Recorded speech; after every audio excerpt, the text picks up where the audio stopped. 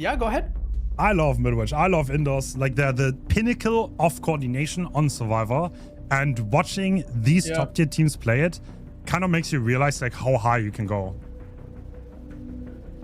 You also get to see things that could never happen in a map that has a lot of RNG. Because indoor maps in general have the same rooms, the same palette. Sometimes the palette that can be in 1 or 2 spots, but because it's so stable, we've seen in previous invitationals insane things, and other tournaments insane things. We've seen survivors getting flashbang saves with pallet grabs. We've seen people dying in specific corners. The killers learn how to. Oh my god! Remember the showcase of East versus West? Yeah, we had the so Dredge teleporting to like the most devious lockers. That it made me realize just how much of a ceiling there is to these games. All right, and looks like Granout is going fast. Oh, interesting build. Granout always good for a surprise, and he brought Force Penance to counter hit tanks. Okay, so what does Force Penance do, Hens? This is a perk that you rarely see in public matches. There's very little reason to use it, and yet we see it quite frequently in comp. Honestly, it kind of fallen out of favor in comp too, at this point in time. Like, I think the first time someone brought it in this tournament. So if survivors tank hit tank for each other, then the survivor who hit tanks gets broken. I think for 80 seconds. Oh, and yeah, it's a very long time. It really makes it impossible for that person to get a quick heal and do it again.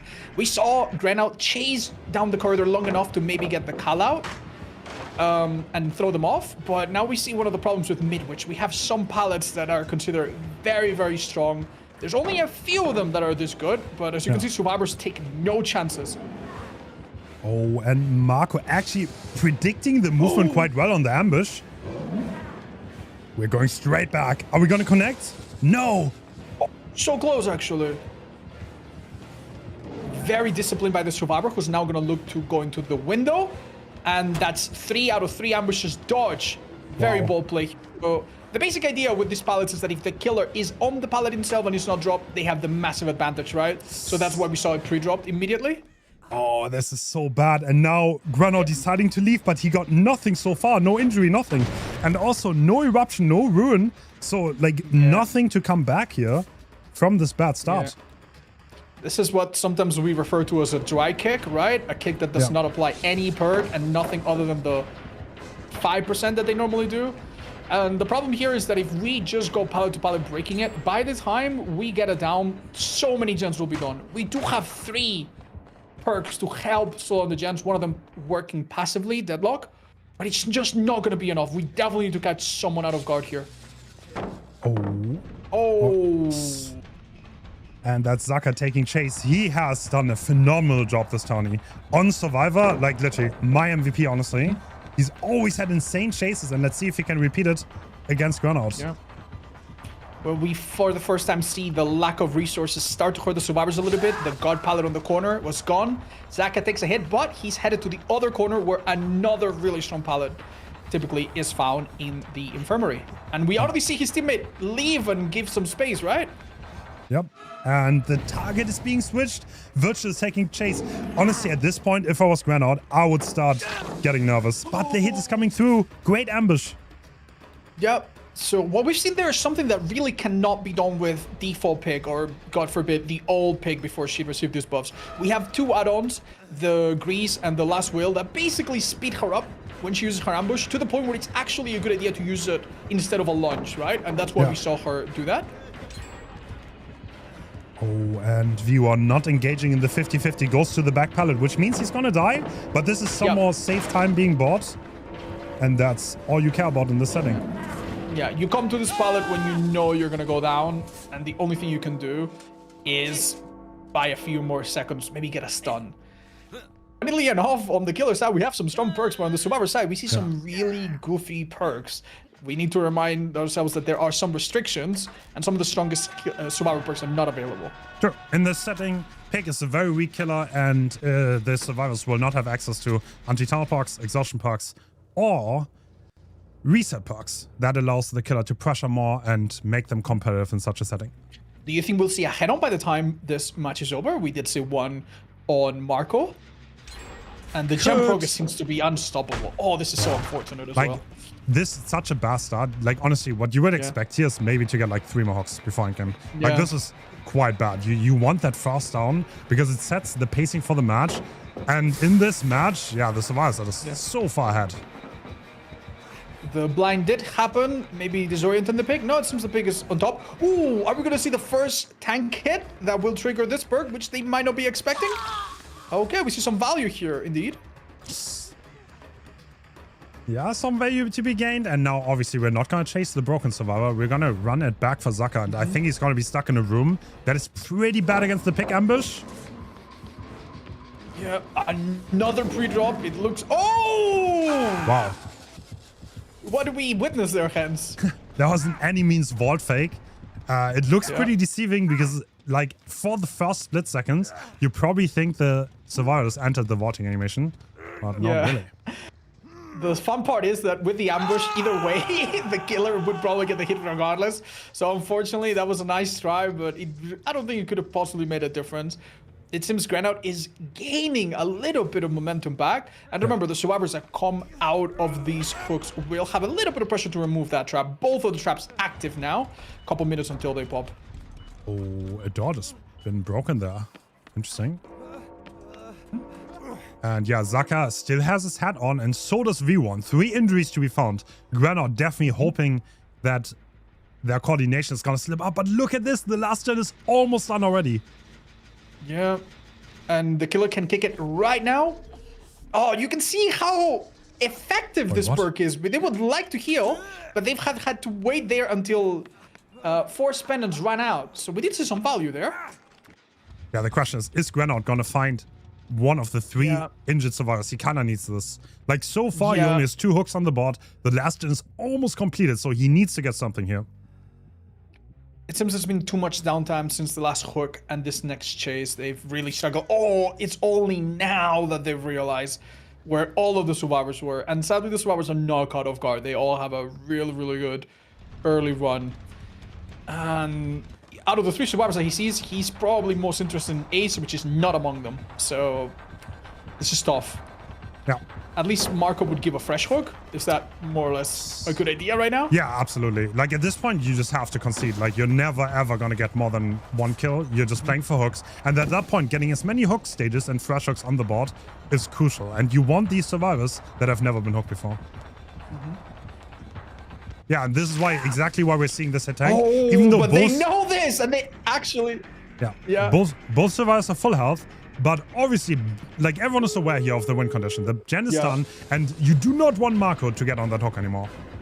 Yeah, it's such a shame because if Marco had gone down right before the final jump pop, he could have had a trap on his head. And a trap on your head always puts a lot of pressure in the end game if it's active. But now the trap, even if it's laid on their head, it will not be active anymore. So this is looking very, very difficult for Granout.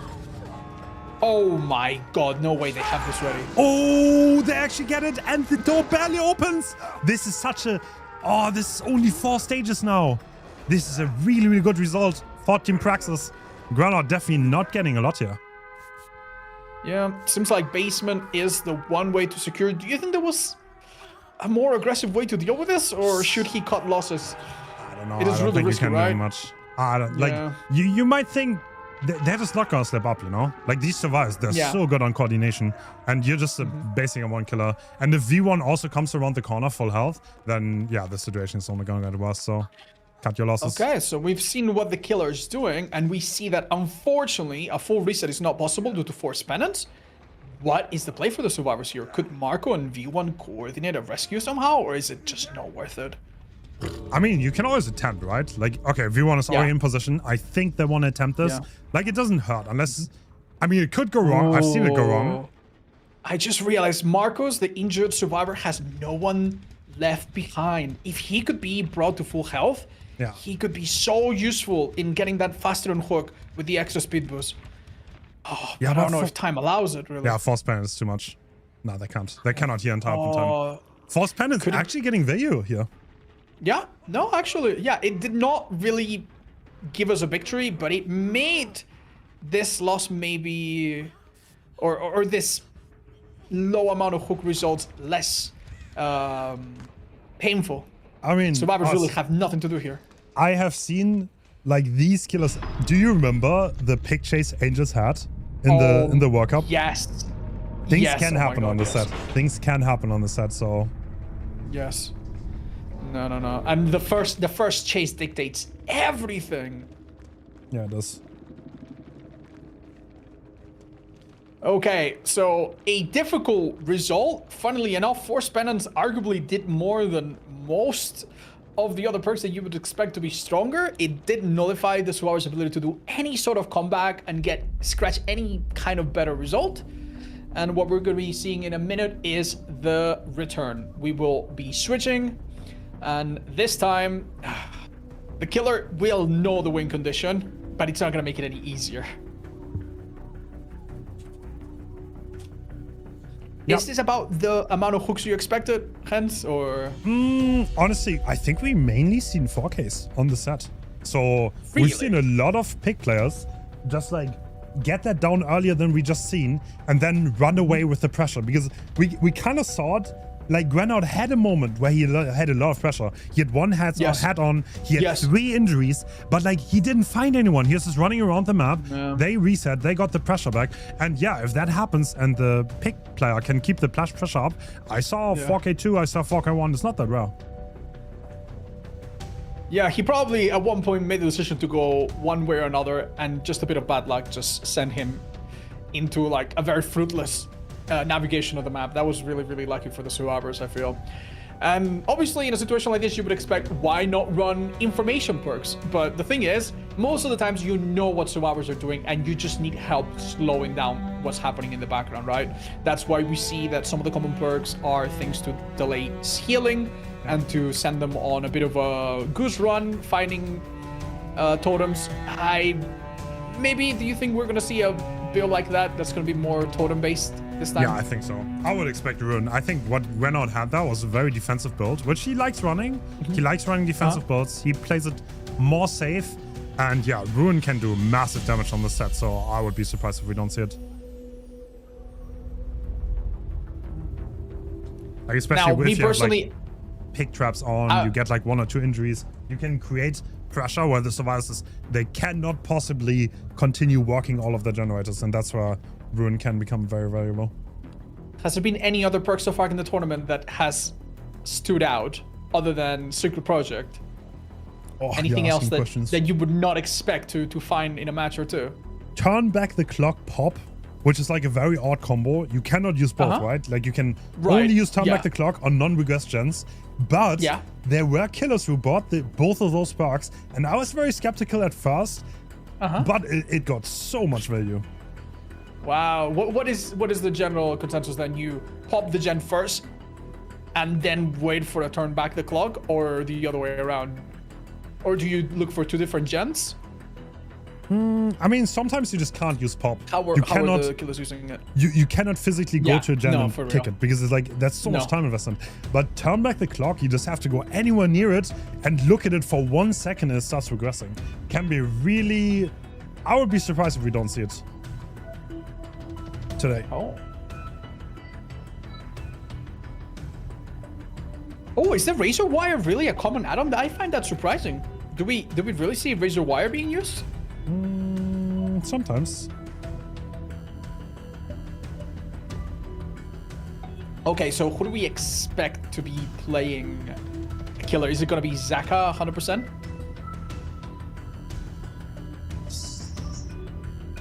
Probably. I don't know. It might be Bolitar. So Zaka and Bullet, like all the top tier teams nowadays in comp, they all have 2 killer players. That used to not be a thing. They used to, like, mainly you would have 1 killer player, like Xeno played everything for Lee Sim for like the entirety. That was back when we had 20 killers. No. Yeah, exactly. Nowadays, there are way too many killers. So there's Bolitar and Zaka have like an even split across pillars. And I think I would expect Bolitar here, but we're going to see.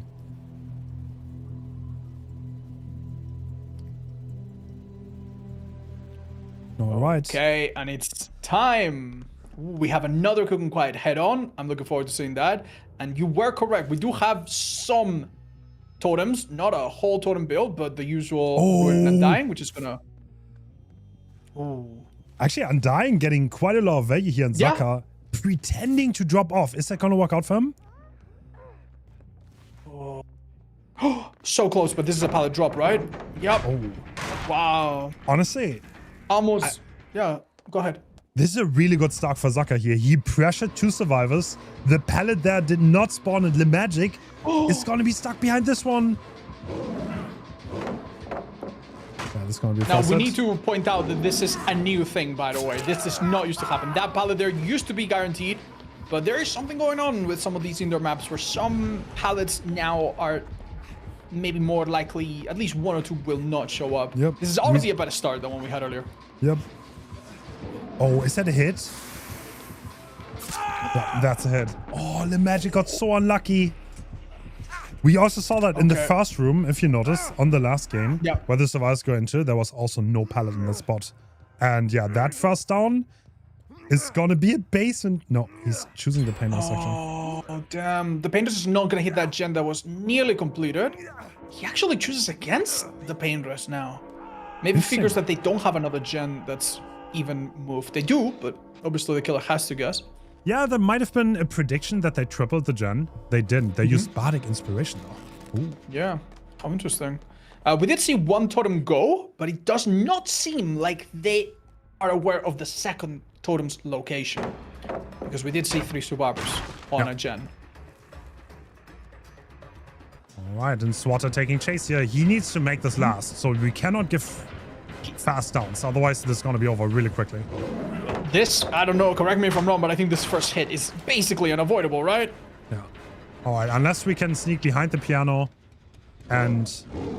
Oh, no. Oh, that was really good. That was really good from Swatter. Actually made the pig second guess themselves, bought himself 1 extra second. But after that, he had to take the hit and make as much sense as possible. This pallet, I don't think is very good. He's probably looking for an opportunity to find a stronger pallet elsewhere. Wait, what? No way that hits. I was about to say. These are double pallets. This is a pretty good setup. It's not gonna last forever though. Yeah. So basically the way it plays is that if you do not break one of these pallets, the survivor has a little bit of a hard time. The killer has a little bit of a hard time catching up, right? One of them goes and then it's not so strong. Alright, Swatter kind of delivering the chase that Team Umbrella needs here. Keeping Zaka busy for a long time. Can he make anything else though after this? Ooh, it seems he doesn't have much choice. This pallet and some good play to go to the other room is the only thing. Oh, the patience by Swatter though. Oh my god, that was...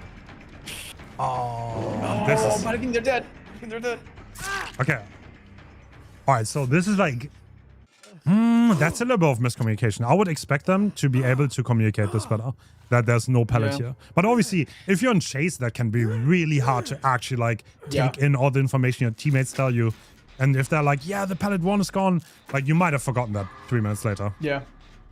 Yeah, it seems like that pallet not spawning there has been really rough on the first 2 chases. Amazing reaction, letting go of the gen to avoid screaming. We did see, by the way, that Magic got rid of their trap really quickly and got a heal, which means that possibly the next traps might take longer. So far, the start for the survivors isn't terrible, although I have to say Zach has done amazing. I don't think he could have played this much better than he has.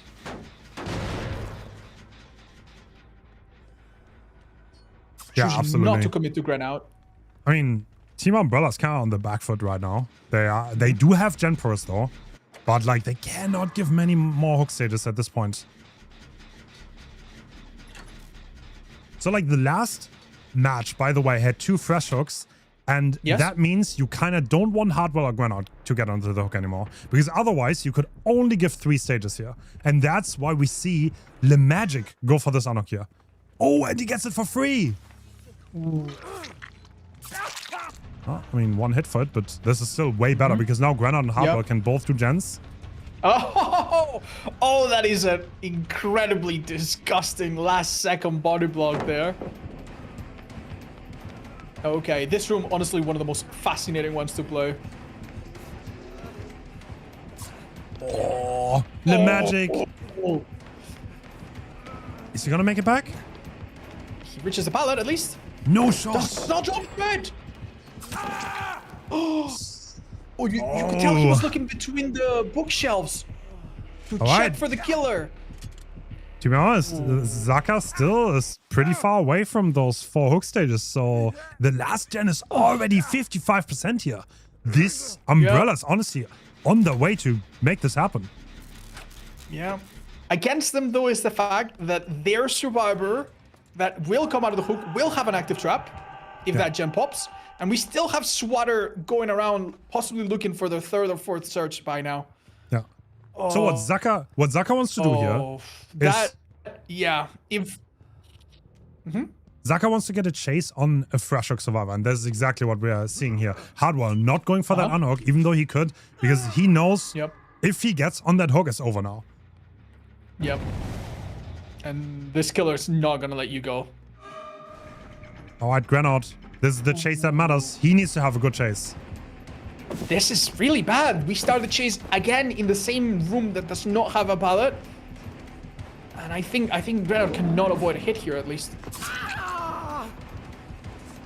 Oh, this is gonna come down to the wire. Hardwell is already on the final gen. Can he get a hit tank from one of the two survivors that already been hooked? They need to be here. They need to team play. Swatter just removed his trap. Wait. Oh, but he's not on a god pallet. That's what's going on. Would this be a tie? Oh. If Swatter got hooked and then rescued? What if he gets hooked and then killed? That's a win, right? Okay, the thing is, odds have to remember, Magic cannot trade. Yeah, you're right. Yeah, they need to save this. They need to save this. And then we would have a tie condition. Okay. All right, but they still have to get two people to full health. They still have a trap to deal with. Yeah, Team Umbrella has a lot of things on the plate.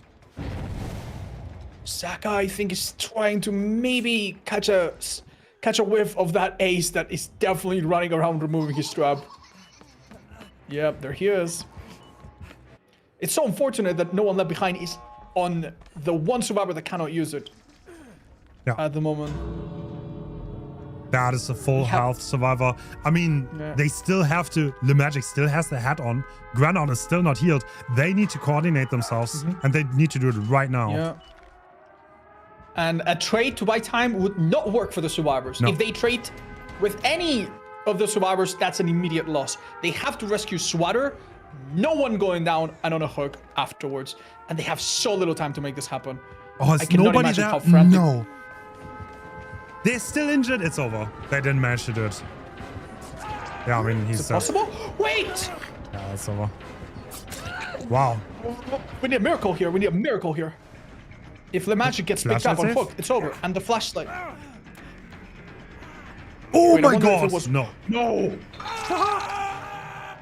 Dude, that looked very uncoordinated from Team Umbrella. I feel like they should have gotten one heal done. Yeah, I mean, to be fair, poor Ace had the pressure of having the trap on their head on a timer that was slowly dwindling. The thing is... I wonder... The thing is, odds, there was no one left behind in play, which means they could have reset with like twice the speed. I feel like they had time for that. Yeah, no, for sure. I think there must have been some sort of like failure to meet up at the earliest, most convenient possible spot for all of them. They also must have, like, everyone had something to do, to be fair. Someone had to open a gate. Ace had to get rid of his trap. It is true that maybe communication or coordination could have been higher, but you understand what put them in that spot in the first place. And you have to give it to Zaka. He played that just, textbook. Not, honestly, I don't think he made a single mistake there. He took advantage of the fact that the map was missing a pallet there and somehow managed to chase 3 different people in the area. True. And he just created a situation where that even... I see that Swatter chase was kind of insane. Like, Swatter, like, brought it back big time with winning those 50s on that pallet. And, I mean, they were so close to getting this. But, yeah, that's going to be 1-0 for Praxis. Praxis has already won against Umbrella early in this tournament. That was quite convincing, too. So, Umbrella definitely on the back foot here. If they lose one more time, they're out. It's over. We are over. Yeah.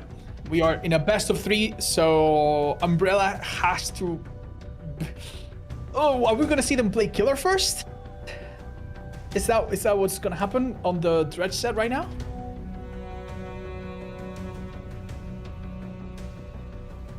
I believe so, right?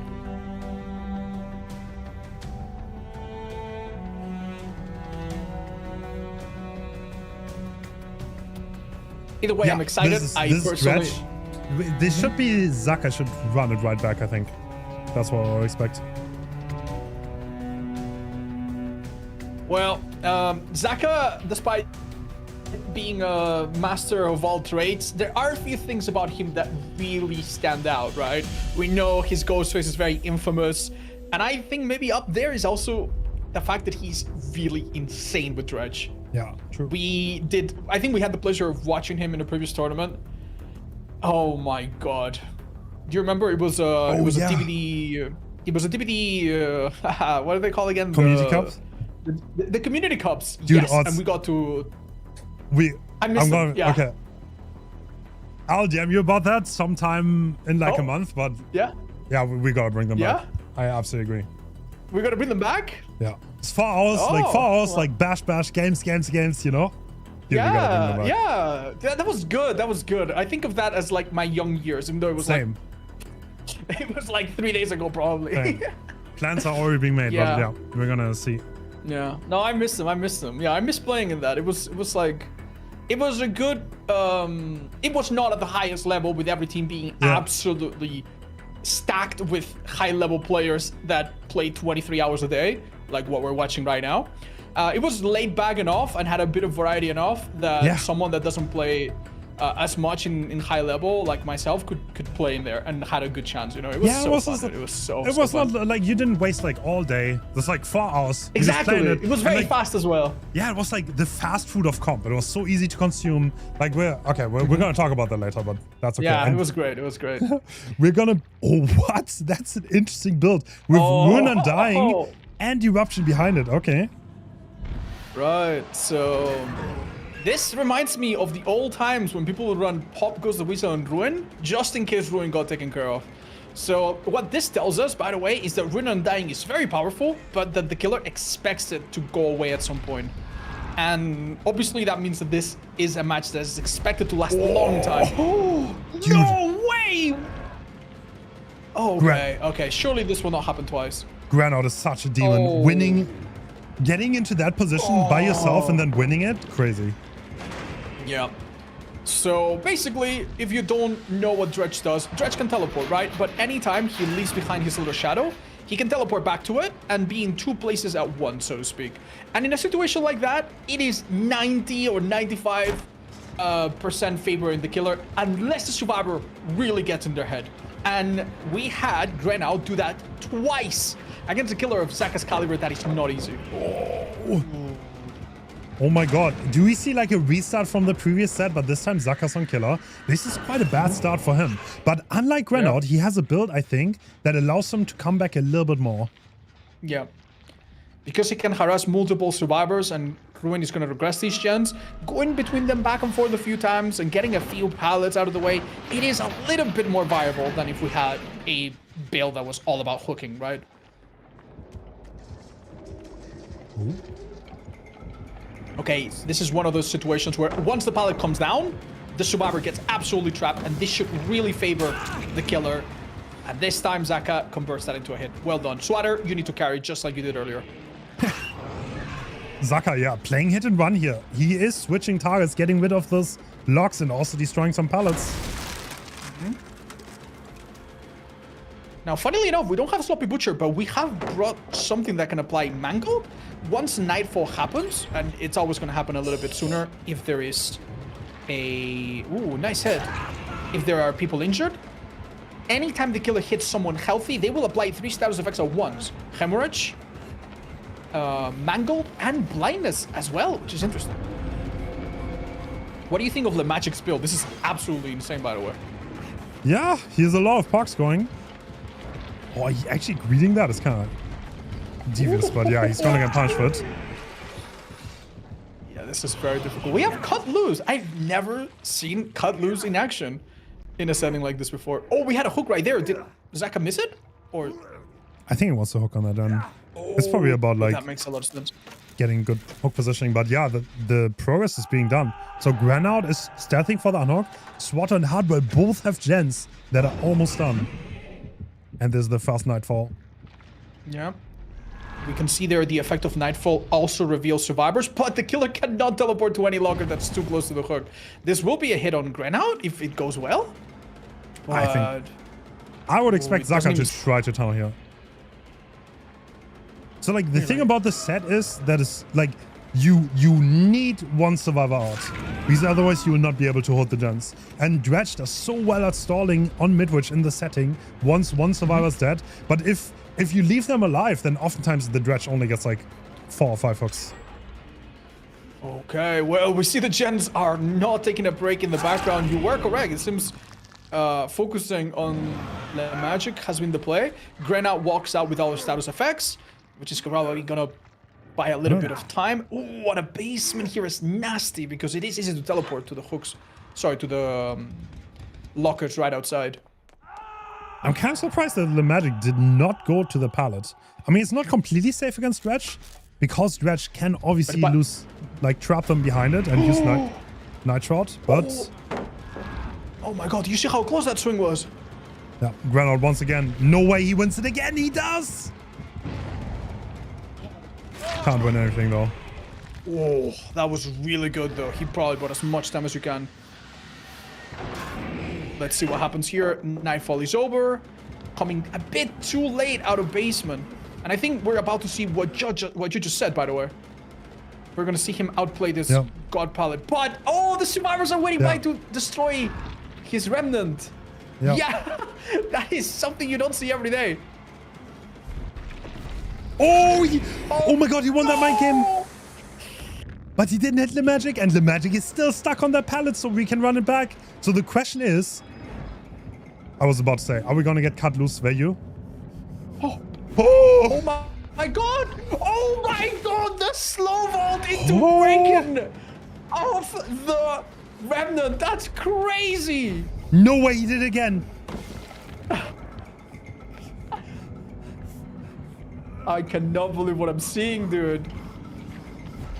Oh my god! No way they remove it in time. And Zaka's going back. He's wasting so much time. Swatter popping the gen. It is true, but to be fair, so are the survivors. They have a whole team here. And Jake almost hooked himself in basement. This must have been the chance for Le Magic to get out. Sure it is. Sure it is. Oh my goodness. He finds a place without too many lockers, where it is going to be a little bit difficult to catch up, possibly. Oh, and now Swatter's there. Oh my god. The parade. I mean, everyone injured. There's gonna be Nightfall again. Yeah. Yeah. Ooh, this... I am so nervous for the survivors. Oh no. Oh no, we're so back. At what point do we just break the pallet, Hens? We have another situation like this. Ruin's still up, by the way, so any gen not being done right now is certainly going back to 0. This is insane. This is actually insane. Oh my god, Zaka is just... He doesn't want to break it, though. He believes in his play. Yeah. He surely is seeing that all the survivors are taking so long to set this up. Nah, he's going back to the pallet. Back. He's going... Oh my god, that's no shot. Oh my god. Oh, wait a minute! Is 2 people in basement worth it at this point? Nah, I think you go for this. I think he's still gonna go for him, because like now SWAT has to rotate. Right. Does he make that pallet? I think he doesn't make the pallet! He doesn't. Oh my god, that would have not worked if he hadn't trimmed... If he had trimmed his nails last week. Wait, he's that was like snowball. the very tip.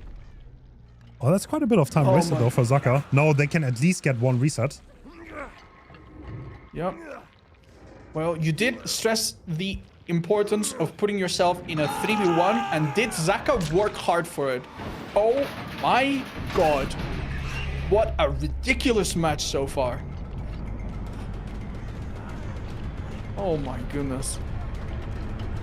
We spent 50% of this match on that one room. What an insane play from Swatter there. He does not make that though. That's gonna be another one. And they're resetting. I think Ruin's still being... Is Ruin still active? Yes, I believe so, unless they did it in the last 2 seconds.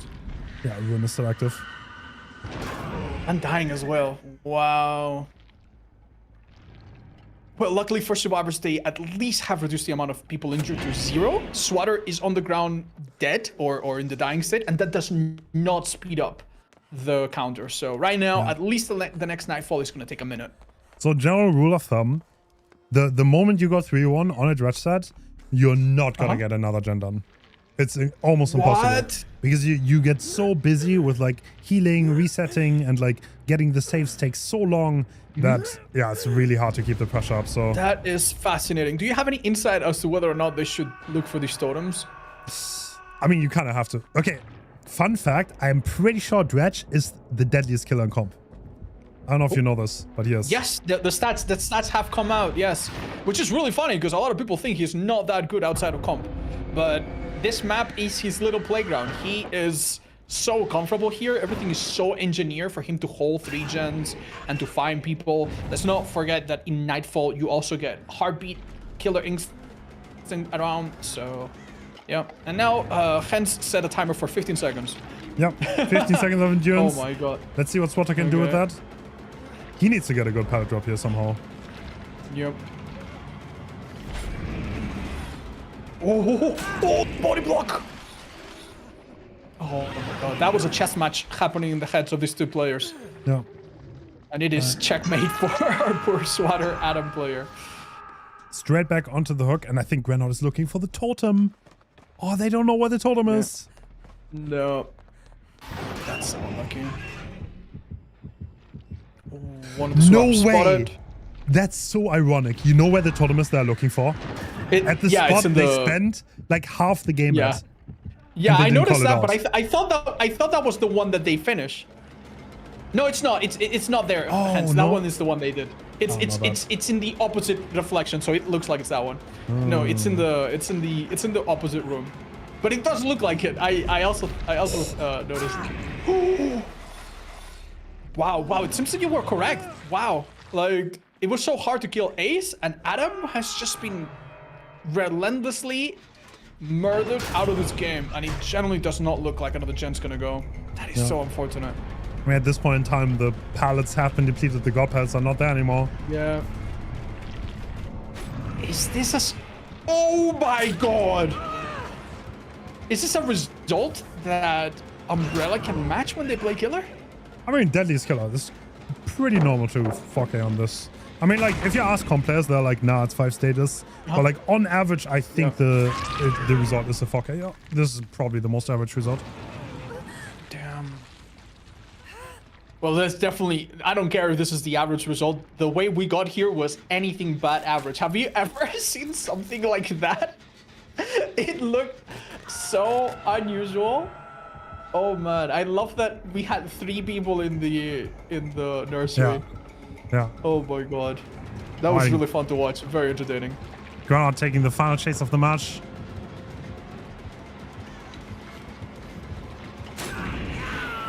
Oh, the Q tech. Oh. A level play from Granot. Oh, the 360 spin. That adds 1 point. That's not Hens. Yeah, true. 1 bonus point. With the tiebreaker. Might help with the tiebreaker. Yeah, I'm seeing some people in the chat commenting about the long queue times for killer. Nothing better to do with your weekend than to watch this tournament. I think we beat the... I'm pretty sure we set up another match faster than the killer queue. So... Yeah. I was playing earlier today and I was waiting 8 minutes per match. Oh my god. Oh, well done to everyone. That was honestly amazingly played on both sides. I would have been so happy for the survivors if they made it work. And Lemagic must have been like under the most stressful 5 minutes of his life. Yeah, 4K1 is average. You can do better. This is not... I think we're gonna see some good Dredge gameplay. Okay. I'm excited. Let's see. I mean, Team Praxis, very coordinated. Always. They always do a great job. And honestly, one of the teams that have been on the come up in terms of comp, I think they formed a few months ago, and their coordination is one of the best at this point. Yeah. You know what's one thing where they're not coordinated that I've noticed? What is it? Their player icons. They all have the horsey icon that just came out for the lunar year of the horse, except for one of their players. There's one other player that forgot to put it on. Damn. So we might have the code coach reprimand them. Shame on that. Yeah. Ooh, average result 4K1, which is exactly what we got. 2K8. Oh, this is so exciting. So exciting. Have you noticed killer players using certain skins, by the way, a lot in this tournament? Or has it been a... Do people care very much about that like they used to? There's some... you mostly see the same skins from everyone. Like, there's like quote-unquote comp skins that everyone runs. Like, for example, on Huntress, you want like the short ears the because brown. it matters a little bit, and like darker outfits, yeah, but it doesn't make a big difference. Yeah, there's been across the years, there's been a few trends where people run very, very peculiar skins. For the World Cup, we had white and red from Team Poland, remember? I also remember back in the day, there used to be a team called Ugly Sweaters, and they all run the ugly sweaters of their specific characters. That was really cute. I have a soft spot for teams that are creative in that way, because otherwise you sometimes just see the same characters over and over, right?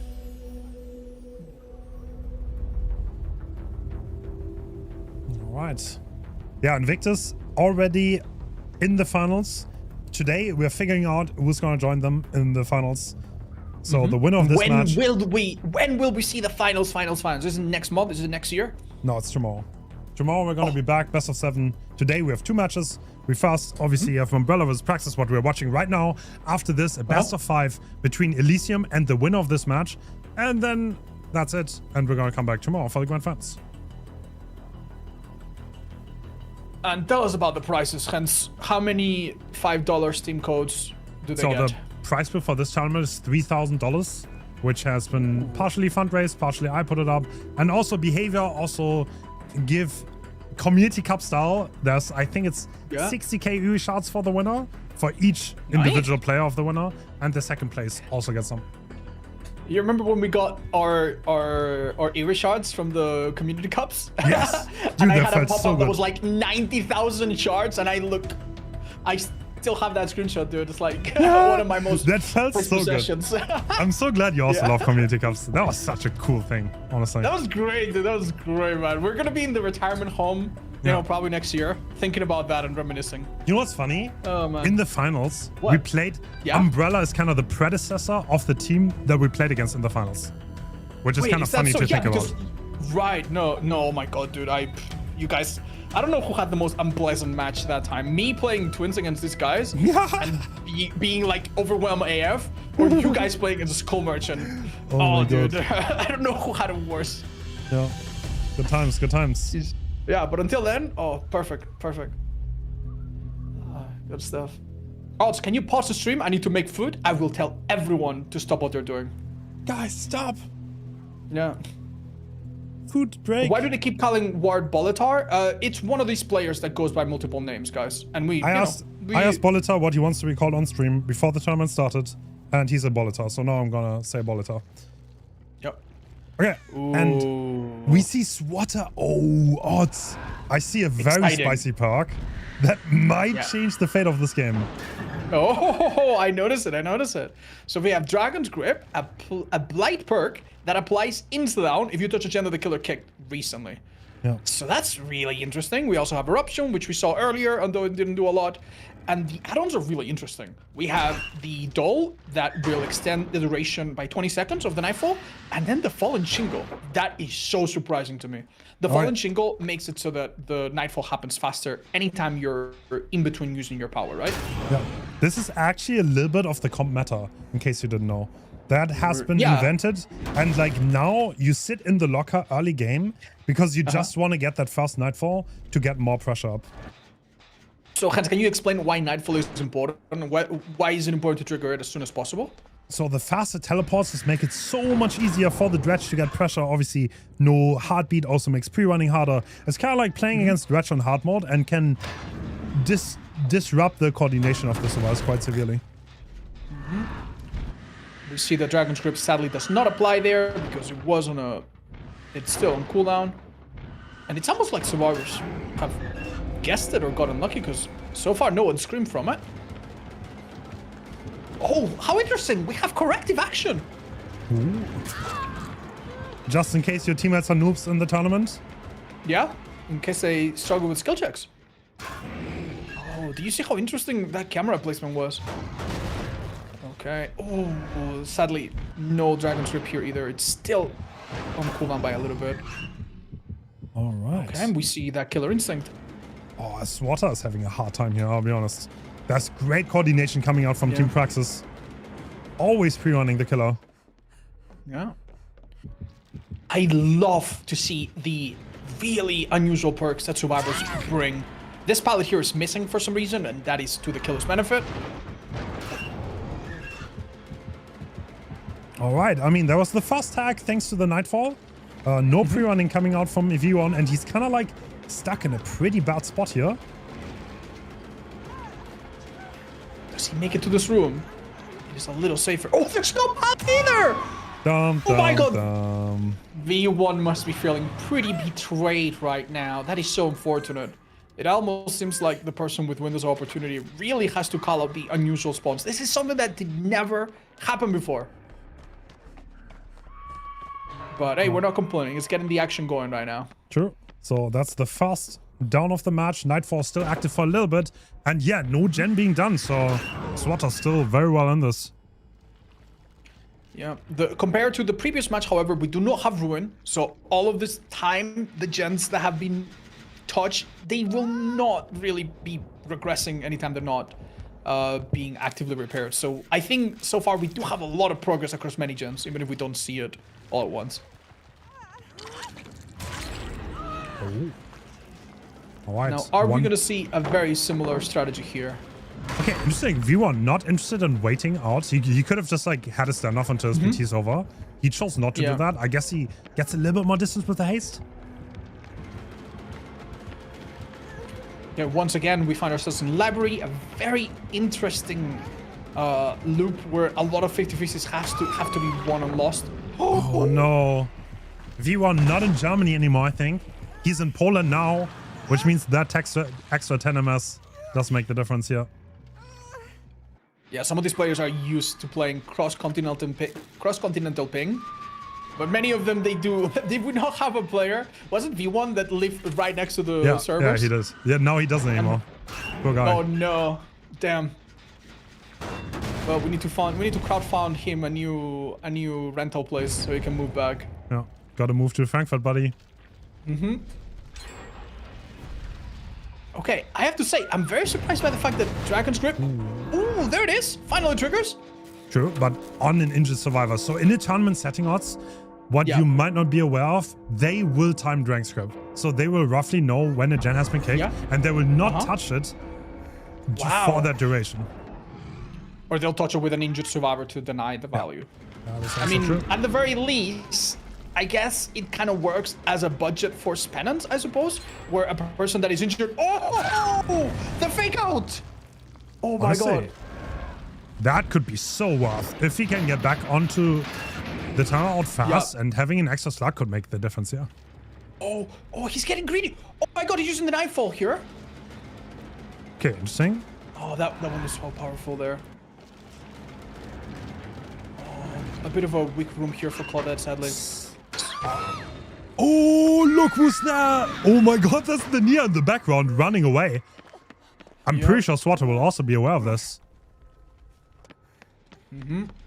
Yeah, literally, definitely spotted. Yeah, or hard through the wall for sure, because she's not the one with Iron Will.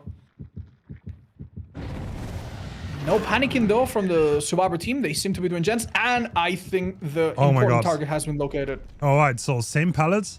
Let's see what we can do here. Oh no. All right, are we going to see a repeat? Yes, I think so. But I have to say, the ace is in a pretty bad spot here. Oh my god. Wait, what happened? What just happened? What just happened? It's getting awkward. All right, can they actually pull off that body block? Swatter is taking the hit. That gives V1 some distance. That definitely was not on purpose, right?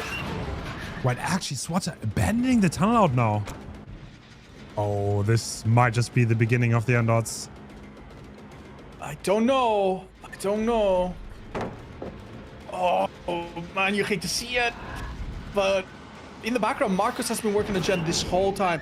It was really strange in that infirmary. We saw both sides make a really uncharacteristic mistake, right? Yeah. Nia did not go for the paladin, could have been down, but then somehow our killer allowed the ace to come in. Yeah, that teleport is no good. That would put you in the yard. And So the what last we've seen, what we've seen there is the result of survivors locking lockers one at a time, right? He had to eat both of them. Oh. That's a lot of Nightfall. I mean, we need this eruption proc, and we need it right now. Do you think the killer has changed the mindset from tunneling out V1 into, okay, I need chaos to happen here? Yeah, I just don't think he realized the gen press is too much, and he cannot tunnel them out and keep the gens. So he switched to like keeping the gens. But more often than not, the moment you do that on Dredge, you kind of admitting defeat. Yeah. Yeah, you did mention that it's a big deal whether or not you get into the final 3v1. Okay, it is incredibly surprising, by the way, how quickly they got back on that gen despite the eruption, and how quickly Zaka also found a second gen to work on to have as a plan B. So right now, our killer has to be feeling the pressure, because literally everything is being pressured. The hook, the gens, everything. Oh, and the 15 seconds endurance. Yeah, that's so cruel. Luckily, we do get the hit. And I mean, down right now, Marco would be amazing, but... Yeah, I'm not sure what the other survivors are doing, if they are doing gens. Yeah, Zaka, I think, is pressuring the gen in the courtyard, which I imagine we're going to see him right now. But there's no nice teleport. Not just Zaka.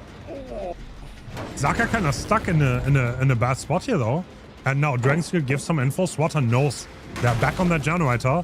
With Eruption being on it, though, if he can get this down fast enough, that could work for him. Oh, he picks up the pallet. Okay, Eruption buys a bit of time, but this is a very unfortunate place to go down. And the killer must know that he does not have the time to unhook. Eruption reveals the aura of the survivor, who's now caught a bit of guard.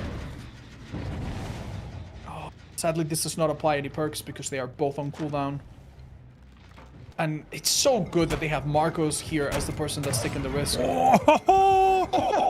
He does not get hit there. No way, he wins that slow vault mind game too. Marcos playing amazingly well. I think he's been the pillar of this team. He's been doing gens in the background no matter what. And even going down here doesn't seem like such a bad thing because it doesn't trigger eruption, gives the other teammates a little bit of time to get back on. Zaka loves this little corner.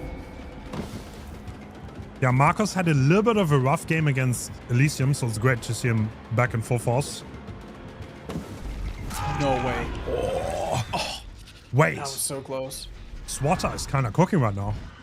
He's getting a lot of pressure. Really well. Unfortunately, the gen on his right was never hit by eruption, I think. So I don't believe it's regressing as much as it could have. Come on, Marcos, you can do it. Oh my god. Wait, the chase has been triggered though. Every vault will start blocking the window from now on.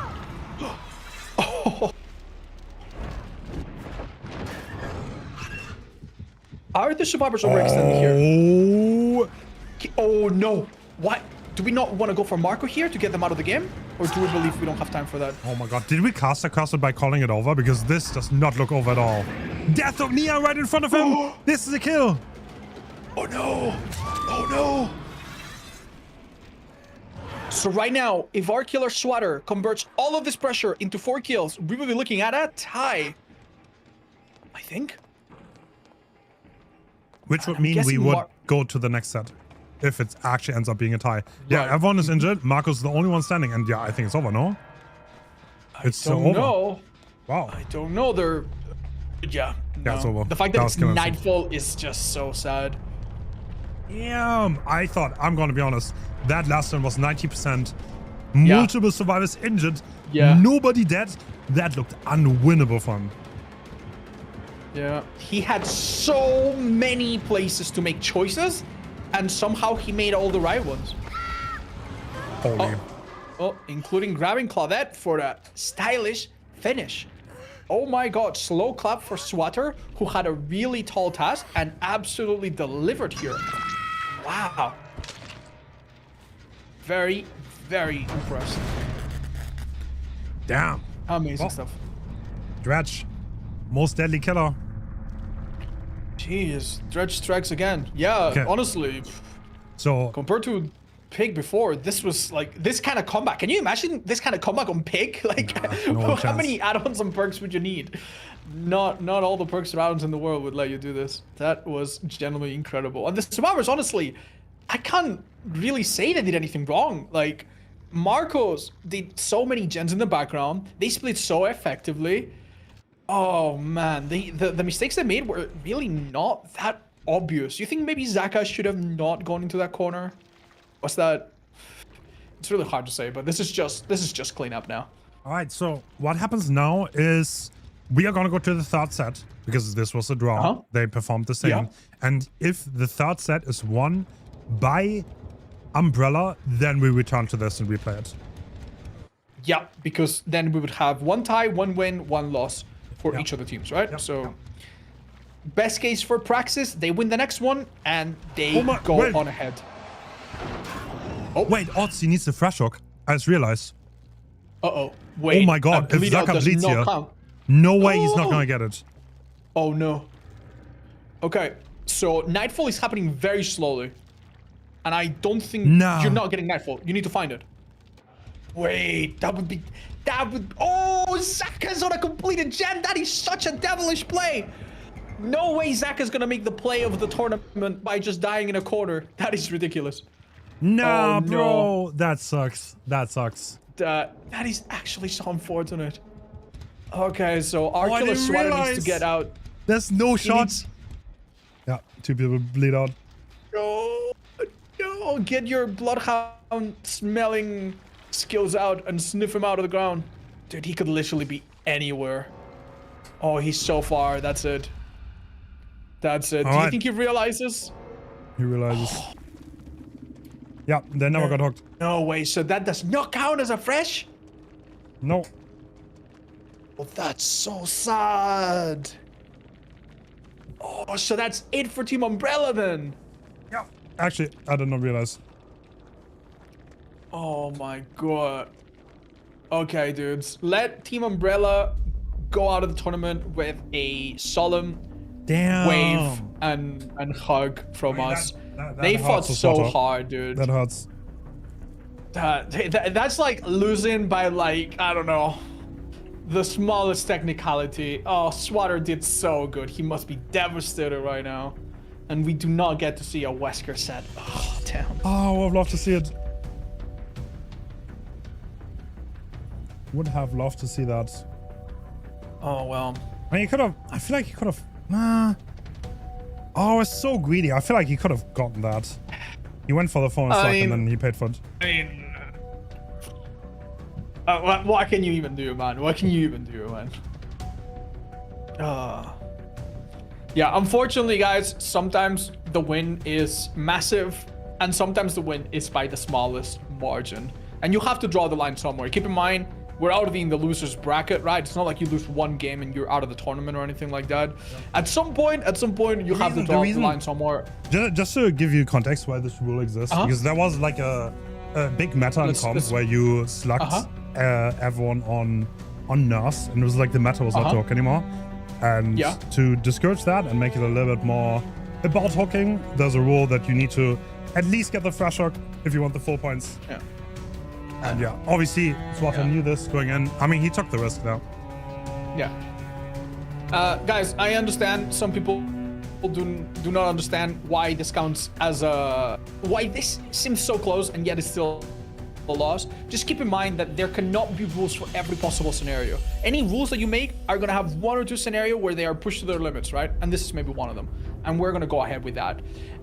To anyone that thinks that this is stupid or anything like that, just remember the alternative is what Hens said. You do count this, and then every match is us watching 4 people bleed out on the ground for 4 minutes at a time. No matter what, some rules are going to have some rough edges, and that's how it is. If you want to host your own tournament, which I obviously encourage anyone to do, you will find out the hard way why these rules have to exist.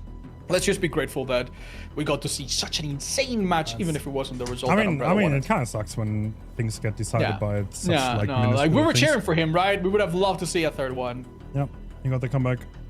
Yeah.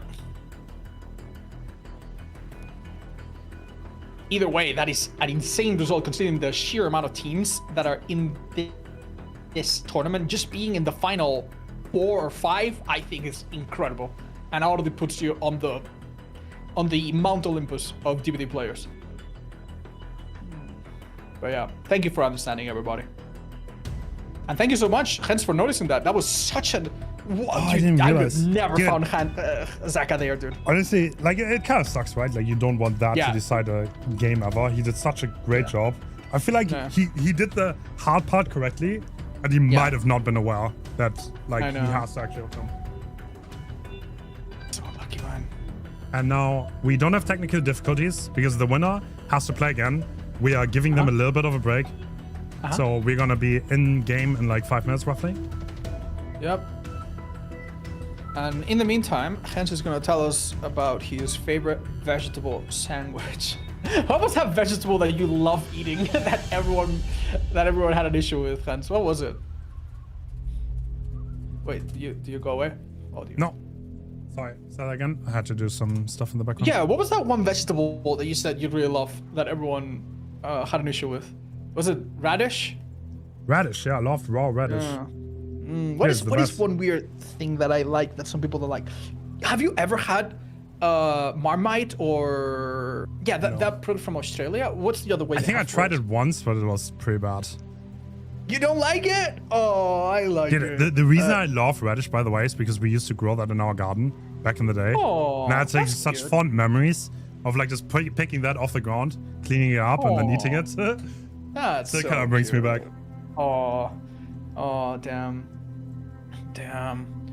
You know what that reminds me of? When I was little, I used to have 3 ducklings, and eventually they grew up to be too big. They were like big ducks, like big geese or whatever, right? And they had to be given to a farm. Now this farm was like a small farm attached to the restaurant that my mom worked at, and it just like I would sometimes go to the restaurant and I would see the little ducklings grow and stuff, but it dawned on me that maybe they didn't get to live their full lives in there, huh? Yeah. Anyway, trauma dumping for you guys. They did grow up pretty big. I just don't know how many. It's a bit hazy now. I don't know how many months I saw them for, but they must have made some really nice meal for someone out there. Damn. What the fuck? Yeah. Sorry, did you just come back to me talking about my little baby ducks? Oh. Yeah. No, I'm just thinking about farms and nostalgia. There are some things that I also had as a kid that when you have them now, it's like, brings you right back. They live forever, I'm sure. Thank you, Slasher. Feel better already.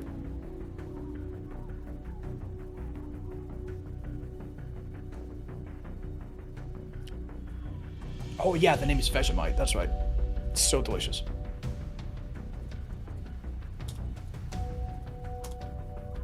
Oh no.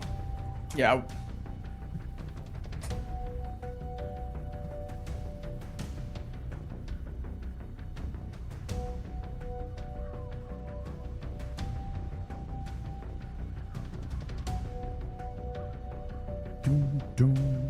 All right, we should go into the game really shortly.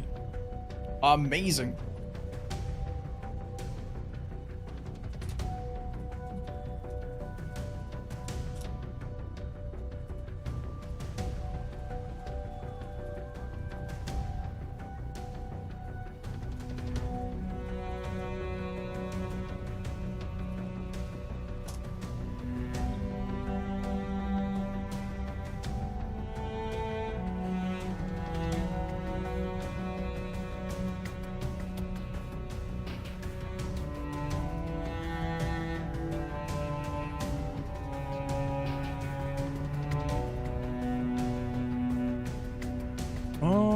Okay, I can already poor voice a little bit.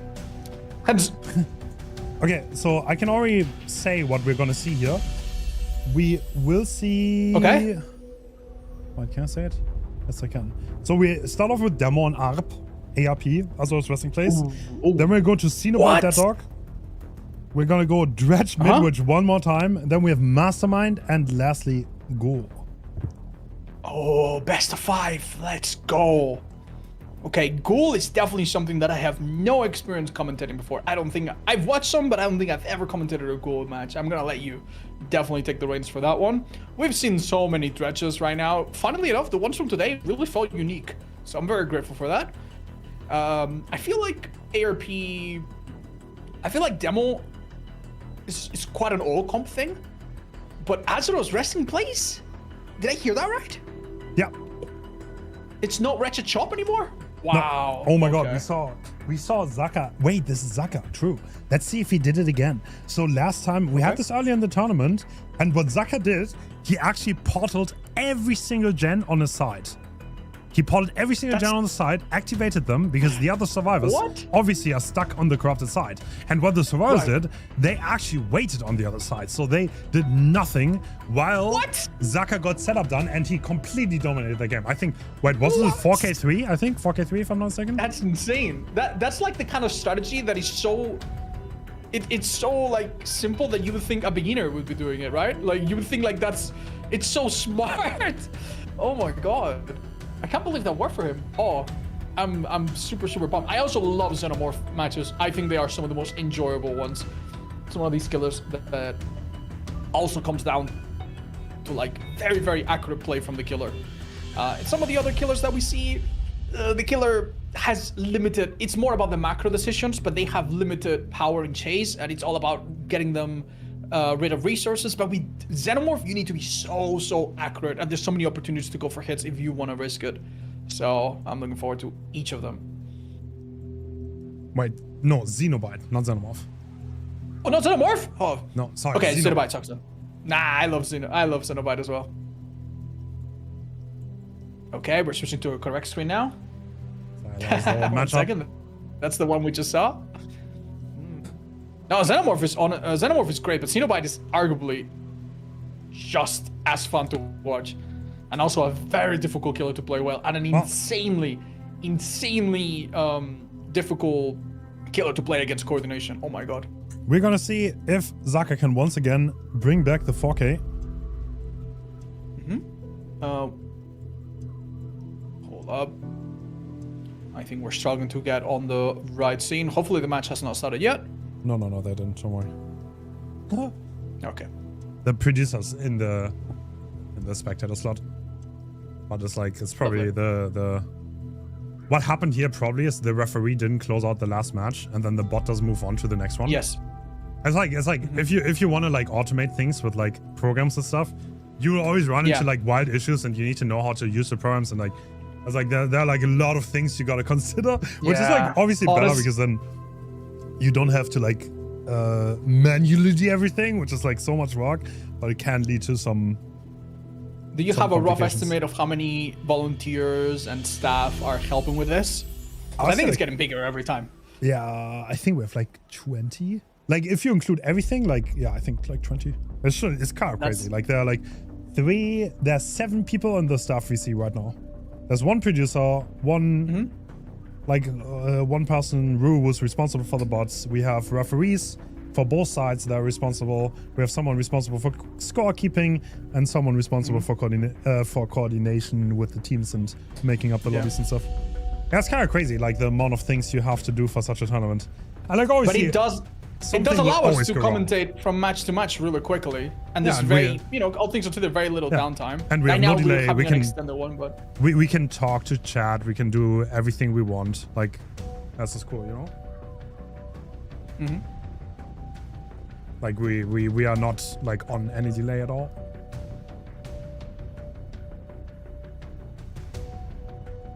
Oh man, I love these graphics. I can't stop looking at them. All right.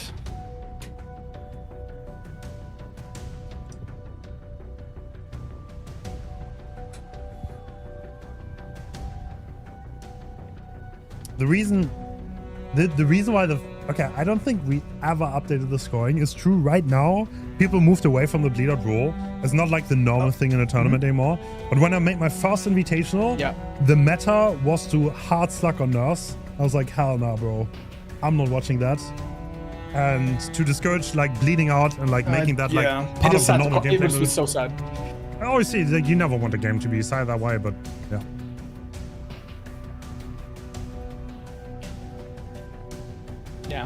we've come a long way since many years back when people would kill themselves on hook to deny hook points to the killer, you know? Still, even if we don't have the perfect rules that are perfect in every situation, just know that we all benefit from learning from the mistakes of previous tournaments, previous events, and this is pretty close to the best that we can get so far. Yep. All right. So Ali versus Praxis. We see the matchup. We see the bans. The tiny Dredge. Tiebreaker, Kaneki. I kind of want to see that. Oh my god, we've seen insane. Oh my god, Nightlight on Kaneki, absolute cinema. Last, he was so good. I know you don't like watching Kaneki that much, but he was kind of insane. No. This is definitely. Yeah, no. No, I'm definitely. I do not like Kaneki in the sense of like public matches. You see him every other match. Yeah. But it is played so different from the killer side, and especially so different from the survivor side. I'm super excited. And the players that we have in this matchup are ridiculous. They are absolutely ridiculous. My goodness. So Praxis had a little bit of a break. We just saw them play against Umbrella. Elysium, I've been told, has done amazing. I think only losing a match to the current undefeated team, which is Invictus. And yeah, we're seeing some information here that my webcam is blocking. I will briefly, so you guys can see it. So people have asked, why did I not make that a killer-specific rule? Because the slugging problem is not killer-specific. I just don't enjoy it. I don't think it's good content if people like play for the bleed out. I just don't think it's good. That's my honest opinion on the meta. But yeah, we can adjust the rule for next time. It's absolutely true that it fell out of meta. But every participant of the tournament can read the rule set. I know nobody ever reads the rules, but that's on them. Like if they don't read the rules, like who cares? Like I don't care. I'm not gonna like hold their hand. I'm so sorry. Like I will not. It's okay. It's all right. I think the reason why it feels bad is because we all love an underdog story, don't we? We all love to see someone that's in a losing position and then fight their way back. All right, so Xeno going in, and we see turn back the clock. Agitation. Okay, interesting build. Agitation, obviously, for the hook placement, matters quite a lot on the two-sided maps. And yeah, Xeno seemingly only going for one portal. Different strategy than Zaka last week. Yeah, no bamboozle as well, which is, I would think, a staple of Demogorgon sometimes in Autohaven maps. And yeah, basically this map is split in two. The further away gens, as we can see, are blocked. And it comes down to chasing someone, but in the right spot. Ooh. Okay, crazy locker open. Predicting the head-on, which is quite common in this set. Yeah, we see Marcus actually have it. And yeah, this is the moment where the survivors rotate down the map and play aggressively and go to the side with the gens. They've made it remarkably far. We ignore the portal, interestingly. And it seems the first chase is happening. Wow, impressive move from Marcos, very seamless. Okay, it's pretty funny because last time these two teams met, Marcos had a really rough time and he lost a lot of 50s against Xeno. And he's starting it off better this time around. Wow, we noticed that despite being able to use a basic attack, a special attack is chosen instead. It's so interesting that alert went off and the killer, and Marcus didn't even look behind because he knew he had a bit of time. Oh, quick and quiet there must have been revealed to the killer. And the killer switches up. Interesting. Oh, Zaka gets the stun though. Great play by him. I would not chase Zaka. He has been playing so good this tournament. Yeah, it's so difficult. When you have a survivor that is as good as Zaka, you don't want to chase him, but the possibility of leaving him only to find someone in a better spot is always really scary, right? Yeah. We just saw a blast mine. Forgive me, a chemical trap. Oh, this is so crazy. Demo Xeno trying to zone as good as possible here. And yeah, the chem trap. Oh my god, he's gonna be frozen. That's gonna give so much distance. Oh, that's such a shame. And the gen is done. This is a great start for Team Praxis. Yeah. So sometimes when holding one of the sides, you will try to bother and regress the gen in the middle, but that's the one that they took care of. So now it's definitely going to be very Oh no, it doesn't seem like you can go over that rock. It's really gonna come down to one side or the other. There's gonna be nothing really objective-wise in the middle. Balanced landing, amazing. Was actually used there. All right, Zaka. Actually, yeah, does he want to play this? This is a really good palette. Is Zeno going to try to mind game this? Yes, he is. And he... Oh my god, that hits! What? Is that a spectating thing? That was insane. No way, they missed the palette save. Oh, Team Perk had such a good start. But it's kind of falling apart now. You think this is a good pace for the killer? We do have two gens Marco and V1 are doing though. True. I mean, there's a lot of pressure, but yeah, that's definitely what Zeno needed here to get back into this game. And the fast unhook.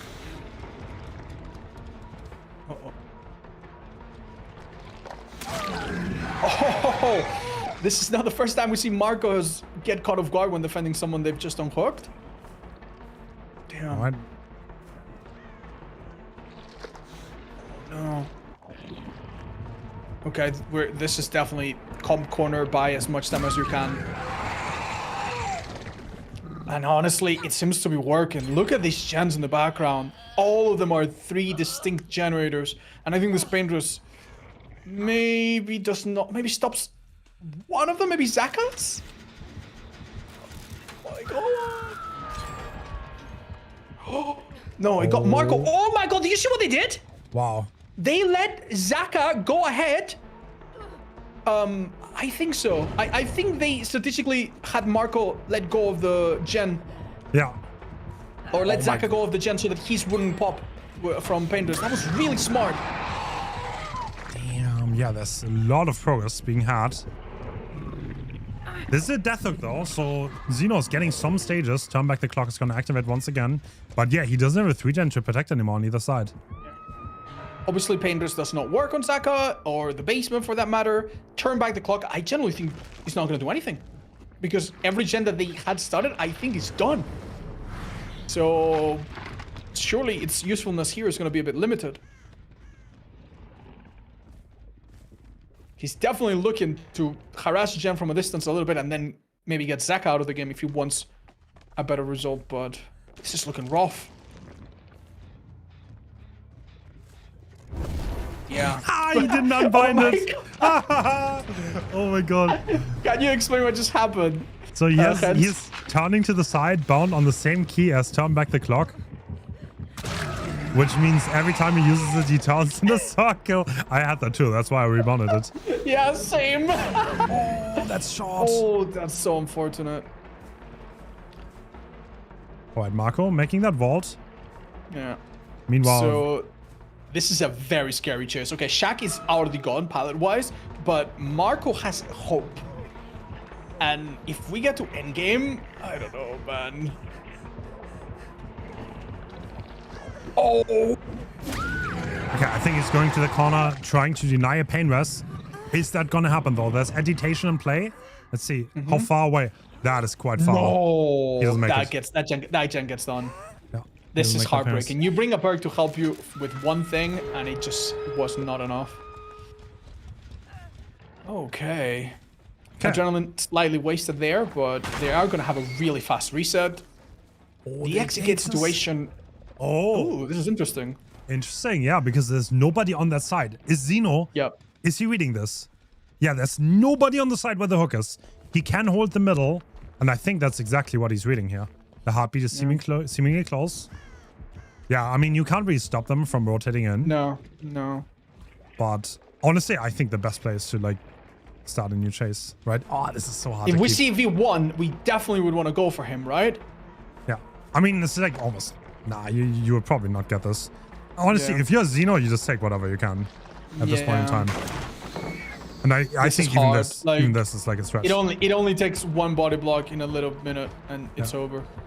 So like even if Marcus gets that hit being here, said, Marcus is yeah, you have to realize far away from the gates. That two full F survivors who are about to rotate in. It's like there's no way you get this. There's no way. Is this a stall moment? Oh my god, Survivor making the first move here. Maybe a puddle. Okay, this one. Yeah. Yeah, nice. Think about tunneling. Oh, there's no tunnel. No. This is there's so no way.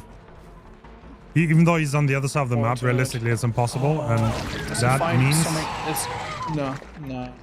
4 stages, 3 fresh shocks. That's not a good result for Xeno here. No.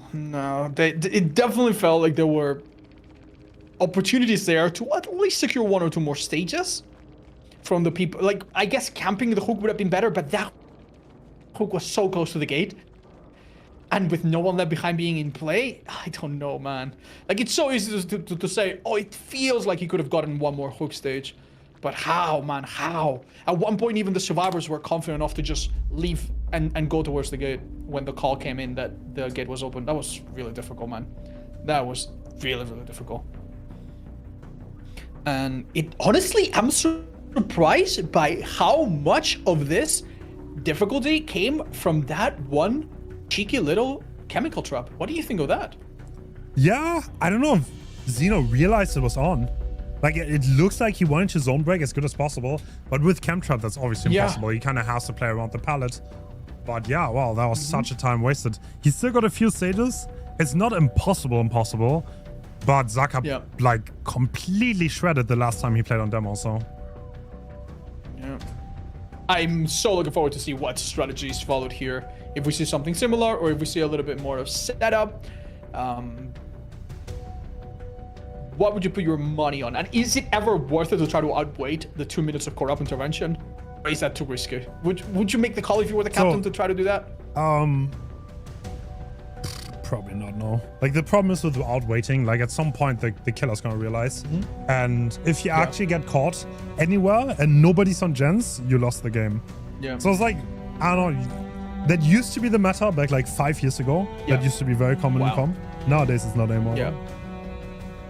It's fascinating how things change without the perks themselves or the maps themselves changing so much. It's just people get better, people find different ways to play things. And I mean, the backdrop of all of this, we have the fact that survivors have 15-second timers. Like, I noticed watching old comp and this, like, survivors are a bit more, they're afforded a bit more safety when being unhooked. We've seen almost every survivor body block for the rescuer anytime they had a chance to do it, right? Yeah. You would think that the killer would be really happy with that, but sometimes with killers that are not super strong, that are not expected to 4K every time, it's really, really crippling to go for the same survivor. Because, okay, they're dead on hook, but it's 70-second hook stage timer. Time is not on your side. By the time they are about to die or die on the hook, everyone has finished their gens, and you're looking at an endgame with nothing to hold it together.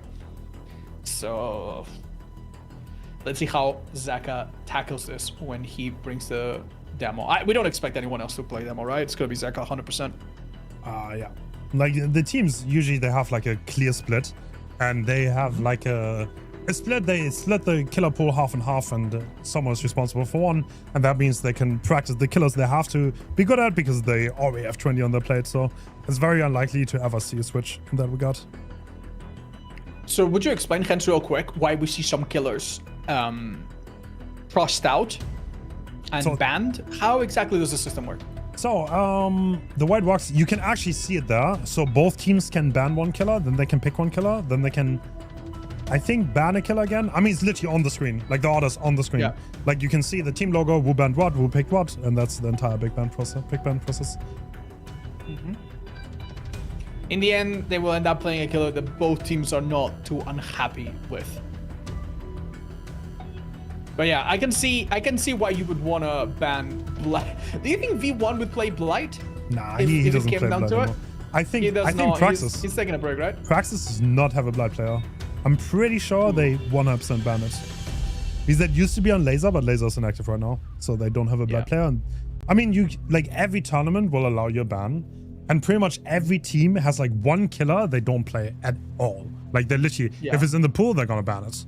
And that one killer for Team Prax, I'm pretty sure is Blight. Yeah. And you don't, like, it's not like the teams are mysteries to each other. These people have been in tournaments millions of times. Some of them were in teams together. They know each other. Yeah, absolutely. And no, it's on Zaka. And this is fascinating. He is putting down portals. Okay. I mean, he's not going close for to a the... gen, am I right? Oh, they're putting... Oh, bro. You know what happened? Yeah? Oh! I think... Oh, wow, no. that's a great, great dodge by Xeno. This actually gives them a fighting chance here. So I think they saw the last time Zaka played this set, and that's why there's run in so aggressively. Oh. Wow, I Xeno see, doing an sir. amazing job. Oh, okay. This looks like it could be a hit, but... Oh, my No. God. Never mind. Masterful dodge by Xeno. Yeah. What? I mean, there's He's something... pathing. There's something we haven't talked about at all, which is the nerves that these players must be going through right now. Smash it activates. Oh my god. Dude, I think Zaka's starting to get flashbacks. The last time they met, he had so much trouble with Ivan and Xeno, but now the hit is coming through. But this is a long way from what could have been. Oh my god, never mind. This is actually maybe not that bad. It seems like all of the lengthy extension that Xeno managed to get from that really good early dodge has gone down now. Due to that very unfortunate hit at the shack pallet.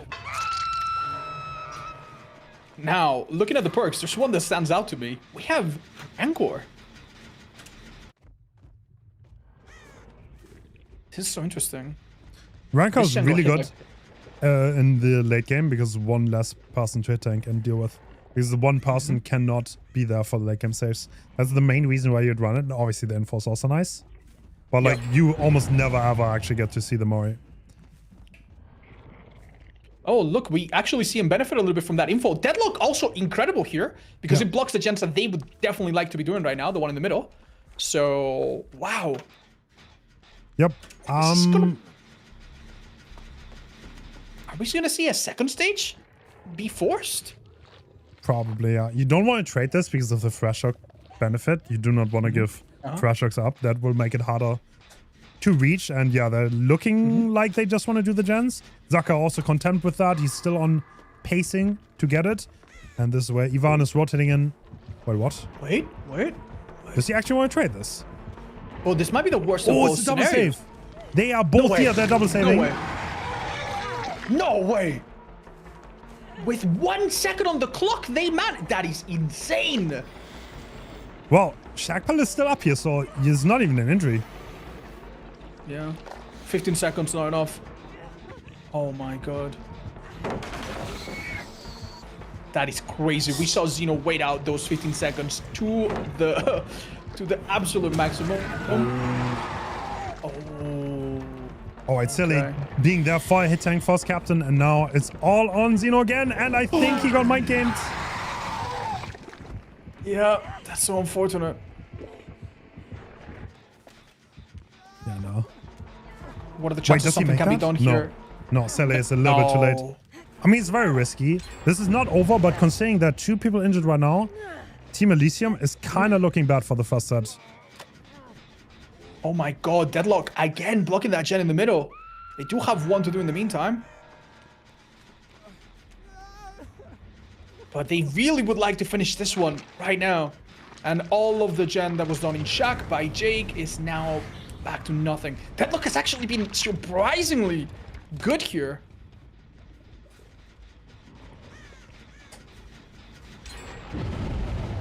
Ooh. Oh. Well, that is good info. Yeah. But honestly, good gen pros for... Yeah, no, they're actually doing fairly well. And we see them be a little bit shy about this basement rescue. Oh, what? Are we going to see a life to secure? That's going to be a hook trade. Now, are we going to see the dance of a million body blocks? No! Xeno makes it out. Oh, Fix doesn't make that pallet, though. Has... No, that's going to run Has out. 5 seconds. I don't know. It was enough. Somehow. And That's Zaka so just running around, and he is reading the crouch from Xeno, and that's gonna be the first kill. So that means the next hook, he needs 2 more hooks here, and then it's gonna be a tie. All right. Sorry, there's Zeno someone. went to the veterinary and has a bit of a cone. Don't worry, guys. It's getting better. He'll make a full recovery, especially with this early kill. Doing really well. Jake probably let the killer see the gen regress and now sneakily gets back on it. This could be a really huge thing. W Spectator knows how to outplay the bug. Switches back the moment they teleport. Yep, thank you for that. Oh, we see Zynox not drop the pallet here. Nice blind! Not sure if that will give us a lot of distance, but... Alright, it's all on Zynox. You see a body block come? That was ridiculous. No, that's a down. Oh, actually, Ivan is right there. But yeah, he has been spotted, and that's gonna be a free hit. Do we think this is the beginning of the end? Because keep in mind, Silky is in shack, so far away. This pickup cannot happen in time. And I think Zaka's smelling blood. Oh, he's reading the... Dear, they go down. They go down. Avoids the shred. It's gonna make the vault. God. No. Does not make the vault. Okay, And yeah, Silly is still on the gen, but he can just collect those 2 hooks. Yeah. And that's gonna be GG. This is just unfortunate because we know that if they didn't already have a set win condition, this would probably play a lot different, don't you think? Yeah. But Zaka, knowing that he is so happy picking up this and just already surpassing the amount of hooks, puts him in a really comfy spot here. Oh no. Yeah. Silly taking the last chase off the game here. There's not much on the cards. Kind of interesting. He didn't secure the win. He wants the 4K. Good mentality. I like it. There.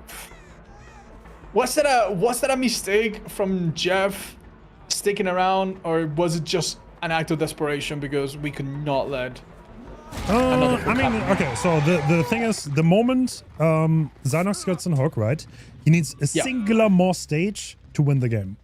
Yeah. And since one character's dead and another one cannot save an endgame with Rancor, it's effectively impossible to deny that second stage. I mean, Zynox was the Rancor person, but yeah, no. Either way, it's ugly. It's really, really ugly. There's like unless Zakadi sees there's like no real way. Like the difference to the last game was, by the way, is if one survivor's dead, it's so much harder to save late game. Because there's one last survivor to open gates, one last survivor to heal, and yeah, it just becomes ugly. Yeah. I just feel like that first chase is the most Xeno thing ever. We have like the most brilliant pathing and the best like he had a hit confirm and he somehow didn't get hit for like a minute, but then later he did something a little bit risky maybe and it blew up in his face and he went down with a 2-tap in shack. That is really unfortunate. Really difficult to get out of basement there as well and had nothing to run to. So great effort from our survivors, but it seems like this is not going for them. At least this round. This is a best of 5 though, so we still have plenty more coming.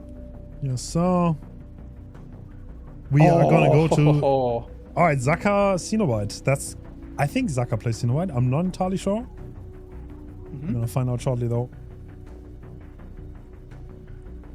Yeah, indeed. We were talking earlier about who is like banning what. And we can see even in the overlays that you can see which team banned what. A chase-oriented killer with passive slowdown from the chain hunt, collecting the boss at the beginning of the start is key. And rapid brutality, that's so interesting as well. Yeah, so we see that's actually very common in tournaments. I think a lot of players don't use it to their full potential though, because if you want to use rapid brutality on this killer, you kind of have to walk after the survivor after getting the hit, because otherwise you spend the haste bonus like in the chain window. So you have to play into it. What do you think is it they do that's not that? So I understand what you mean. How do you think they're not using it correctly?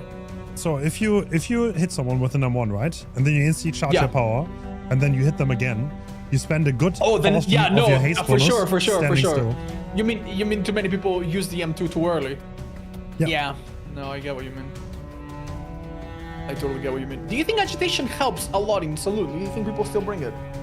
Yeah, actually, it's quite common. If there's a map that you can reach hooks, scorch hooks, not too badly with agitation, it's gonna be this one. I mean, there are like a few matters. Like you obviously see sloppy. A lot of people use corrupt. There's like run.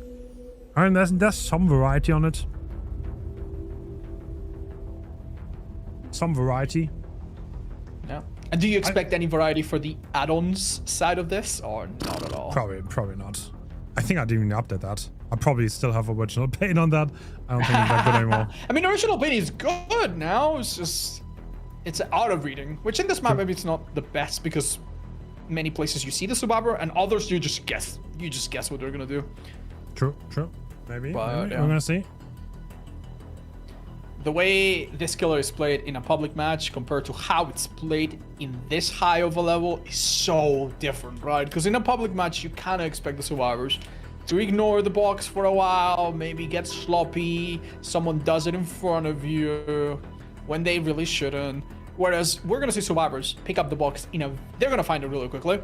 They're gonna not lead the killer there sloppily. Oh my god, we once saw a play that was so good. They have so many ways to divert the killer. Remember Sorry, I got distracted by that one Perk that I'm seeing right now. Yeah. Wow. Amazing for Shane. Interesting. So Zaka seemingly is not going for the box first. He has Bamboozle and he's double vaulting Shaq. It's like, I swear, he's always on Xeno at the start. Every time. Yeah. Oh, amazing catch there. And we do see Original Pain, which is now an auto-reading add-on. Another Bamboozle proc.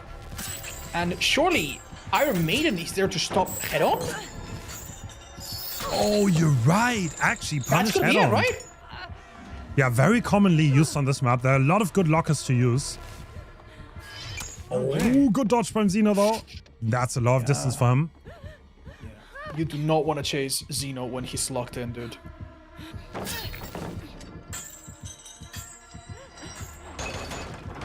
Actually, interesting pathing by him. So, obviously, he doesn't want to go to the main building because that's when the gens are being done. Little bit of alert value there. Yep. This is it's so difficult to send chains through objects like this. Unfortunately, Xeno makes it to this pallet, drops it early. Oh, does not stay, however.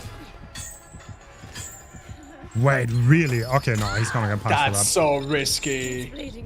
That's so risky. Decent chase, however. Get your hands off me. One gen gets done, one halfway. It seems Painless is not on the menu. And survivors will realize this, by the way. Survivors at this level will realize this corner does not have Painless. So if we need to die again, we could do it here. Yeah, we do have indeed a head-on. I'm so looking forward to seeing this in action. And you know what's one perk that's really surprised me to see a few times? What is it? Road life. Oh, interesting. Interesting, right? We've seen it a few times today. Well, can make the heals a little bit faster, but it's very situational. Yeah. Oh my god. Alright, Pedro taking chase here. He's gonna take them one. And his teammates are just sticking the gens. And Zaka is scared of an unhook that is never gonna come. Nobody's rotating here. Uh-oh. Yeah, no, you are absolutely correct.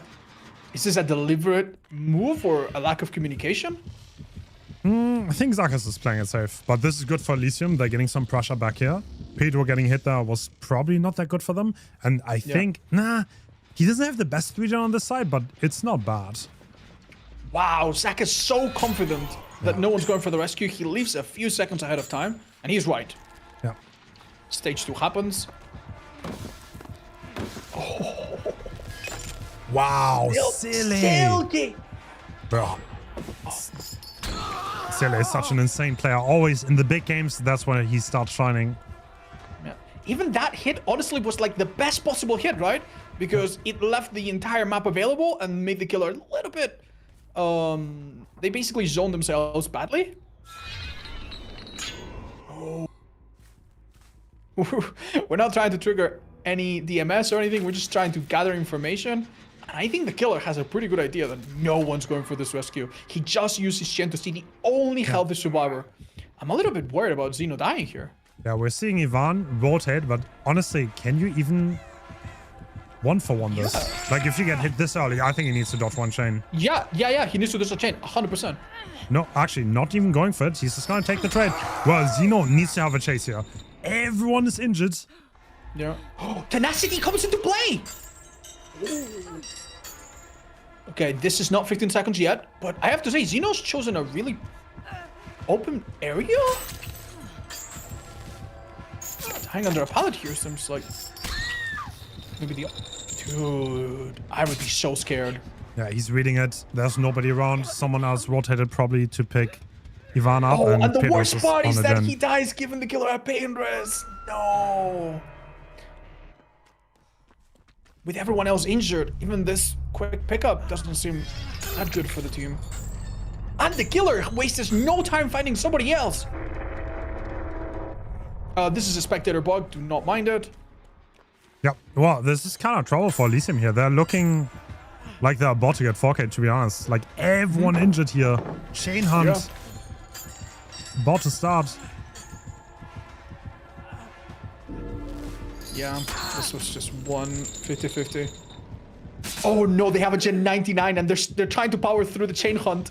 Still, he picks it up and takes that effect away from Ivan, who can now at least finish one more gen. Remember, it's all down to the gens, the amount of fresh hooks and the amount of hook stages. So one more gen can make the difference sometimes.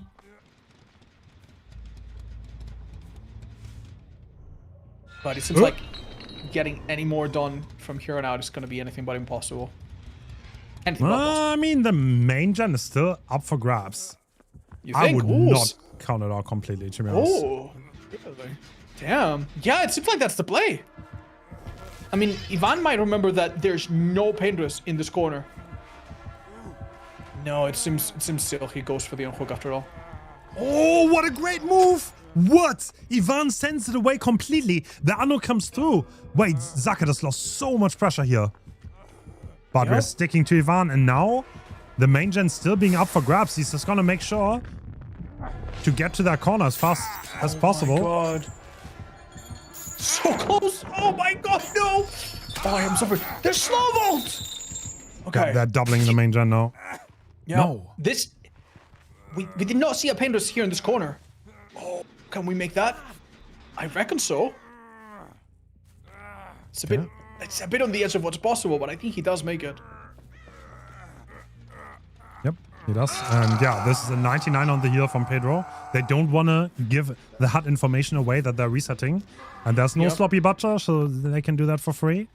And Zaka, yeah, he kind of has a read, but he's not sure what they're doing right now. And yeah, he's a little bit scared that there's someone going for the unhook. This is such a fascinating, by the way, strategy. Do not finish a heal. Okay, now that the cat is out of the bag, they finish the heal. I find... Like, sending both on that gen, I mean, I guess it's obvious the moment they reset that they're healing anyway, but... Yeah, looks like Silly is trying to rotate somewhere. Oh. Picks up the box. Okay, they're like, nah, we don't need Ivan, actually. We can do this without him. This is so funny. This is the first ever tournament where the survivors have just come up with a new rule. They are doing 2v1. You know, Zeno, who is that? Ivan, we don't care. It's all about Pedro and Silhi. Okay, interesting choice here. We are... I mean, Pedro getting hit, that's pretty bad for him. And now Silly is trying to gaslight. Did someone rotate or not? I mean, surely Zakas is going to commit for the gen now. They don't have any other gen that could realistically get done here, right? Because that would be a big brain strategy if they somehow manage. But they all seem to be pretty manageable from this spot for the killer to check. Yeah. Unlucky there. Oh! What was that chain? That was actually kind of disgusting. Do you see how he managed to thread the needle there? Oh. Huge. This must be so confusing for Adam. Yeah, Pedro holding distance well though. Okay, he didn't. My bad. Oh, wow. I can't cast him there. But I think he's going to make the vault. Oh, right on time. And this wall is still not being broken. he make that pallet? I don't know. Nope. Okay. Oh, oh, dude, I'm so sorry, but I don't think you can ever pallet save against Zaka. He just has a like a sixth sense for this stuff. Yeah, he switched on. You wouldn't really expect him to be that place in particular, and yet. Oh no. So no pain grist, but he's basically dead between all three generators.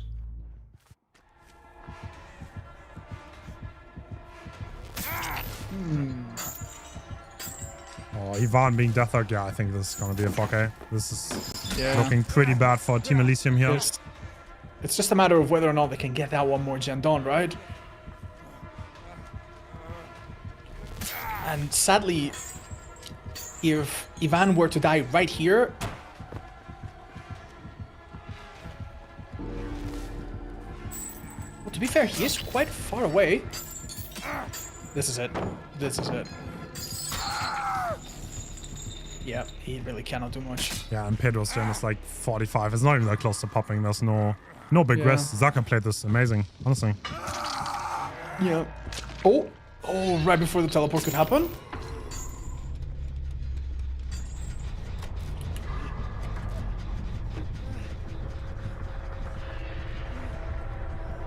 Generally, how Shag Pallet, which is the one place that you can buy a bit of distance on, is gone. And even if Silhi gets back on this gen, it's just so hard. Well, they'll always try, but like, yeah, I think the gens are pretty close together, right? Silly, not going into a locker a single time. Yeah, this is a little sad. I was hoping to see that. Our killer has basically done this with 3 perks, which is impressive. Yeah. That could have been Sloppy Butcher, which would make a big difference on resets. That was quite the investment. Honestly, okay, you didn't notice that, but we had that last week.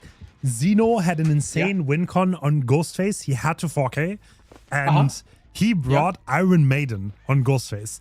And I was like, if he gets value, I'm going to eat a shoe. 5 seconds later, someone jumps out of a lock in front of him with that on, and then he dies. No way. So which branch shoe do you end up eating? Was it tasty? No, I did not get to that part yet. Okay, well, we'll hold you to your promise then. I'm glad you let me know I'm not gonna promise any shoe eating, man. I already have so much to deliver on previous promises, man. We've all been there. Oh, excellent job from Pedro. Oh, these chains are so clean, though. Yeah. And he's in the middle of nowhere. I mean, what Silhi could theoretically do is maybe hide to deny a fresh hook. Because frankly, that gen is like 80%, but I don't think it can be done, can it? Especially with a chain or two interrupting. It's so close, though. Alright, Soleil. Oh no. That's it. That's gonna be the end of it. Yeah, a miracle was needed there, sadly. I kind of have so much respect for like the players that take the 1 in a million chance and play for it. I love that. No, we've seen crazier things for sure.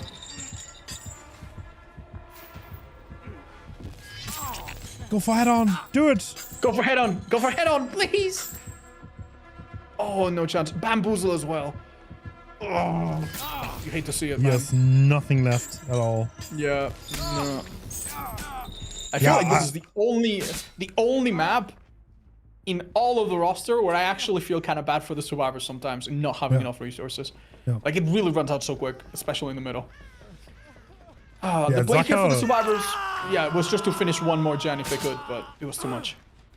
Yeah, Zaka's played this tournament amazingly. I said this many times already, but yeah, very, very on point on both roles. He's not someone I would chase. I want to get chased by. No, for sure. It takes so much practice to get to this level, by the way. What some people might not understand is that these people do not just get together on the weekends. They practice so much. A little bit of a selfie at the end. Okay. -1 point for being ugly. Yo! Okay, definitely a tall order I mean, it's for not our impossible, next killer to match. Yeah, but hard. very, very hard. Dude, I wonder what it feels like to see Iron Maiden on the perk list for the Survivor players, man. Oh man.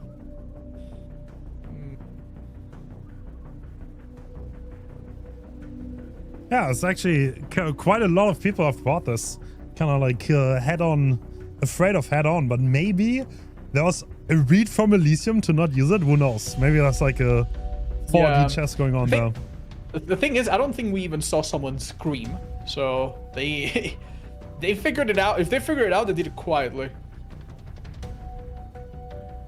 But yeah, you can know if that perk is in play basically by just going in and out of a logger.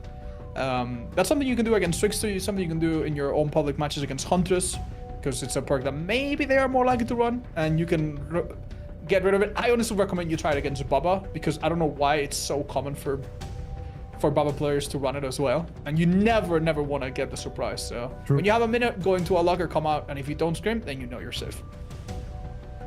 Safety do be important. Yeah, okay, well, this is kind of like, I think 4K. Okay, we saw 4Ks on Dredge a lot earlier. On Cenobite, it's a lot harder. I think this is a tall task.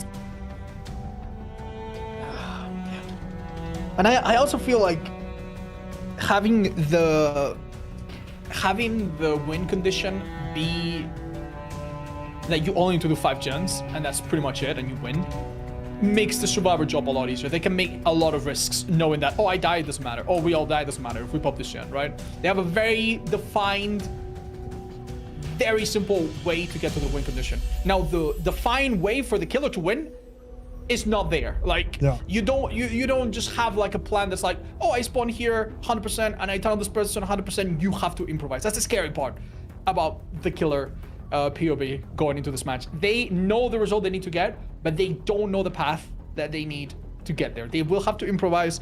If they do not do the box, you might need to defend it. If someone picks it up and they make a mistake, you might need to chase it down. Alternatively, you might have to ignore it altogether and just focus on the weak link. Or maybe do what Zaka did, which is to notice that the team is not rotating appropriately and punish it and make sure that someone hits stage 2, which hurts so much. One thing that I've noticed about that game was very different to what we usually see. Zaka did not go for the box first, which is kind of interesting. Usually in those Cenobite sets, what you see the killer player do is they go for the box first because the spawns are very predictable thanks to the spawn offerings. The survivors will always spawn together. They will always spawn far away from the killer, which makes the Cenobite can easily figure out where the box is and go for it. But Zaka just went straight for the chase and kind of walked out from. Yeah, no, it really did. He got rid of the Shack pallet at a record pace. I am surprised, but Bamboozle is... Like, you always expect Bamboozle to maybe fall a bit short when survivors know how to chain the tiles, but it feels like there was like 1/3 of that map that the survivors never were chased in, right? He had somehow... He maybe got handed control of the side of the map with the gallows just because he hooked there and nothing really happened, right? And the fact that he managed to hold that main building is a mystery to me. How did he manage that? It is so hard to defend that gen against survivors is good. We will, I think we're going to see Obi play killer, by the way. This is not going to be Xeno. Obi is the other killer player for Team Elysium. Very switched on. Mechanically, one of the most impressive killers to watch. And it's going to be exciting. We've watched Obi do a hawk tech on Wesker against like the best group of survivors you could possibly get. And he does that. Remember? Oh my god. Yeah, I do. That was like insane. He did that twice in one match. That was the first winter invitational we hosted, actually. Oh my god. So yeah, you have a guy that on his sleep could probably beat any of us in DBD, you know? Like, oh my lord. And this is a killer that it's easy to take for granted. When you see it work, it doesn't seem impressive, right? But when you look back and think to yourself, these survivors are constantly having the most erratic movement. They try to do the most unpredictable pathing, and yet Zaka was hitting almost every chain. It is so much harder than it looks. All right, so we see Rapid Brutality. We talked about it earlier. This could be a really, really good perk to get some 2-steps in. And looks like we have a more normal start here. Obi, is he venturing out to get the box? Wow. Okay, so he had a bit of a unfortunate placement there. And Zaka has picked up the box. Surely he's not too far. Yeah, I don't know where that is. Was he on the main building? I'm guessing it would be Yeah, it was. left side. Yep, it was behind the main building. That's exactly the survivor. Oh. That's why they were beelining behind the main building, because that's where the box was. Oh, so that's the survivor that we ran by. Insane play by Marco, running back into the killer while he's setting up. Don't get confused. There's a Marco and a Marcos on this team. Yeah, no. And yeah, Marco taking chase here. This is quite the good start for Praxis. They look very comfortable. Yep. Oh. So once the cube is fixed, it's, I believe, 90 seconds until the next one. What? That vacuum. Damn.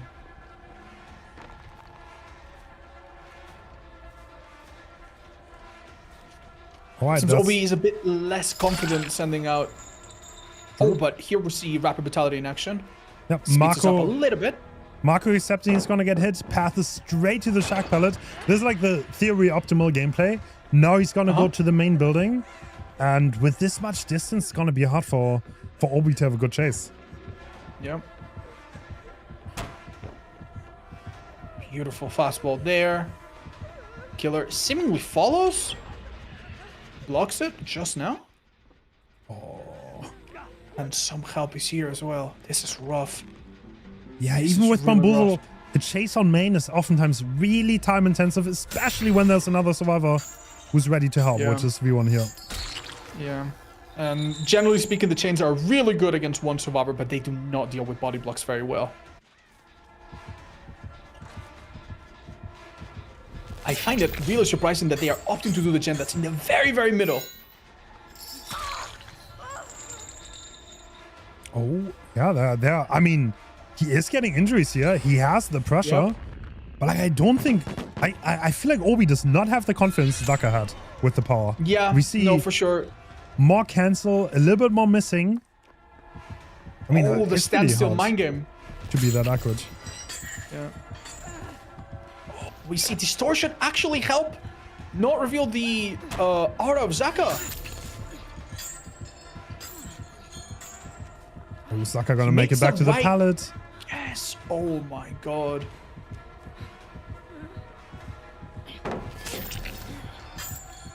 What do we think is gonna happen here? Yeah, first I down, have but to everyone full health. 2 gens done. It's a little bit slower than the last game for sure. Yeah. Even that down, like having to break the pallet afterwards, you have wasted so much time, and I'm really not too sure the Spander is hitting anything. Since these 2 gens were done. They are all healthy. Oh, actually, a gen in the middle. That is pretty significant. Yep. I don't think I've ever seen 2 gens right on the middle like that. I did not think 2 of them could spawn. Yeah, kind of crazy. There was. How- I mean, they have how Deja. insane They is that? called it out early, and I think that's why you saw them be so aggressive on that gen setup.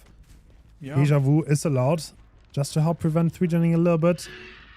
And looks like Obi's just happy to chase the main building. But I'm gonna be honest. I think that's gonna be too slow. I don't think you can 4K like this. Yeah. We see the problem with Bamboozle is the fact that there are 2 windows that survivors kind of alternate. So blocking one is not enough. That's why. To That's make why this- the survivors like the killers swing around. They actually don't vault the second. Yeah. They lunge to the outside, but this one is already unblocked. Yeah. Oh my god. If only Bamboozle lasted 5 more seconds. Yeah, Marco's playing this super methodical, probably done it a million times before. Oh. And I think the game is very slowly, like, slipping through Obi's fingers. It is impossible to contest this.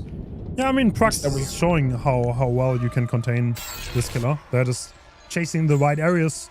They're coordinating very well. And they also got the resets, even though it looked like they were all injured for a bit. Yeah. Yeah, the long chase on Zaka allowed them all to reset, and even though they only popped 2 gens, them being healthy has allowed this to happen. Insane play, dudes. All right, now we're on Marcos. It's a little bit, it's a little bit confusing. The names are very similar. Yeah. We will force them to change legally one of their names for the next one. Don't worry. The paperwork's out of the end. Okay, we see the benefit there of the auto reading from the original pane. What a nice 180, by the way. Oh no. that was Oh good. no. It is pretty far. Yeah, he's far enough away. There's gonna be another pain rest. But yeah, Praxis is so good at keeping the teammates full health. And now Zakas once again being annoying next to that hook. But if you chase him, then he's gonna make it so hard with the main building. Yeah. Difficult choice for Obi here. Yeah, he has to give up the Anok for free, but like, you don't really win if the Anok is free anyway. Yeah. They did the box so early that it really makes no sense for him to try to stop it. And remember, for our killer to have his team win this match, he has to kill everyone now. No more gens can be done. If the survivors die, but they complete one more gen, from what we see on screen right now, that's their win condition. So they really do not need to make it to the end game in a clean state. They just need to barely make it, and that's enough. Huge body block there.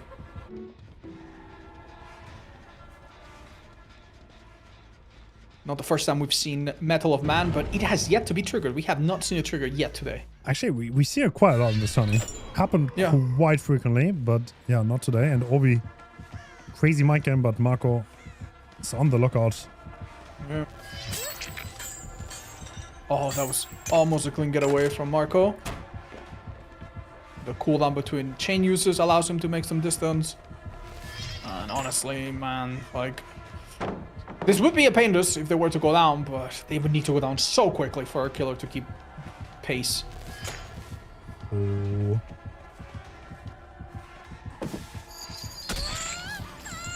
Nicely done. They poison themselves for the hit. And how do they have a bodyguard set up? Oh no. Nancy could even take 2 hits, and that would be good enough. First one's coming. Yeah, look at this. And now they both have distance on the main building. So well played by the survivors, honestly. Buff bamboozle, honestly, dude. This is so hard. How do you play against this? Dude, Marcus and Marco playing together. That's on the main building. Wow. Wait, actually, oh, it's a bit too late. We don't have any items to delay it. I mean, interrupting that cube could have been interesting, but yeah, there's just no time. Yeah, that's the last gen done, which means this is another sad win for Praxis. They're showing up today, which is kind of interesting because the Ellie did kick Praxis into the lower bracket earlier into this tournament. And that looked back with a vengeance. Way different odds. I don't know, like that was like quite the blowout, honestly, because you did tell me that it was a very decisive victory for them. Yeah. Damn. Well, with the win gone out of the net, everyone's going home to make this as fast as possible. But yeah, we're not done yet because this is not a best of 3. It is a best of 5, which means that from now on, if Elysium wants to make a comeback, they need to win 3 sets in a row or 3 matches in a row, basically, right? Oh, I mean, damn, dude. Dude, Elysium is they are known for comebacks. Elysium is always good for comebacks. So let's see. Okay, so they need to come back on, oh my god, on some very difficult killers as well. I'm not one to gamble and make bets, but if I had to put money on it, I don't know if I would risk 3 back-to-back wins. Keep in mind, 1 tie, and I think it's, I guess a tie, but yeah, no, a tie and they're out, right? Yep. Oh no. Actually, could be no. I mean, they could be win, tie, loss. But basically, if they tie twice or if they lose once, that's it. Yep. That's it. And ties are very difficult. We have not seen one today yet. I think they're the most common outcome. Oh, man. Oh, we are back to familiar territory. I love watching Dredge. But yeah, we're back. Good old Dredge Midwich. Alright. Hens, I'm gonna take this chance to go get myself a tiny little snack. I leave you at the helm. Yep, do that. Be right back, friends. So, and I think this is gonna be Obi again, if I'm not mistaken. So, yeah, it always takes a little bit to go back to the right back in after losing a set. Yeah, it's Obi. Obi on Dredge. He is the master of the indoors. Actually, he doesn't play Ghostface though. Oh, and after that, Obi Mastermind. I'm gonna be biased. I want to see that. I want to see the mastermind set.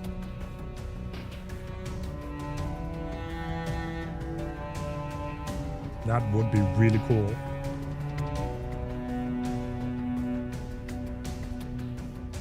The final is gonna be tomorrow, guys. Tomorrow, best of 7. Whoever wins this is gonna fight Invictus tomorrow in the grand finals.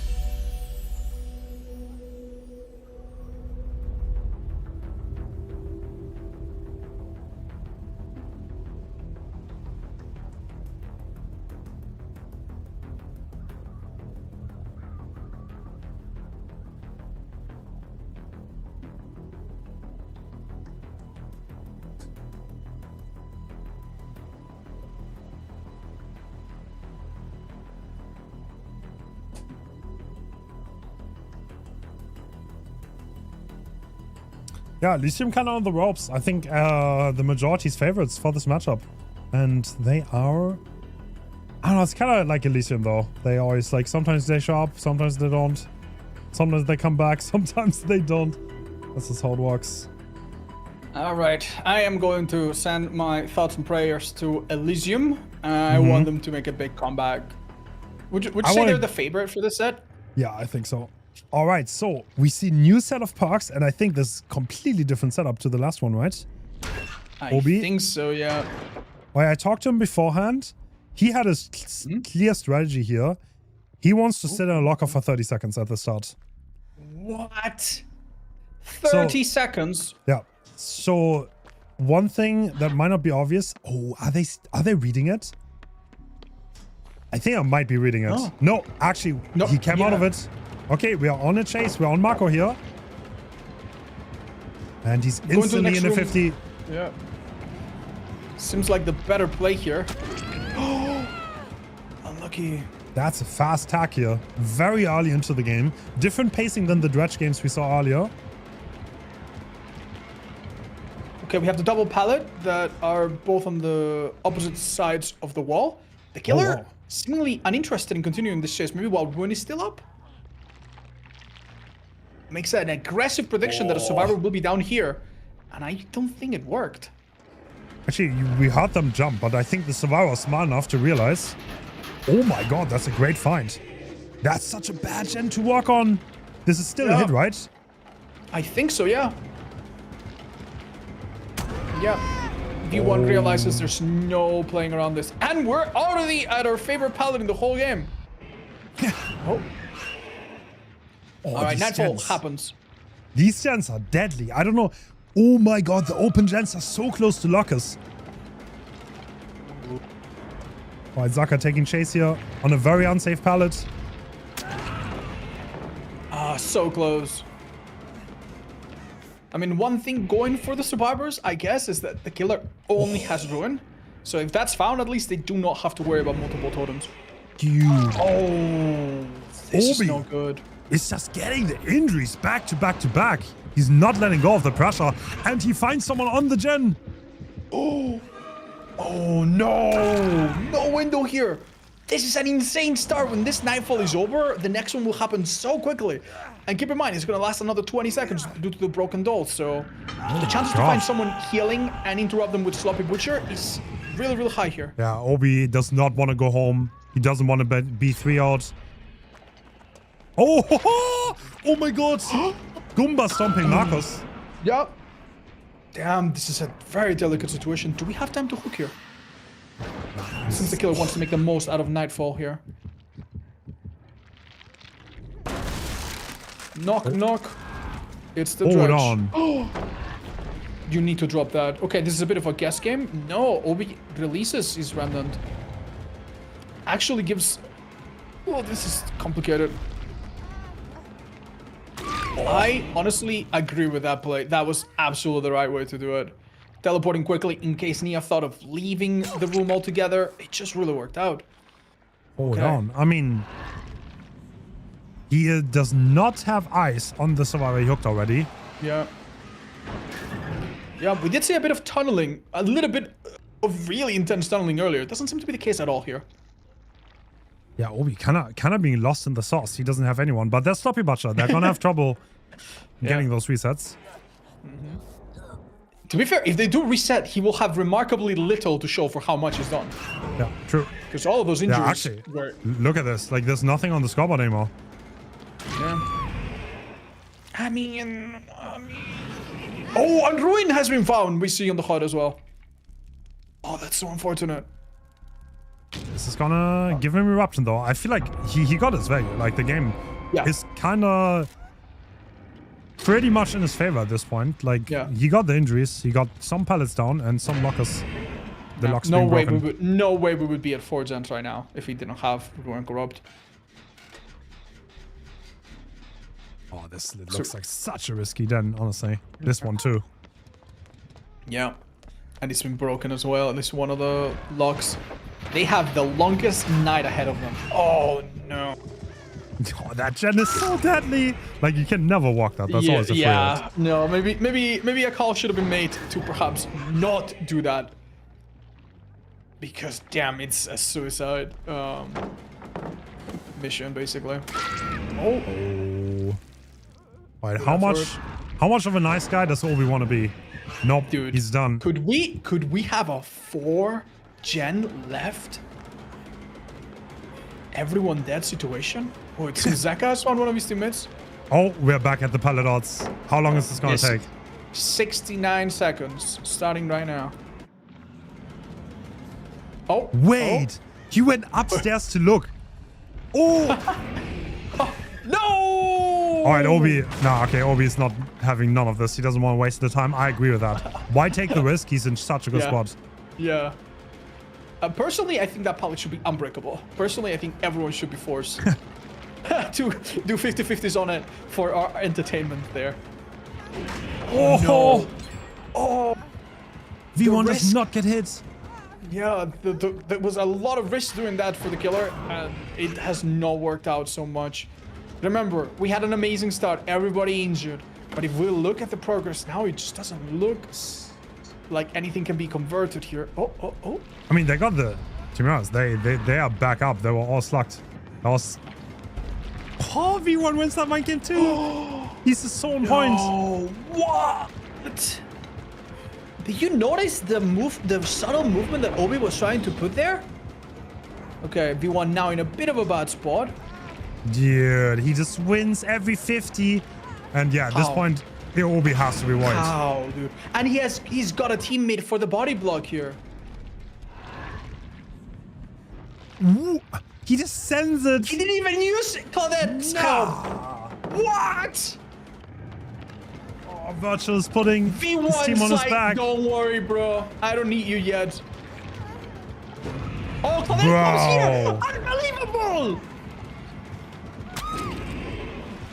Okay. Oh, flashlight safe?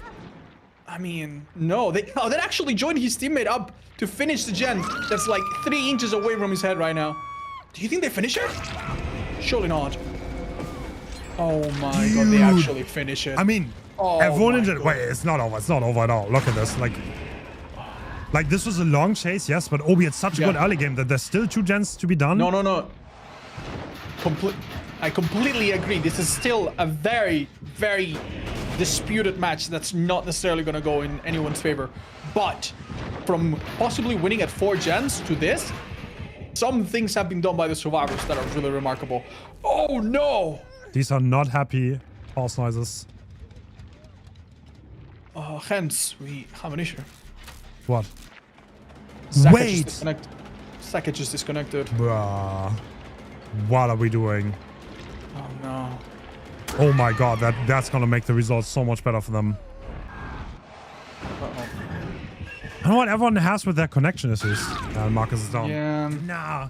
Yeah, this is way too we obviously don't know what it is. It could literally be anything. It could be your little brother pulling the plug of the router. It could be maintenance on your ISP. It could be a power failure. It literally could be anything. So we really do not know. Like, that's so unfortunate. We have so many of this tournament. I don't know what's going on with the intent. With the intent of these players. Yeah. Obviously, it's very difficult to regulate or account for this in the rules, because if you make it easy to DC, then people will do it, right? When they're losing. That's you can't have that. Sadly, that's too late. Really sucks. Yeah. You also, obviously, it would be unfair for like the player that has a good start. Yeah. If like the survivor DCs and you're in a good spot, like imagine Like, you just restart the game. Like, imagine how that would make you feel as a killer. Yeah, yeah. Damn. Feels Well, really, really bad, but it's still a result that Zaka could somehow overcome. True. I mean, it's not if he's gonna be a Dredge. not impossible. Yeah. Not impossible, but pretty hard. Yeah. Oh dear. Yeah, so Zaka's internet apparently disconnected. That is Unfortunate. very unfortunate. Yeah. We might need to wait a minute for him to come back and make sure everything's fine. Luckily, the builds are all submitted ahead of time, am I right, Hens? So we don't need to Yeah, no. Everyone waste a made lot of the time builds. picking perks or anything. This is going to be as seamless as our organizers and staff and helpers can make it. And yeah. I really, really hope Elysium does at least enough to... Yeah, at least a tie, because I would love to see Wesker. I would love to see at least Wesker here. Yeah. That is very unfortunate. But actually, who's playing? That's a good question. Who's playing Dredge? It might be Bolitar. It was Zaka last time, right?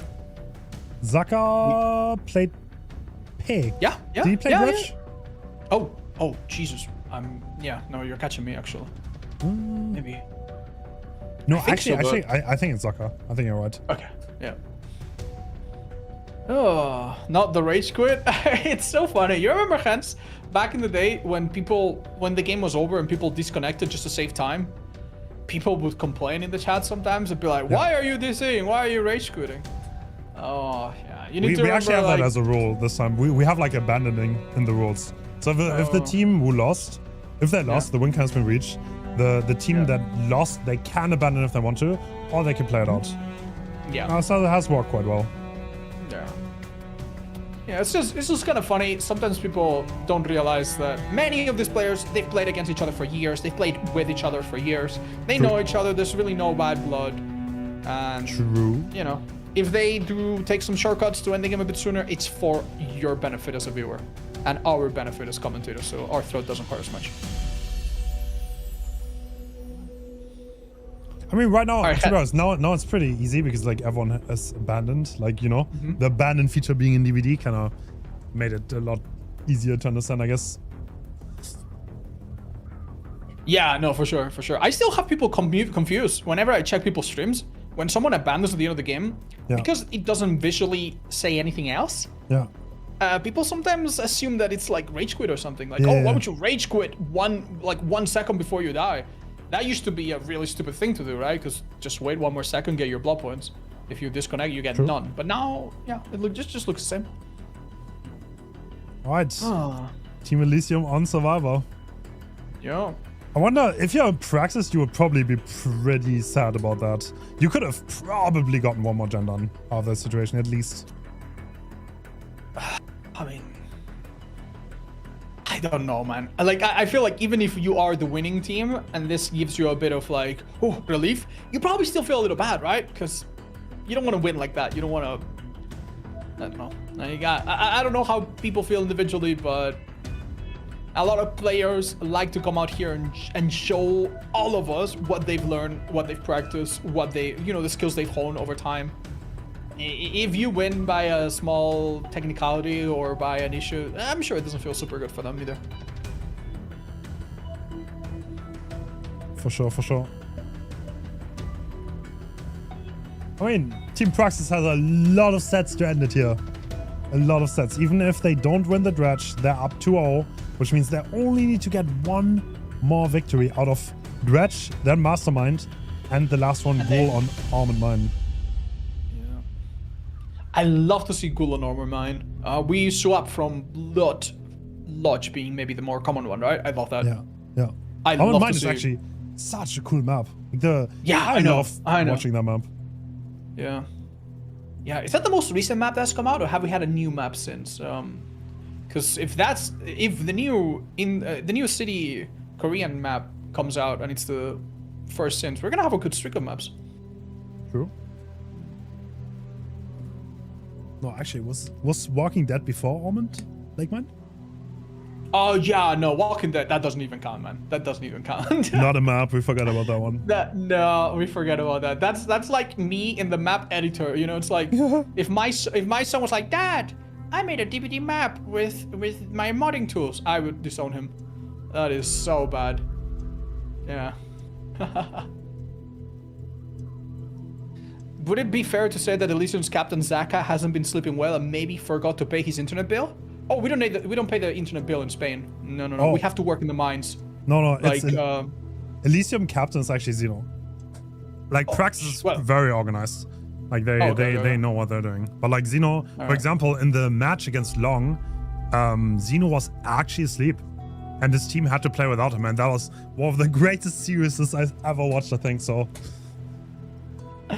Oh, we love him when he's there, we love him when he's not there. True. That's great. Always makes it exciting. Yeah, no, it is very frustrating. I don't know about you, Hens, but if I am having like an internet issue or a technical issue that I do not understand, that was not there, it is one of the most tilting things ever, man. I can be very patient for some things, but that drives me up a wall, dude. I want to punch my monitor anytime something like that happens, man. So I had that 3 years ago. There was some like issue on the cable outside of where like my internet would disconnect for like 5 minutes every few days. And that like drove me nuts, and it took me so long because like internet companies never want to do anything, and they didn't fix it for like months. Oh, dude, that sucks. I'm sorry. Yeah. I never wish those issues on anyone. Hens, we have an interesting question in the chat. Do we have stream delay? We don't. The production behind the scenes does. We are in the past more. No, we're in the future. No, we're in the past. So like the production of the tournament, the production of the tournament is on a delay. So that way there's no stream sniping, and there's no park guessing or anything. Yeah. But we are live. Yeah, you and I, you, the audience, and us, like, we are the same. We're living in the present, we're seeing it all. But the feed that we get is slightly delayed, yes. Yes. By approximately 3 weeks and 2 days and 2 hours and 5 minutes. So, yeah. You'll never be able to like, game the system. It's all well thought out.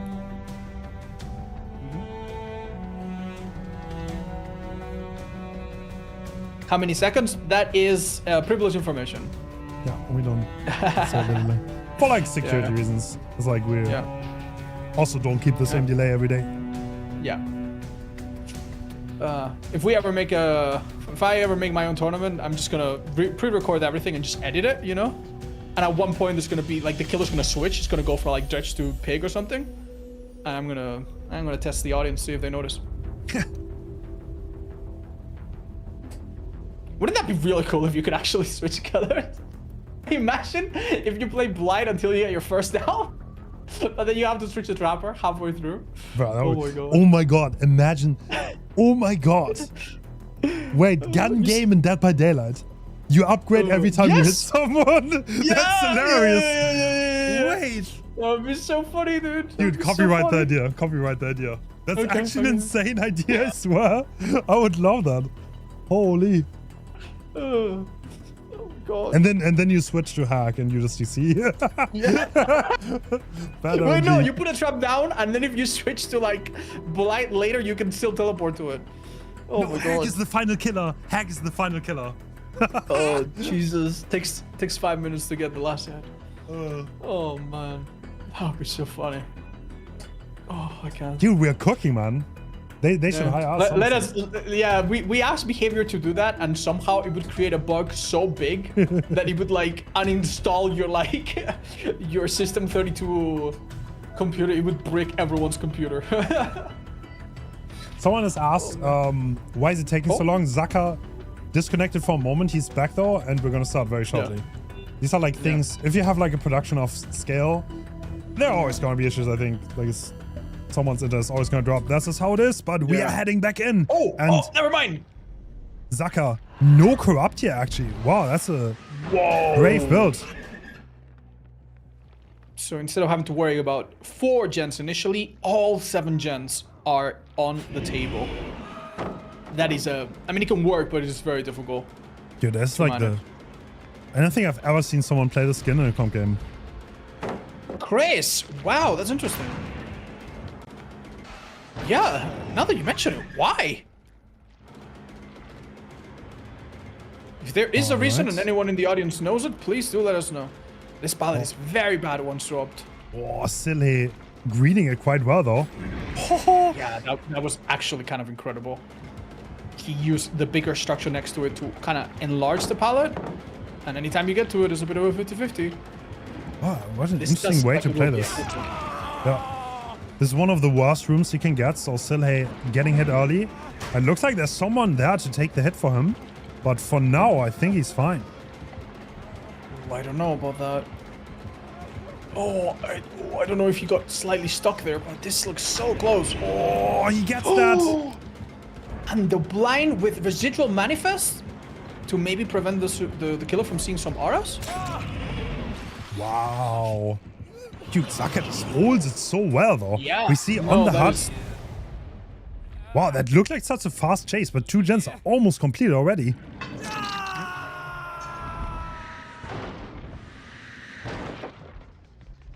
We saw Zynox let go of their gen to avoid screaming, giving any more info. We saw that they could not get back on it quick enough to undo... Well, it doesn't matter about the regression, actually, because we do still have Ruin.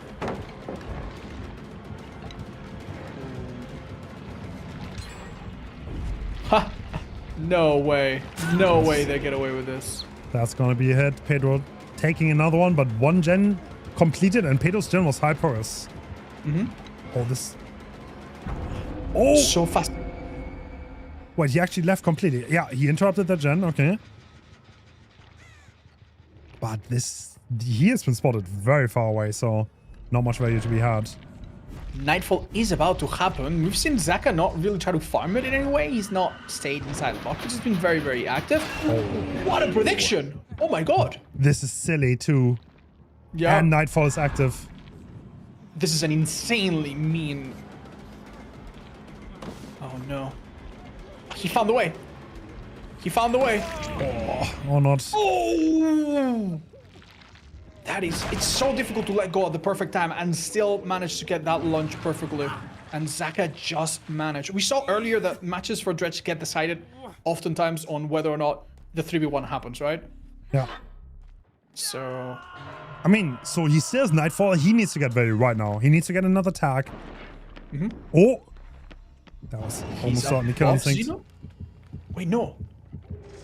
In the courtyard. We see what's happening here, right? Yeah. We're gonna push him into the window. Oh! Wait, you can block Fascinating. this. Okay. Yeah.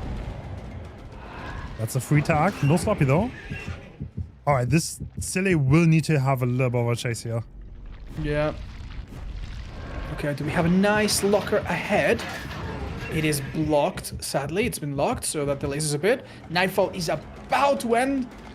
I don't know if there's any teleport that can really cut them off here. Alright, Pedro takes the hit.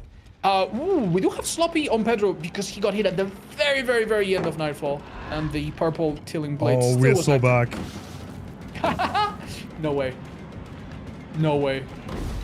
That's it. GG's. Oh, that was a lot faster this time around. Zaka outplays the pallet perfectly and instantly.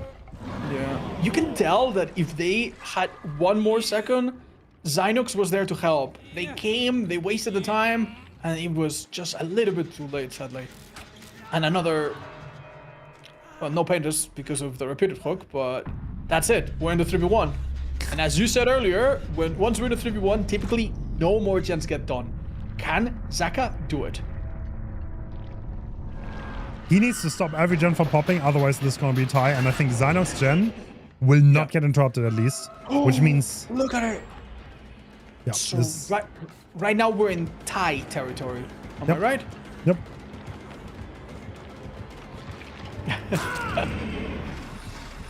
Oof. And I guess it's here that things are going to start to get really hard for the survivors.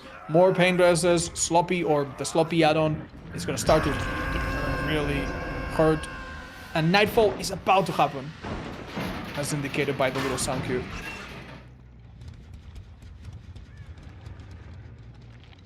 I mean, like, they can still get a gen on. This is not completely tied. But the fact that there is still Ruin up is going to make it really hard for the survivors. Nightfall just happened. The cooldown for teleports is now only 4 seconds, and we have detection. Oh, no need to. I love that Adam has a dark coat, but has like beach pants, you know? That's the classic Pedro HD skin. Love it. Okay, nobody on that, but Pedro, Yeah. Oh, he's on a gen in courtyard. Very interesting. Yeah, with Deja Vu, and have you noticed? Repress Alliance. Interesting. A perk to block gens that survivors can use to, I guess, prevent them from taking damage. This is a little tricky. He now replaces the remnant, and it's gone. Yeah, Pedro getting hit. Oh my man, this is looking very, very, very much like a tie to me. Yeah, no, I agree. I don't see this gens getting done. It seems really difficult. They are just insane? one. People always tell me that like Hexstorms are so weak because every good team will instantly fight them. But I see so often in these games where like one totem doesn't get found. Like theory and practice. Yeah. No. And remember, totem perks and totem finding perks are typically not allowed, am I right? So it's not like they could just bring a map or something. There's some regulations that prevent some items from being found, for example. I mean, in such a coordinated setting, you should be able to find the totems relatively fast. Yeah, the sad part is, like, everyone's nervous. No one wants to spend a minute and then see their teammates die and think to themselves, "Oh my god, I got them killed." So, yeah, you can tell that they're looking. You can tell they're looking, but Xanax is going down here, and looks like Zaka's actually going for the hook. is the paintbrush nearby? Ooh, a little bit far.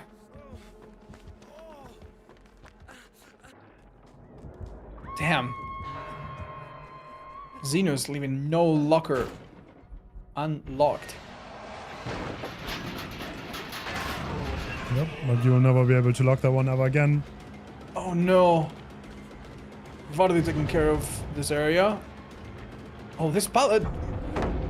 It's a little bit of the same situation, right? To listen very carefully. Dude. Zaka's just playing so well today. Oh my god, dude. Oh my god. He just straight up just guessed that he was gonna do that. Goodness. Alright. It's been a little while, but he literally was caught with his pants down. What? Ruin was done, but at a big price. I'm sure they watched the set earlier. Because he does let Pedro bleed. He has not been hooked yet. So this kind of gives an opening. In case he does bleed out. But like, honestly, with Nightfall, it's so hard to not find them. Honestly. Yeah. Like, no. The situation that allowed that to happen earlier was really, really unlikely, right? yeah. I think it was the first time that a bleed out has ever decided one of these sets in the tournament that I hosted. Yeah. It was heartbreaking. It was heartbreaking. Yeah, I can true. understand why people were very confused why it just happened. Even us took it. We did not realize right away. Yeah, that's true. Rule sets are forged in fire, and sometimes you adjust them after things happen. And Xeno seemingly going for the pick. I don't think... Oh my god, Zaka, why did you not pick up Pedro? There's like, I swear, is it gonna happen? It's a painless too, so... Yeah. Yeah, you'd think, right? However, I will never ever, like, question Zaka's decision making. True. He must have his reasons. Surely his biggest fear right now is, like, one survivor giving up everything. Dude, letting their teammates they're die. They're intentionally not picking him. I'm almost certain. Oh no! Well, this is the beginning of the end, surely now. Going into a locker, maybe. No.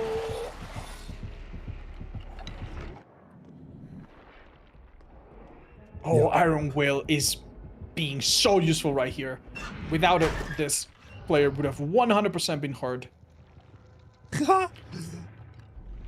So paint us the picture here, Hens. If these survivors die now, they would tie on the amount of gens, but the amount of fresh hooks would make them win, right? Yeah, means Pedro never got hooked. It's kind of like fascinating that Zaka did not choose to hook Pedro in that situation. Because like literally as it happened, I was like, this could backfire for you. Oh, he has been found though. All right, Zaka does not get punished for sins. Yeah. Right now, as it's standing, it looks like we might be looking at a tie yet again. Why did he go into courtyard? That's an interesting question. Because in the middle of courtyard, it's pretty hard to get kill instinct on the survivor while teleporting around. I'm pretty sure that's why.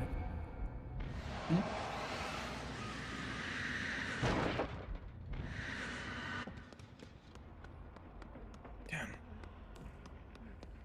Alright, and Darnok is coming through. For a long time, yeah. Xenos is trying to stick the generator here, but like this is the point where everyone is injured, like the pallets are gone, and like Dredge is so unbearably strong. Yeah.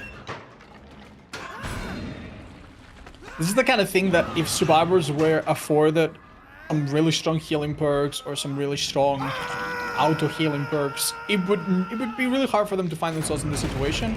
But the fact that they start with so little and do not have any exhaustion perks in general, other than head on, means that they have to give up pallets really, really quick. And then they find themselves in the situations.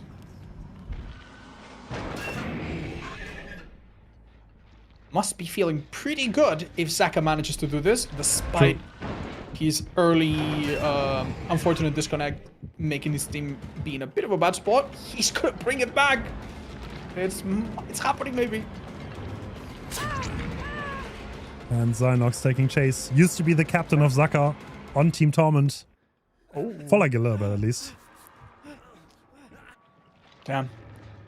If Road Life does anything, I am yet to see it, man. That perk has really not... At least we might have not noticed it working yet. I think the only one on the server who hasn't been a teammate with Zaka before is Pedro HZ.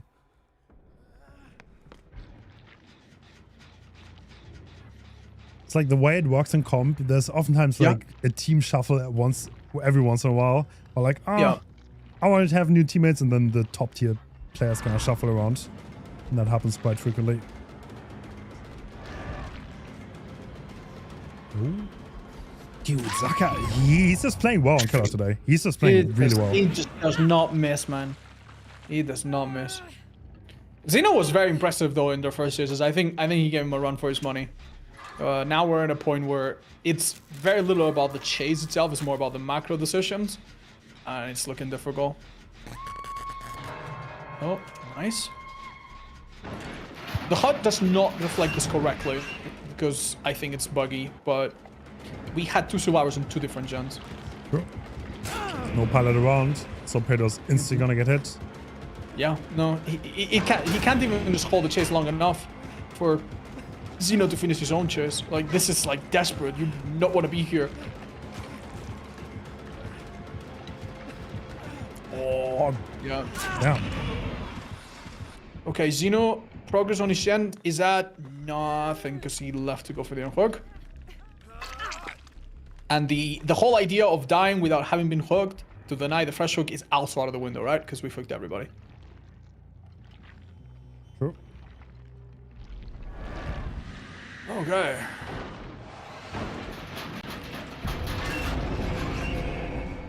It's gonna take a minute, but I just cannot see how these poor survivors can come back from this, sadly.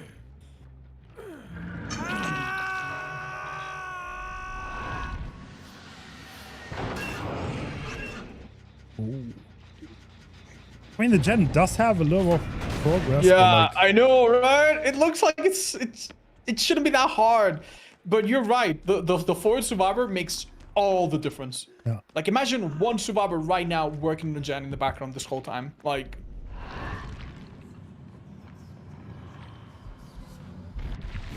oh, yo, Xeno though, winning 150, but does get hit. yeah. Oh, they rotated for the gen. Hold on. Oh, the killer did not anticipate that. He actually came to check this one initially. Yeah, but the skill check has been missed, and I'm pretty sure I saw someone crouch. Yeah, okay, so this killer has a full picture of what's going on. Yeah. Eruption makes it even harder to come back from that, and Pedro is dead, unfortunately. Hey, do wonder what would have happened if Zaka didn't DC on the Sora side. Could he have closed it out right here? Everyone's playing the horse. Oh. Is that the meta? No, we actually had the house. Yeah, he's playing horse right now, and the previous Dredge was playing house. The newest one, the one that's like a creepy little building. Oh. Yeah, we're gonna play it safe, but yeah, this is hard, man. This is hard.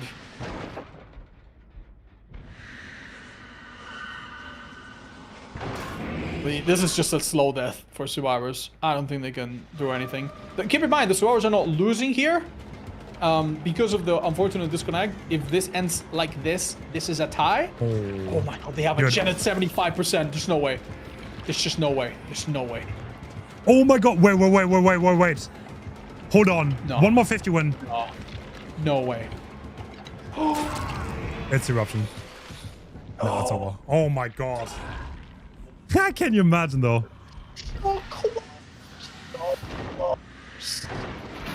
Because eruption shows you the aura of anyone hit by it. Kate can't even make a clean getaway. Zynox taking the last chase off the game. Oh, dude. How many seconds do you think that was away from popping? 5, maybe?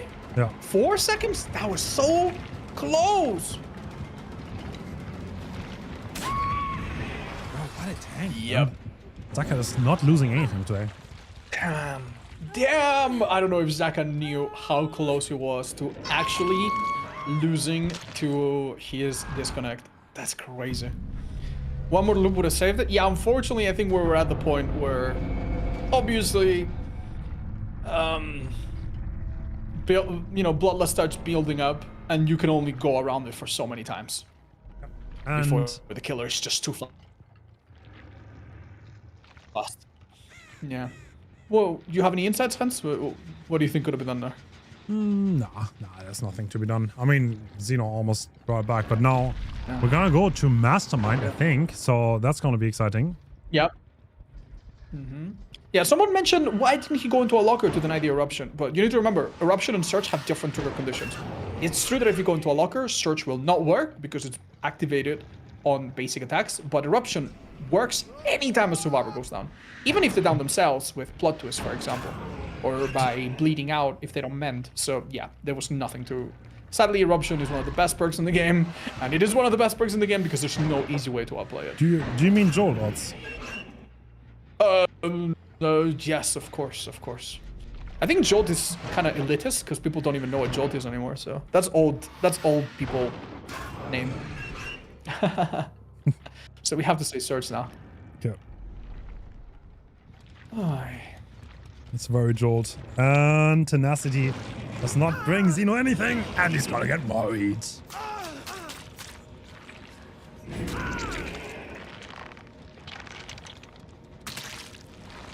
So close. I think I can hear the hatch in the distance. Hey, What? we got to see Wesker, which we wouldn't have done. What? I want to be right back for a second. All right, take it easy. In the meantime, a little reminder, guys.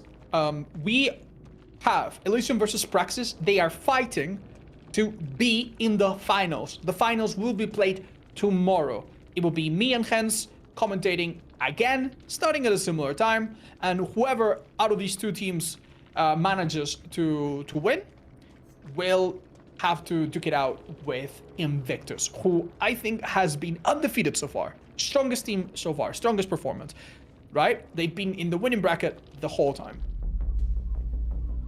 So in the next 2 matches, we are going to have Ghoul and Wesker. We'll be starting with Wesker. Now, so far we've had a tie and 2 wins for Team Praxis, as you can see on screen. The tie is not reflected, but it was the 3rd game, which means that if Elysium locks in and wins on Wesker, and then wins again on Ghoul, which is so difficult to win 2 times in a row, then we will have another match as a tiebreaker. However, if even a single game goes to Praxis, it's over. And if another tie happens, I think it's also over. So Praxis has the advantage here. Elysium has to do something unbelievably difficult. What we're going to be looking at here is a Autohaven classic Wretched Shop. It's that one map that has a little garage. Sometimes the garage faces the middle of the map, easy to access. Sometimes it faces away, becomes a bit more of something that you need to go around. Some strong windows in this map, but of course we have a killer that can vault over them, which sometimes helps a little bit. Wesker is a very different monster depending on what context you play him in, right? In low level, the fact that the infection makes survivors waste time and makes them vulnerable is a bigger deal. Some people are also very fancy and go for crazy hug decks and other tricks, but I don't think we're going to see either of those things. At this level, Wesker's played very methodically. The palettes that he can play around, you typically try to use your power. The ones that he cannot, he just has to break really quickly. That being said, the fact that over time you do have a hinder of 4% means that you cannot keep chaining things forever. And yeah, you have a bit of a timer as well. Even if you get unhooked and you get chased, yeah, it's definitely a bit more forgiving than it used to be. It used to be that when you got unhooked, the infection happened really quickly, and when you were fully infected, you also had an 8% hindered. Now it's only 4%. Good old days. Yeah. You remember that? That's so annoying with like the unhook and you get -8 instantly. That was so it was bad. like it's like wearing like, I don't know about you, but when I was a kid and I went to high school, my backpack weighed more than me, you know? I had like 8 books, 8 notebooks, like coloring tools, this, that, and it was like, I don't know, man. Oh. So that's why you're so strong. Makes sense. No. That's why I have chronic back issues. Well, if I did, I would. Oh my. If I did have them, it would be because of that. Luckily, my back is fine. But yeah. Oh. Anyway, I was just giving people the rundown on what we're looking at. Are you excited for this Hens? For this particular Western match? Obi is such an insane Wesker. I love watching him. He's my favorite to watch. Because he did the 2 hug decks in the first Winter Invitational. It's gonna be exciting to watch him, but Praxis Survivor seems so switched on. Zaka seems like the end boss today. Yeah, it's gonna be quite exciting. Yeah.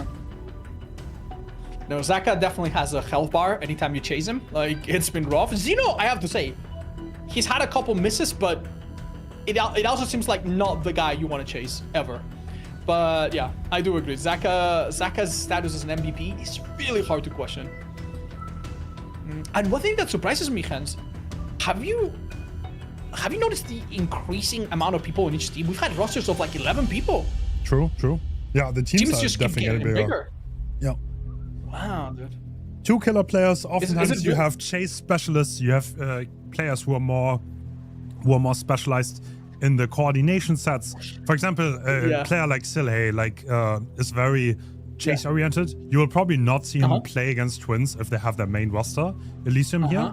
But yeah, and like Pedro HZ who originally was an in-game leader, and we see Bulleta go first. That's a pretty normal build, and Ivan is back. Oh, exciting. Yeah. Now, I think we see a perk here that very few other killers consider running, Brutal Strength, and I think you can explain it far better than I can. Why do people run Brutal Strength on Wesker in particular? Brutal Strength makes a lot of sense. I think we're about to see it.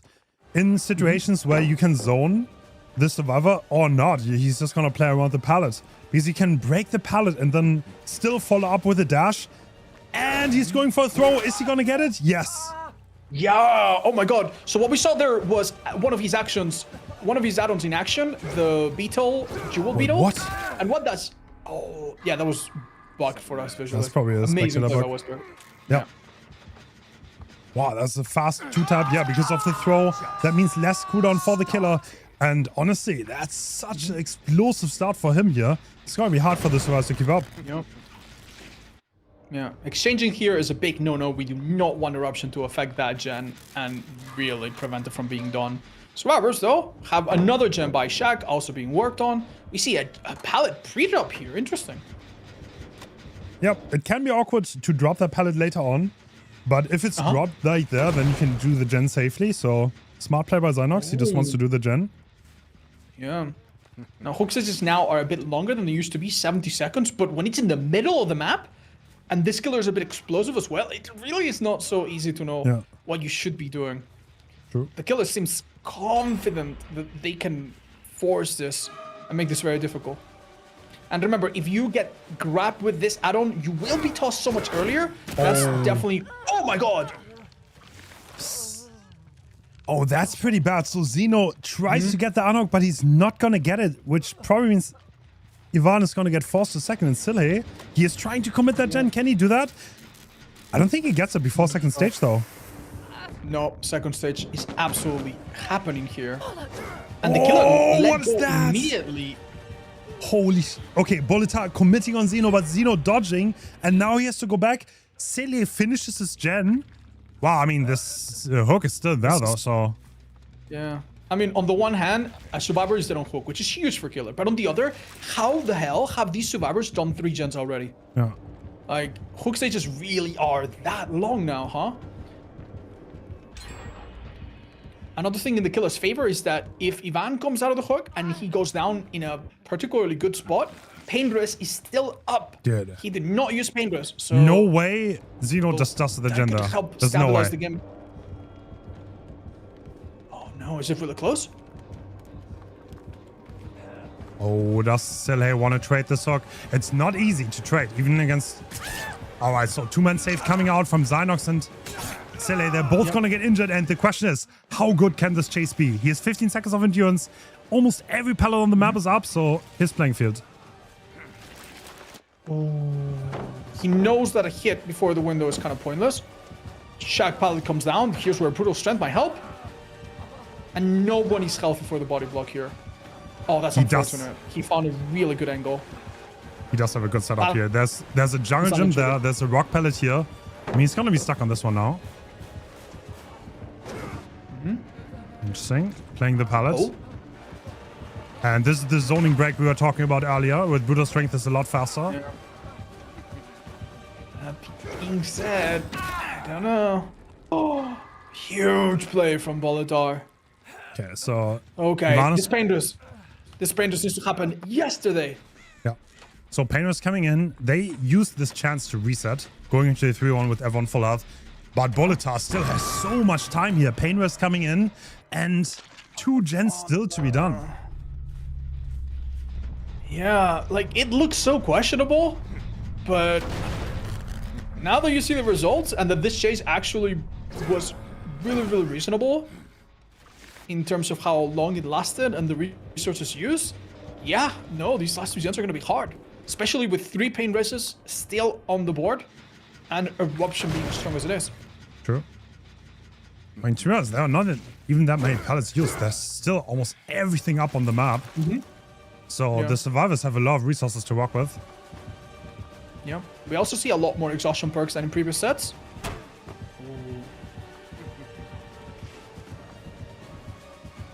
Oh no. The pathing from Zynox. Is he gonna get caught? Yeah. This is a canceling to M1 moment, am I right? Yep. Seems like it. One's Okay, coming looking at the HUD, this is really scary, by the way. Zynox is only 1 really good play away from winning this game. Yeah, look, there's still a good pallet here. 2 gens are being walked on, and Bolitar kind of needs to get this down. But he will not be able to get it, and we're switching targets. No. Zynox, despite being injured, will probably want to hop on that gen. Oh, I don't think our killer Bolitar has noticed that gen is so close to completion. Surely if he had noticed. I think he does. He just realizes you cannot hold this game further. Like, you want results on the scoreboard. Holding gens does not give you anything on the scoreboard. And Xenos is keeping him here so well. And I think the gen is going to be done. Bolitar's in big trouble. Adrenaline as well in play. Jesus. Oh. Yeah, well, what are you going to do here? Zeno here for hook stages, right? I mean, you just want to get anyone on this hook. Like, it doesn't matter. You need someone on this hook. If you don't get someone on the hook, this is a terrible result that is very, very easy to beat. Because the problem with not chasing Zeno is that everyone else is possibly hitting him. It's hope. It's hope. No. It's bait. Can he throw them? No throw coming out. Silly just opened the gate. But Xenos, he doesn't have it. Like, Wait, what's the plan? He does not oh, go he for wants the to get gate. smashed. Yeah, the gate was not ready yet. That would have been really good, yeah. Brutal strength break coming in. And now they switch targets. Zynox on the gate. And Silly is trying to body block, but it's gotta be hard. Oh. Ooh, okay. Oh, I don't Bolitar does think- not want to be caught off guard. The timer is gonna hold them back here, but they can heal at the corner. Xeno does have a spray in hand, so he can get rid of that infection. This could if go that either way. infection is not taken care of, an incident happens, even if they do heal. Oh no. They found the cheekiest little place. Oh no! Wait, the body block happens. Still, he needs to get a good body block on, otherwise it's all over. Nice! Oh, with he the gets the angle! hit. Oh my god. Okay, say all over. Obviously, there's not like the worst result. Yeah. They're gonna take it, but the difference here is insane. We're talking Yeah. about 3 hook, 1 hook, and he just doubled what he had on the scoreboard. Yeah. Yeah. This goes from your survivors have no chance to your survivors have a chance. Yeah. Right? So, yeah. Like, knowing that only getting 3 hook stages and 1 fresh hook Alright. is their win con would be so demolishing. I don't want to. I don't want to hype him too much, but I don't know, man. Obi kind of clean on the Wesker. I expect great plays. Okay, I will grant you that. But let's also consider the fact that Ward had an amazing start. True. And let's be honest, it doesn't matter how good you are at Wesker or at anything else. If your start is a little bit worse, and it can totally be just to luck, just to finding survivors in the right spot, maybe one pallet spawning when it shouldn't. If your start is a little bit worse than Volitar's, honestly, how do you even get this result? Dude, I completely forgot that. He got a hook almost like, at 5 chance. Yeah. That was so fast. Yeah. To be fair, for the survivor side, like, they wasted no time. They did gens right next to him. Yeah. And they did they did get 1 person on the second stage, but they did 3 gens for that. Oh, yeah. They were very, very cold there and got a really, really nice I feel like Two-man Elysium save, right? is so good at like winging stuff and like dealing with situations. Yeah. Man, you don't realize just how difficult it is to keep someone safe, because when you play your public matches, right, survivors are extremely self-reliant. Decisive strike, medkits on yourself, babysitter, all of these things that allow a survivor to just kind of do their own thing after being unhooked. Resurgence, right? But here, if you make one wrong move, that's 1 gen that doesn't get done. That's 1 teammate that dies quicker. And we've seen the difference between having 4 and 3 people is obviously the biggest deal. Not maybe as much as it was for Dredge, but still, that was really, really well done by the survivors. I was almost rooting for them, I have to admit. Yeah. They play it down beautifully, I agree. God. Marco works for the Mafia. The teams gave us the fun facts, by the way. I feel like more often than not, the one that gave the fun facts trolled his teammates. Alright, Hens, you want to make sure we're on the same page? And we're not... I think we're seeing it at the same time, more or less, right? We're reacting. Yeah, I think so. same I don't want things. to screw it up. I don't want to screw it up. We should probably leave it as it is. Yeah. leave Okay, it as there you go. If you know something, let me know. But to me, it looks good. Yeah. There you go. Losers How about I bracket. tell you next time I see the subtitle, Okay.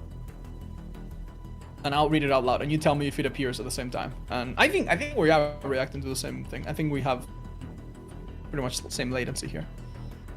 I don't want to screw it up again. Decisive strike. What is that? Oh my god. Okay, I am seeing the next subtitle. Not yet. There's no subtitle here.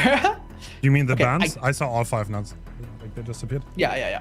All right, it's fine. I'm pretty sure we're fine. It's like Yeah, we're fine. We're fine. Let's not Yeah. curse it. Yeah. Oh man. I would have liked to see Unknown, I'm not gonna lie. I'm a same. bit sad about that. Everyone bans Unknown. The comp players do not like Unknown anymore. They're all hated. Is it just because it feels so bad to be the killer playing it? No. It just hurts your ego. So I talked with Team Elysium before this match. Well, I can tell you next story. Ask me again. Huh? All right, we are absolutely back, and Obi, edgy, brutal, pain rush corrupt. No big changes, but no eruption on this. And instantly in chase. Yeah. Oh. Whoa, that is a good start. Yeah. Now, we've been hyping up Zaka and talking about how lethal he is, both on killer and as a survivor, but this has to be a pretty bad start. Yeah. I don't even know what happened there. This is usually like a really good palette that is easy to play safe, but... Oh my god! What? And he actually gets a slam? Okay. I think I might be ahead. We can fix that after this game. Wow, that was like he yoinked him out of that. So similar. I mean, to be honest, very similar start to the last game. So let's not jinx anyone. Yeah. I don't know. I still have a feeling that last game it lasted a slight bigger amount of time. And don't forget, last game pain burst didn't happen initially, right? The first hook was not a pain burst, which I think was the reason or one of the reasons why we saw 3 gens pop. Surely here we're gonna see maybe 1, 2, but we're not gonna see 3.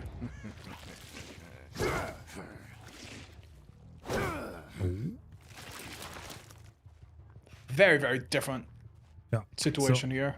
Yeah, the first Anok came in for completely free, but the Anok was fast. And now Marco's stuck on the pallet here. Is he going to be able to get away? Sprint burst being used. What? Oh, that is disgusting. Killer does not concern himself anymore. We're trying to follow up on Marco. Instead goes for Marcos. Oh. A little bit of a self-mind game, it seems. Lots of head-ons seen today. None of them used so far. Oh, we have a strong window in main building that I think Marcos reaches. Yep, true. He's going to be able to vault right after. That's a slap. Well done. He didn't want to vault. I feel like he could have made that though, but maybe not. Yeah, I was going to say, do you think he made it? Oh, it looks like almost, right? 7 All right. Well, we lost 2 gens, which is bad, but at least another pain dust. Wait, he does not want the pain dust?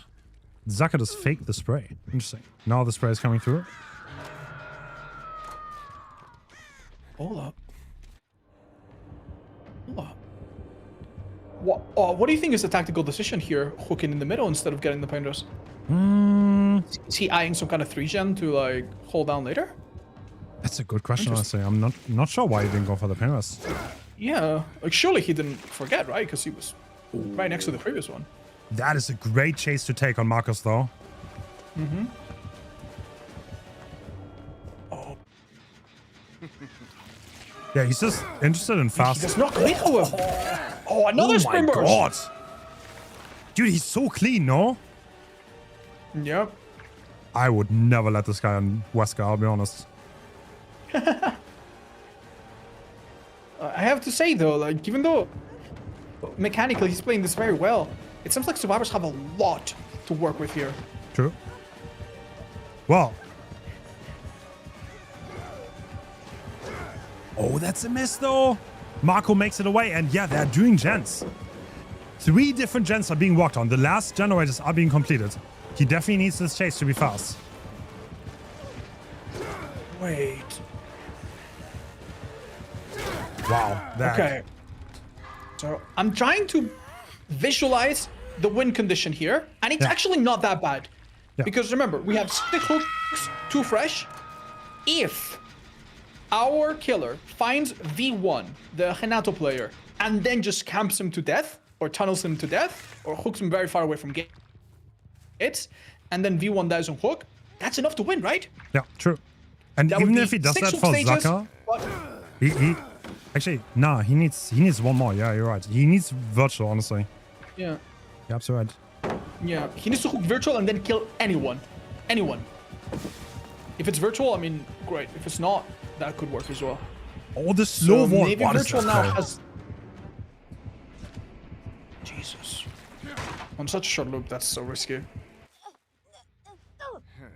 Maybe faking the quick and quiet. I have no idea. Are they 99 that are on purpose? No, there's nobody there.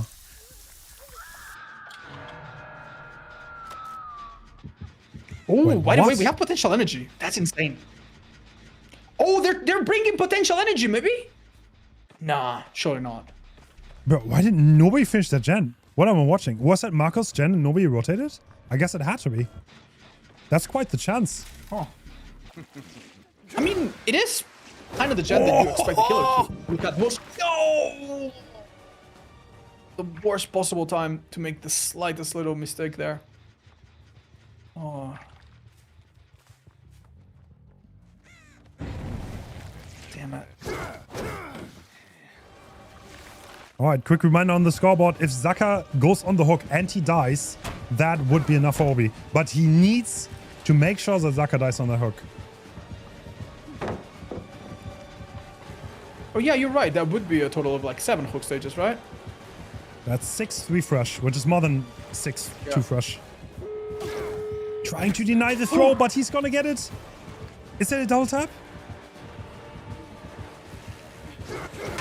Oh, smash it coming out. That's massive distance on the main building. Yeah. And don't forget, we have a Claudette with sprint burst and no one left behind that I'm sure is gonna come and help. Oh, the gate is being opened. Marcus is ready to take a hit because if he goes on hook, that would not be enough. That's only 5 hook stages. The body block fails. Marco does not get it. All right, so Obi will need to protect this hook, though. This is going to be the decider. He's going for a hook very far away from the gates. Is this where agitation wins the game for him? Because honestly, man, like how? Like Well, no there one will- left behind sprint but So there's no chance for tie maybe. because there's one more hook. So they will definitely try here with that open gate. But against Wesker with Beetle, it is very hard to save this. Okay. Let's choreograph here. Head on is in play. You think? I think no one left Maybe. behind. Maybe. I think no one left I don't behind. know, man. Yeah, no, for sure, both. I don't know. Like the thing is, the unhooking is not the difficult part. Yeah. It is carrying the whole team to the exit gates afterwards. And this Wesker has such a good build to counter that. All right, at this point, he needs to put anyone on the hook, and he wins. Yeah. Next stage is the win. If someone, yeah. Nobody In other words, can be every survivor needs sacrificed. to escape. Yep. All right, I am a little bit nervous, man. The 99 sprint burst is there. Oh, what? That was actually really smart. He had the no one left behind survivor, which means... Yeah. Okay. Guys, help me count to 15. Oh, Virtual's getting thrown into the tire, though. Now they have 2 survivors to protect. No. Surely. What? They're getting rid of them Wait. one by one. Oh my god! Obi's like, I don't care, I'll take anyone. Oh, but this is so nerve-wracking. Is he gonna hit it? He needs to hit this. He does. Yes! Oh my god. Oh my god. Oh my god.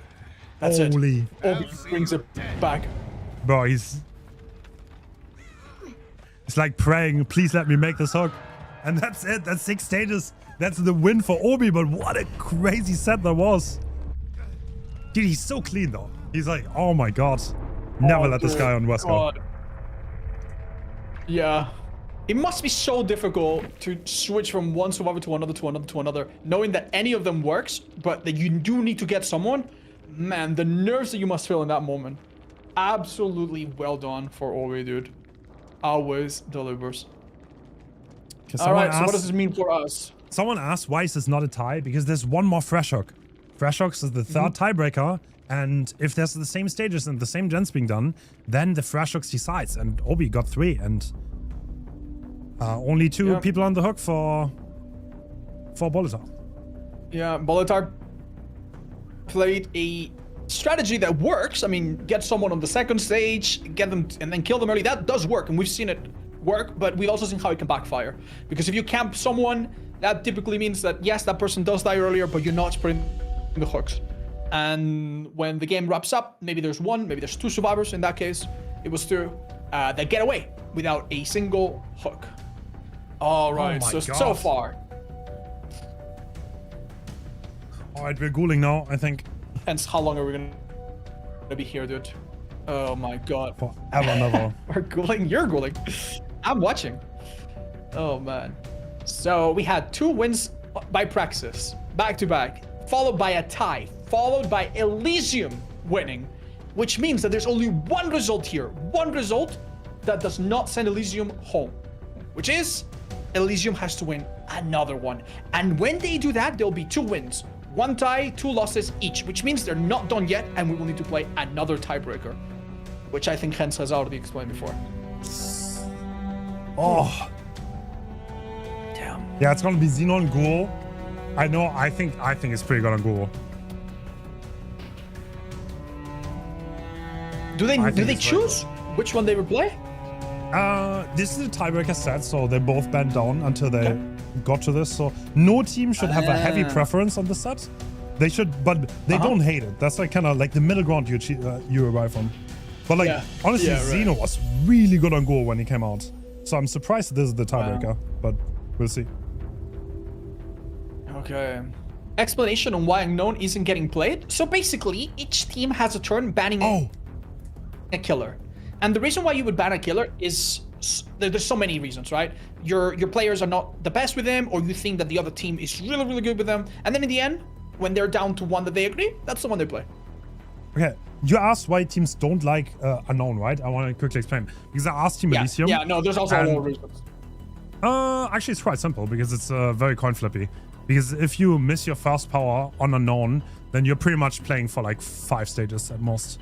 Because you're so far behind, it takes so long to get the next weekend and the next injury that it's a coin flip set, and they dislike it because it depends so much whether you hit that power or not, and it's hard to reliably hit that against competent survivors. And all the survivors have been really good against Unknown at this point, and yeah. One thing that's also very notable that we've seen a lot when the Unknown is mentioned is that he is a killer that particularly struggles with pallet saves. Yeah. And that's sort of like play. With other killers, right? Let's say Kaneki, for example. If you're around for a pallet save, guess what? You're gonna get injured. And who knows, maybe you go down. So you risk a lot by being close to the killer. But with the Unknown, even if he hits you with his power, like, he has to fully commit to you and then leave the person on the ground. So because it's so hard for him to commit, pallet saves are also a huge source of frustration. I don't know if you know that, odds, but pallet saves actually got nerfed quite significantly. Because you cannot save on the same side anymore. You cannot get the prompt. I mean, it's like, it doesn't matter if the survivor dies in the middle. I think you can get it anyway. But it is a little bit harder because the prompt can be denied in the pickup. Oh, that's interesting. No, I wasn't aware. Is this like in the recent months? Yeah, I think literally the last patch for no second. Yeah, I don't know about you, but I think one of the first times you and I sat down to commentate like a high level match of Unknown, I think it was it's not, oh, goddamn. It was Team Agony, I think. And they just, like, they got like 4 pallet saves back to back. And the Unknown player was just like inconsolable, dude. I genuinely felt so bad for that player, dude. Yeah. Because it doesn't matter what they did, they just kept going out on their pallets. And it's like, okay, what are you supposed to do, man? So it's hard, it's really hard. But when they pop off, man, it's really fun to watch too. Yeah. Yeah, the pallet nerf definitely makes a big difference in comp, and that's why I don't think we've seen like almost any in this entire tournament. We've seen a few pallet saves, but it's really hard because if the killer knows on which side the survivor is coming from, they can just position themselves on that side and block the prompt. Yeah. We saw some demonic things. You remember the old times when people would use balance landing in main building saloon? Oh yeah, that was Community Cup, no? Dude. Didn't we do that? No, I mean, yes, but I think the first time we saw that was when we did a Deathslinger versus Huntress. Ah, yeah, you're right. And the Huntress brought 3-head hatchet, right? You know who that Huntress was? You know who that was? Yeah, I think it was Silly. Shit, hold up. Yes, exactly. It was Silly. That was Silly. Yeah, no, you're right. You're absolutely right. Jesus, we've come a long way. Yeah, actually, same names keep popping up. We've come a long way. Yeah. No, it's hard to remember because we've done so many showcases. We've also done a showcase. Yeah, I need to hit you up about that. I have some ideas. I need to DM you later. Oh yeah. Okay. All right. I'm excited to hear. But yeah, Hens, I don't know about the audience. I don't mean to like put you on the spot, but like the work that you do to put all this together, and make these players feel appreciated and mobilize so many people. I don't know if I could do it, man. I don't know if I could do it. It is so stressful to have something with so many moving parts and so many people. You ever had a college assignment where you have to work with 5 people on a team project and you cannot, for the love of God, get them all together to go same thing but worse? I'll be so honest, odds. I think that people who deserve more credit than me. Like, yeah, we can talk about it afterwards. We will have plenty of time to give them all the love and all the credit. Right now, we are in Ormond Lake Mine, and we are dueling it up. Oh, interesting. This is not an injury, but we get the mark here. Oh, wow. I was about to say, look how quickly that injury came, but one of the interesting plays here. I guess he's gonna get the injury. Okay. Oh, good slingshot. Actually switching targets. Yeah, that's what we've seen a lot this tournament. Like most of the Kanekis, they try to get everyone injured first, or like 2 or 3 at least, before they committed the chase. And I think Xeno's going for the same playstyle. That being said, we do see a lot more healing perks here compared to some of the other matches because the restrictions are a lot more forgiving for survivors. And I don't know about you, but yeah, Ruin got spotted during the first chase and it's gone. And look at the perks. Have you noticed we have all shaking thunder? True. I mean, so far I've not seen insane value for it. Some people call it OP. I've not seen anyone like break the game with it. We're gonna see. Maybe this is gonna be the first game. Okay. I mean, if you're gonna bring it to any map, I think this is the best one because there's so many little hills and so many little stupid places. So this is probably the best map to bring it. But fingers crossed, I'd love to tell you what. That's an insane slingshot by Xeno. But Marcus winning the mind game. He is playing so well today. Oh, look at this. Damn, the risk there. Oh, no. Dude. How does Marcus do it? This is the revenge from the earlier match. That's insane, dude. He actually managed to hook on to the survivor to vault that. Great check spots from Marco there. Luckily, the window's not blocked, but... Dude. You need a cold composure to do this. This is insane, man. Oh, is he gonna make that window? He goes down. He goes down. I mean, but look at this! Tenacity! He's actually buying 3 extra seconds by just crawling through the window. Oh my god. Oh my god. It's not even a pain rose. Oof. Yeah, this is actually 2 gens done. This one is almost done too. And yeah, we hear all shaking thunder, so more range on the launch for Xeno. Yep. Unfortunately, survivors also hear this prompt, so it's a really difficult perk to catch people off guard with. Oh, the mark is almost gone. Xeno needs to watch out here. Yeah. Little reminder, when the mark disappears, he no longer has 3 dashes or 3 bounds. Oh. Wait. No, they're not going for it. Yeah. Just as you said, going from the same side would not be wise, so it did not look like it was possible. Appendus is coming now. Oh, Virtual kind of caught off guard there. And yeah, this is the second hook. Okay. Oh, Xeno has a good gen setup around this hook. I would not be surprised if he plays around this now. And Virtual has been spotted. Nice, perfectly timed, giving a bit of extra duration. This is now a little bit rough in terms of everyone being almost injured. This is definitely an eruption play.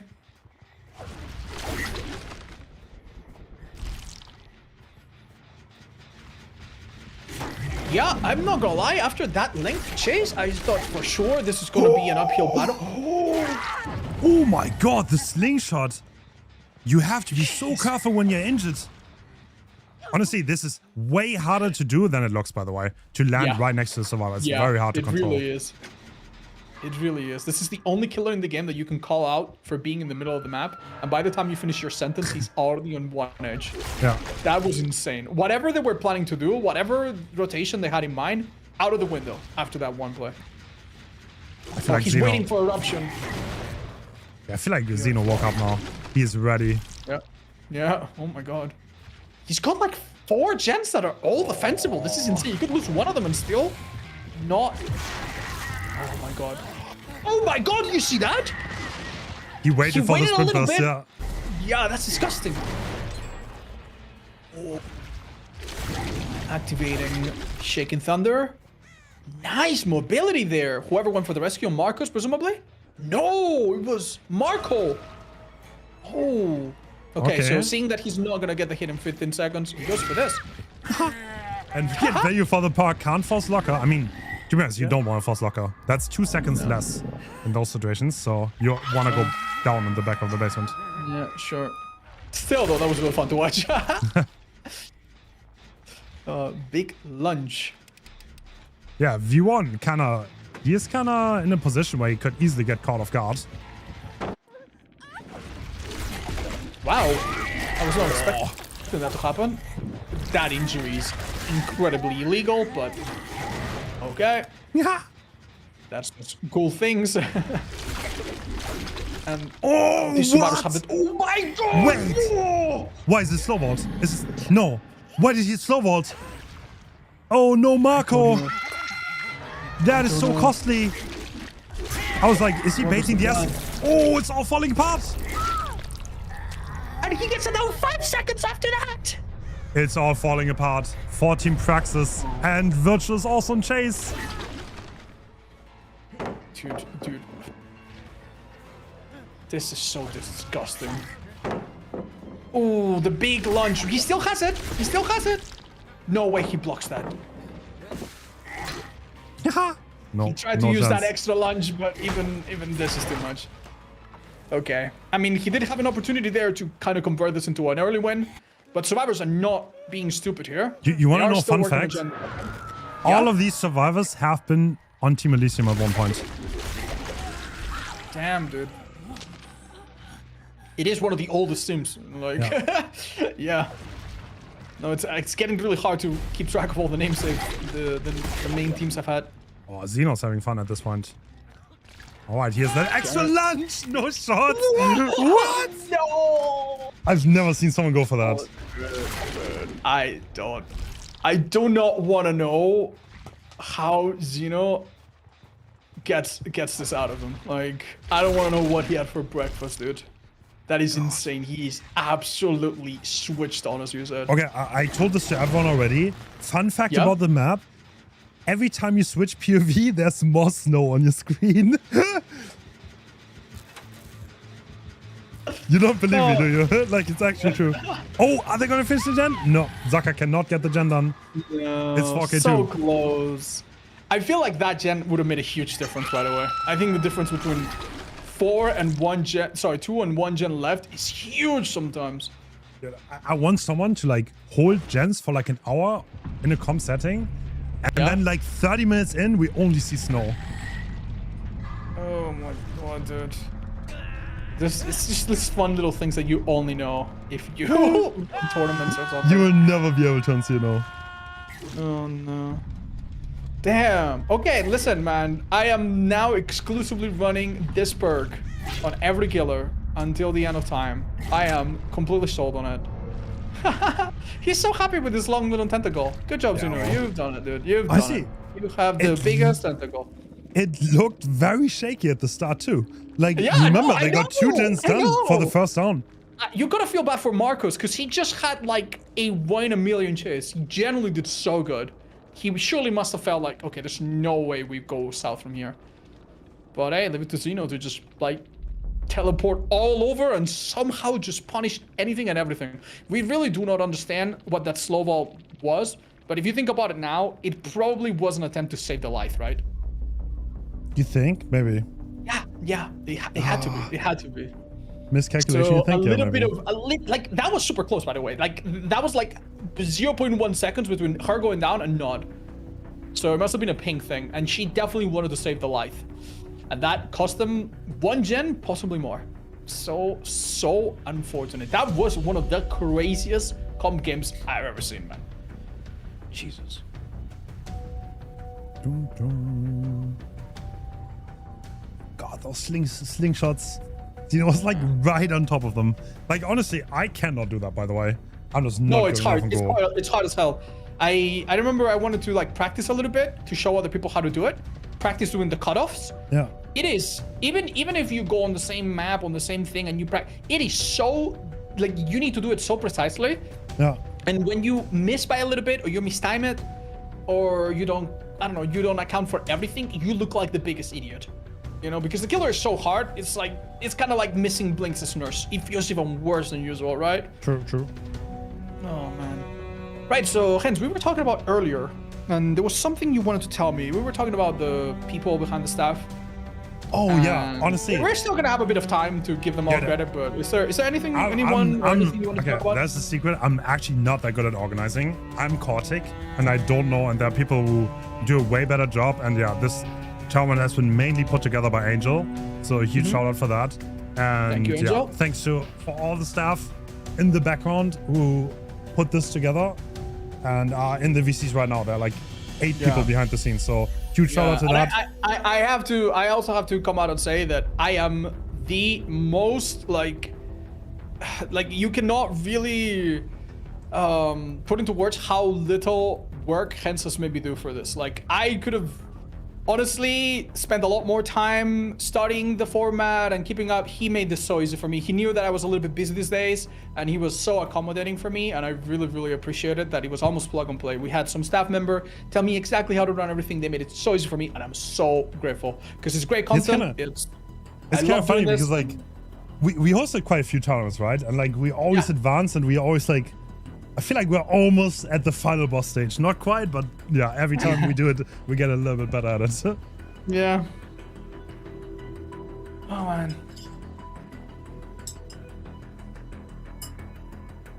Oh, dude.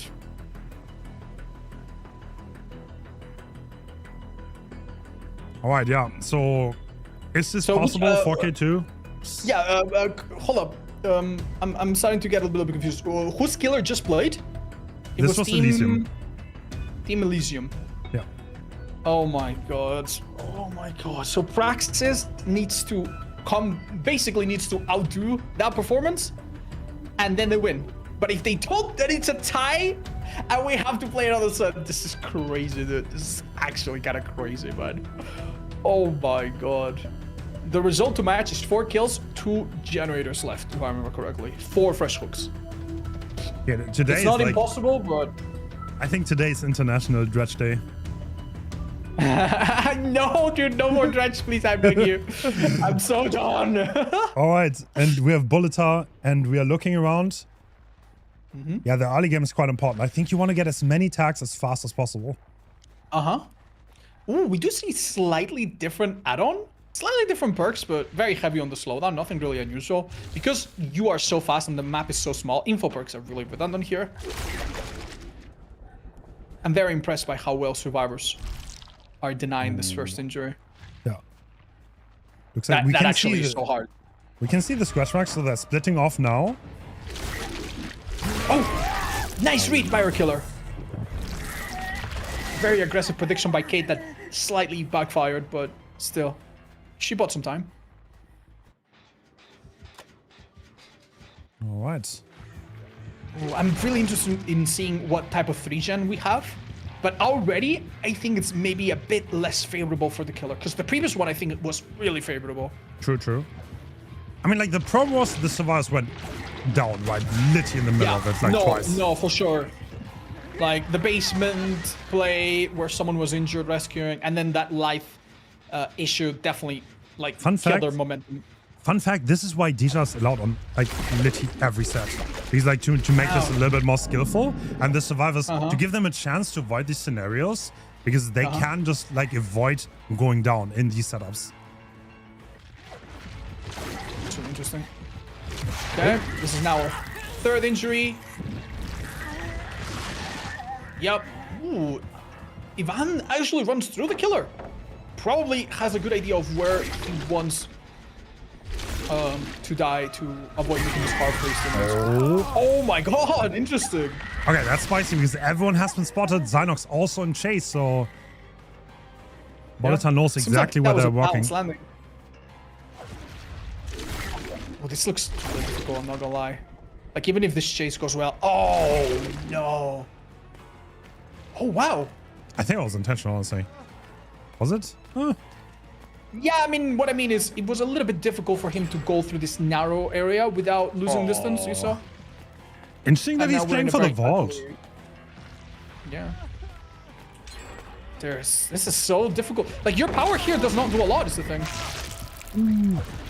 Unlucky. So, Hens, what did Jake try to do here? Well, he wanted to revolt, but he got caught in the act, and he got punished for it. It's a little bit buggy, I think. Did it seem to you like it was a bit early, or is it just a very inconsistent thing right now? I think it was a little too close to us. I'm not sure. Like, it's inconsistent. You sometimes get hit here. Oh, he greeted the pain rest and he gets nothing. God. No. Okay, we are now in a position where this killer is a lot stronger, though. Look at that. Yeah, once in the open, this killer catches up so quickly. And surely no one's here for the pallet save. That being said, the Pinders will finally happen. The survivors have given up on injury for this, but they also have achieved 1 stack of Metal of Man. We have not seen this perk ever activate fully and get value yet, but I'm kind of hoping it does this match. Maybe. So one thing, talking about like the average results for this, 4K is kind of rare, I think, especially because these teams are both from Europe. So there's not crazy ping going on that makes it harder. And yeah, like Bulletar is an insanely hard task. At this point, it's a draw. He cannot allow any more gens to pop. Yeah. So look at the HUD. Basically, he needs to turn these 3 injured survivors into 3 dead survivors right now. Right now. 1 more gen and it's over. Oh, we have clean break being used by Lara Zeno, which means it will be healed, but in the next minute. Wow, great stun by Ivan. Oh.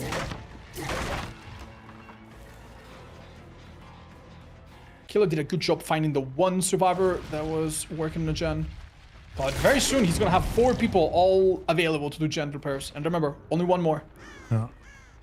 He needs that pressure. He needs to down someone right now. Yeah.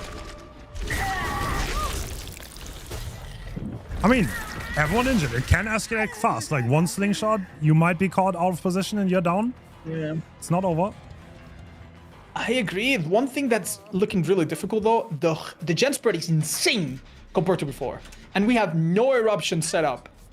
So, I don't know, man. I am very, very... happy to report that I think this will go into a tie, which means we will get another set, right? Can you actually... Oh, it would have been really... Oh my god! No way! Damn. I've never seen that! Oh my god! That's an insane swing. Dude, I don't think I I've ever seen feel- someone go down like that. Yeah, I would feel so stupid if that happened to me. Oh, it's so obvious in retrospect. That's crazy. Oh my god, the things you learn watching this tournament, huh? Kinda crazy. And that's it. That's it, Hens. We're here another hour, probably. Yeah. Volatar unfortunately knows that means he can play this out, but he can no longer win. Yep. Or his team, which means, once again, we're gonna have 2 wins for one team, 1 tie, and 2 losses. Both are exactly symmetrical. So, we have to do a further tiebreak.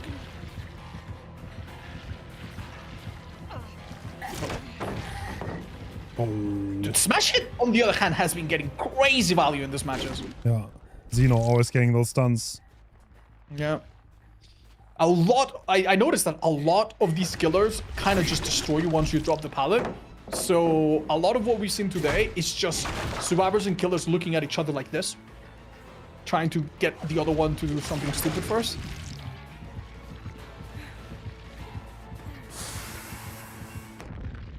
Oh, no blind. Okay. Oh, how do you not blind yourself doing that? Wow. Fascinating. Oh no. Wait. Oh. Well, it Alright, seems so- like in the interest of time, right? The abandon button has been pressed by Bulletar. The win con was already reached, and that means we're gonna go to Dredge. Oh, is it already decided that it's Dredge? Wait, no, we have to replay it, no? Wait, oh! I don't know. I thought they might do a vote now. But I have to admit I was not prepared Wait, for the wait, situation. wait. I did not think it would happen. No, we drew a Dredge, right? Am I crazy? Yeah, it's Dredge. We tied Dredge. We have to replay. So Because we're it was playing a the one tie. that we tied. I get it. Okay, forgive me. Bro, I'm Forgive. like, what? Okay. There's a little bit of confusion. The staff thought it was over, so excuse the ending, but we're gonna play Dredge, okay? No matter what the screen shows in the next 20 seconds. Yeah. So the Dredge is a completely new killer that just came out, guys, and Midwich is a map that has never been played before, right? So you guys, you've never seen this before. We're gonna act super surprised, and anytime he teleports, we're gonna be like, "Wow, he can do that." No way. Oh, shout out to everyone. Yeah, these are the people behind the scenes who made this possible. Shout out. Credits are a little bit early. We still have one more set to go. Yeah. Dun dun dun. What is his power? I don't know, guys. I don't know. It looks really scary. He probably eats survivors and carries them in his belly. Wonder what he looks like. Well, we have conflicting reports. Some people say he looks like a horse, which doesn't seem right. Right? And some other people say he looks like a house. Well, we're gonna have to wait and see, unfortunately. Don't wonder too hard. No more? No, guys, unfortunately, we have... Well, not unfortunately. Fortunately for us, we have one more. These teams have fought 5 grueling sets of 2 matches each. In other words, they fought 10 matches back to back. And at the end of it all, it's a tie. Equal amount of wins, equal amount of losses. So, they have to duke it out one more time. And it's gonna be on known territory. His staff just wanted to go home. Yeah. Don't be ridiculous. That's impossible. Oh, we'll see.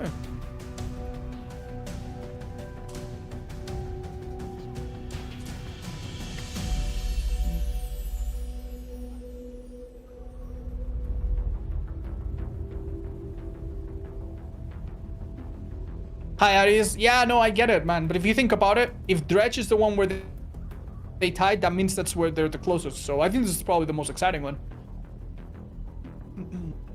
That's like... I hear he might have a Glock. It's possible, yeah. We really have never seen him before. When we had a rule earlier where...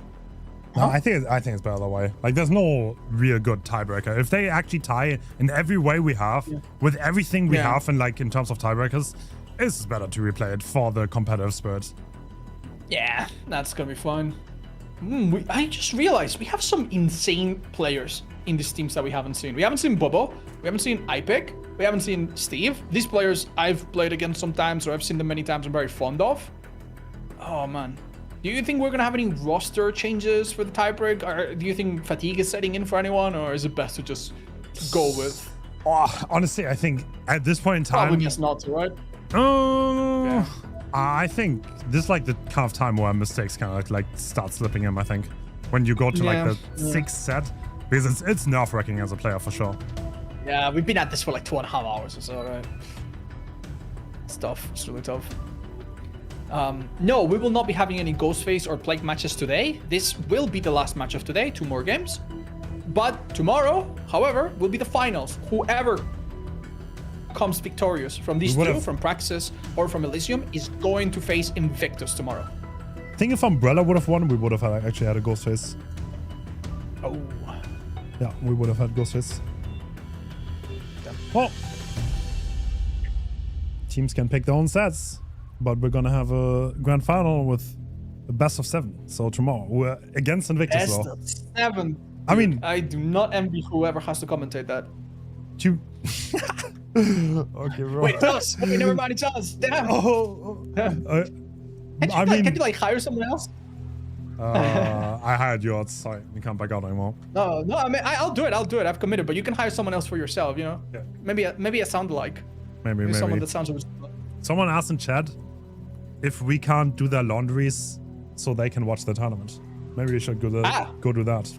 Well, it depends how big it is. If it's just one set, that's fine. But if it's like big sheets and stuff, then no, I don't want to fold that. True. Sorry. That's effort. If it's just underwear, sure. You know, easy to hang. Yeah. Small basket. Oh man.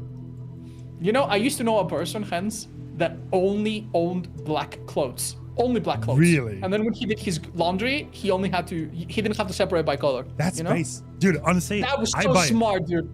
I do that with socks now. That was so I have smart. black socks. He's like, I don't have to fuck with like anything. It's like, I swear, Yeah, it's and like the tech. you don't need to. I wish I would do that because it's so hard to find the matching sock, dude. It's the worst part of my life. Like, you know, it's the most stressful part of living. As me, you know, I find a gray sock and there's no pair. No, it doesn't matter. Oh, that's pain. What is it? Eaten. Oh. Y'all separate your laundry by color? I think that if you do warm, you have to. I know you have to. You can use like those little things to capture the color, right? But yeah, like, yeah. Depending on how much you care about your clothes, you probably do. I think I separated them by I don't know, like everything dark and everything kind of light. And and white. Yeah, you do not want to put a white shirt. Like, it will come out pink. Like, oh, for sure. It will be like salmon colored. All right, we're heading back in. This is the final match, and Zaka, this is the very same build, if I'm not mistaken. No changes at all. I think so, yeah. This is a very dynamic build because some parts of it work and then they get disabled. Corrupt works for a little, then it gets disabled. Eruption doesn't work at all, but then if Ruin is gone, it becomes pretty strong. Dude, we're still back. No, yeah, we're back. Not again. No, Not we're again. back. Oh Not my again. god. Zaka, break it right away. Zaka, please. Organizers, tell him. No. My heart can't take this anymore. Oh, No silly. way. Silke, please run away. Oh no. No. Wait, did you just This is leave? the worst room in the whole. Silly of just the game. left. He just Alright, left. guys. He just left. We learned in this All right. tournament to just That break should this count. pallet. Yeah, that should count as a win for the team already. I don't care. They did us a favor. Oh man, we've been on this pallet for like 5 minutes at a time in previous matches today. And it's really relieving to know that we will never have to deal with it again. All right, so Zaka looking for the chase. He got no injuries so far. Yeah. Pretty decent start. Corrupt almost gone. Yeah. Totems seem a little bit more hidden than usual. Ruin's definitely helping not have to deal with too much. Oh, that's so close. Dude, Xenos is... I feel like he switched on now. Yeah. No, dude. Don't get me wrong. In the first matches that we watched today, we saw him make a mistake or two, but he was still playing at like an excellent level. Like on his worst day, I wish it was as good as Xeno, you know? But man, when he just logs in, you just don't see him making mistakes. So the decision to drop the pallet there is gonna cost Ivan a lot here. Yeah, Quiet, he's stuck in that room now. Couldn't W away. Oh my god, what? No! He slipped by. How? That's so incredible. Because we're not in... Ah, nice room, buddy. Oh my god, the pallet's missing! No! It's unfortunate that he has windows and it still didn't help him. That's so unfortunate. The chances to slip like that against Zaka are so slim. He just found the perfect way to do it. Damn. All right, that's a basement hook, but 2 gens done. No one else injured, so Nightfall is going to take a little bit, I think. Right? Yep. You do get a bit of Nightfall for hooks, and I guess staying in a locker now maybe helps accelerate it, but yeah, no, you're right. One person injured in the background of all of this would have been so huge. Yeah, this is not a spectating glitch. I actually think he's standing still. Yeah, he's waiting in the I lockout think for so. Nightfall. Almost certainly, yeah. Yeah. Yeah. Now Nightfall is active. And now I expect him to pressure the survivors. Yeah, he's on Zynox. Ooh. Once again, we find ourselves in this really unsafe room that has led to some really tense moments. The thing is about rotating on Midwich, it's really hard and you can easily get caught off guard. So that's why Zaka is probably expecting the survivors to not try to go for this. And he's just actively pressuring. No pallet here. Oh my god. How are we missing so many pallets already? I think there's a set amount per map, so it's like always the same, but it's different ones. And they seemingly found all of them. Amazing play by Kate. It's just such a shame that she doesn't make enough distance. One thing that Zaka is uncannily good at is guessing rotations. Here, of course, it's safe for him to come and check with Nightfall, and it's pretty much guaranteed that we're gonna be letting him reach stage 2. Dude. Oh, but he's not content with that. Oh my god, he wants to save a gen. He just keeps pressuring them. Holy. Yeah. Oh my god, he put the perfect remnant there. Wait a second. Oh my god. Wow. What a Great play there. He was like moving around like a sprinkler. Oh! To see What? the slightest hint and catches the person going for the rotation. Oh, this is huge. Not as Dude, close that to was such Xeno an as you would like. insane teleport. Yeah, what are you gonna do? Are you just gonna take the hit? You don't make that. Into a free hit. This is Make that. terrible. He teleports ahead. These lockers are not locked. Doesn't even come out. Waits. Yeah. Wait, what? Oh my god. Alright, unfortunately, when you stay on a hook for a long enough time, you see a little bit of like... yeah. Dude, he's cheating. What is that? He catches Xeno perfectly, and he can't get the pick. Oh my god, it's over. It's over. Yeah, it's over. GG. Yeah, it's over. This is Good over. juice. That being said, can I ask everyone to look at the gen counter? Survivors somehow did 4 gens through this, by the way. Yeah, I mean... Can anyone tell me how? Yeah. How? Kind of crazy. How? They didn't even get that bad of a result. Yeah, no. One person that was pushed away near library had their gen taken over by somebody else, and even though this was a very precarious situation, I have to admit, despite like the incredible pressure from Zaka, they just barely managed to pop those 4 gens. It's actually crazy. This is like there are so many ways to end up in a situation where you get 4 kills and 1 gen left. This is not really. I mean, Oh, man. you just have to say Zaka just played insane. Wait. What? Zaka just played it No, so I was well. gonna say, what if Xeno like leads out here? But no, that's not on play. Every teleport he did was just like on the right spot. He interrupted the survivors like multiple times in their rotation, and kind of shows why Dredge is so strong on this map. I'm most impressed, not necessarily by where he chose to teleport, but the times when he just didn't. The times when he just like, no, I just wait here 20 seconds. No, I just wait here 5 seconds. Like, he actually was such a good decision maker there. Oh, dude, it's just a Zaka we've come to know. Once again, extremely consistent player. All right, let's see how it goes when it's his team's turn. This is it, guys. This is it. There's no way we have another tie, right? Another draw? It is possible. Yes, it's not out of the question. Oh my gosh. This is the best stretch map? Yeah, most likely. Yeah, are we gonna be in 4K 1 tie hell until tomorrow? Maybe. Very possibly. Very possibly. If there's one more tie, Hens has told me that he's got an AI commentator that's gonna do the job for us. And we just go to bed. We come back and check to see if they're still tied, you know? Don't worry, guys. Yeah, sorry guys. I want to retire and put the AI. Yeah, you should bring back the sand TikTok videos. Okay. You know? It's a good idea. You put it on screen to distract the audience, and then in the background we just have an infinite amount of Dredge games. Oh man. Still tied by morning? Yeah. Hopefully they've broken the tie by the time it's the finals tomorrow. Else, can you show us your feet so we know you're not AI? That's very specific. I'll ask Hens to stroke his. Okay. Great bait though, great bait. Yeah. A for effort.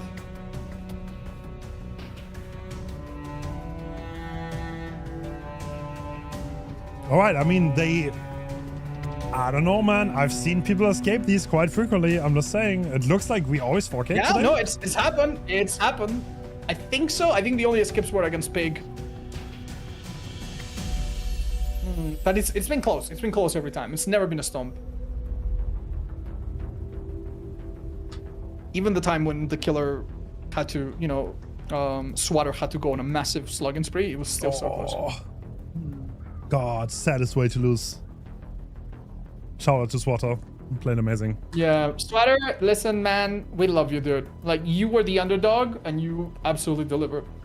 Shame it didn't, like, lead to a tie, but still. We're gonna change the bleed out rules and call it the Swatter rule. Yeah. Bleed outs don't matter anymore.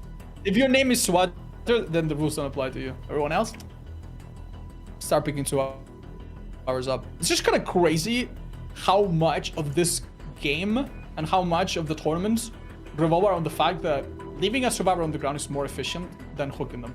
The time it takes to pick up a survivor, go to a hook, and possibly not even get a pain risk, it's like you lose so much during that. So it is no wonder that today, time and time again, we see killers opt to leave this person on the ground, because it immediately puts the pressure. The pressure of if I do well in the next chase, now they're down to one person, and that one person cannot do anything anymore. Such a scary thing, you know.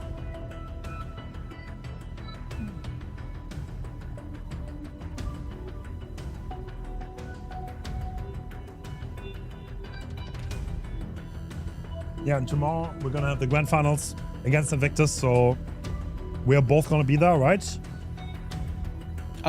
Yeah, or a very convincing replacement, yeah. You won't be able to tell the difference. 5 p.m. tomorrow. Yeah, pretty much same time as today. Yep.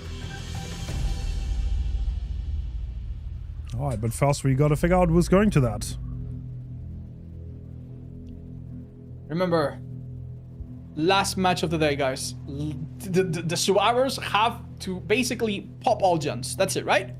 I mean, they could also tie, but let's just pretend that tying is not possible. Let's just pretend that it's out of the question, because honestly, my heart cannot take it, dude. I'm really, really hungry.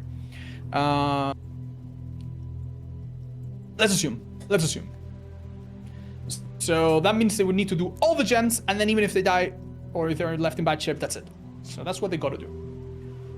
However, we've seen just how unpredictable it is. One thing that's been super, super consistent today, for some reason, is that Ruin, for the most part, has survived a lot. We've not had a match where the Ruin was gone in the first chase, so.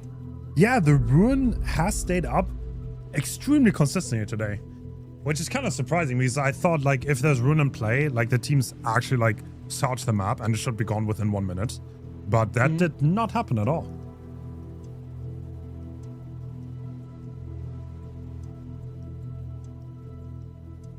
Isn't slugging survivors the norm, even not in comp?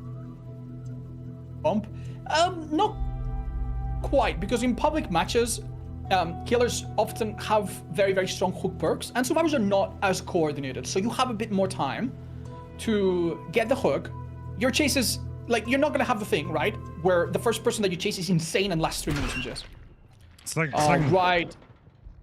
Okay, so we are following the doctrine of looking around the map.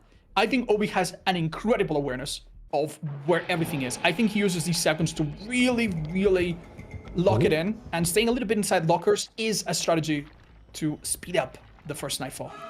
Yep, and that's the first chase on Marcos. He has quite a bit of distance, and we're not running back. God pilot coming down, 100%.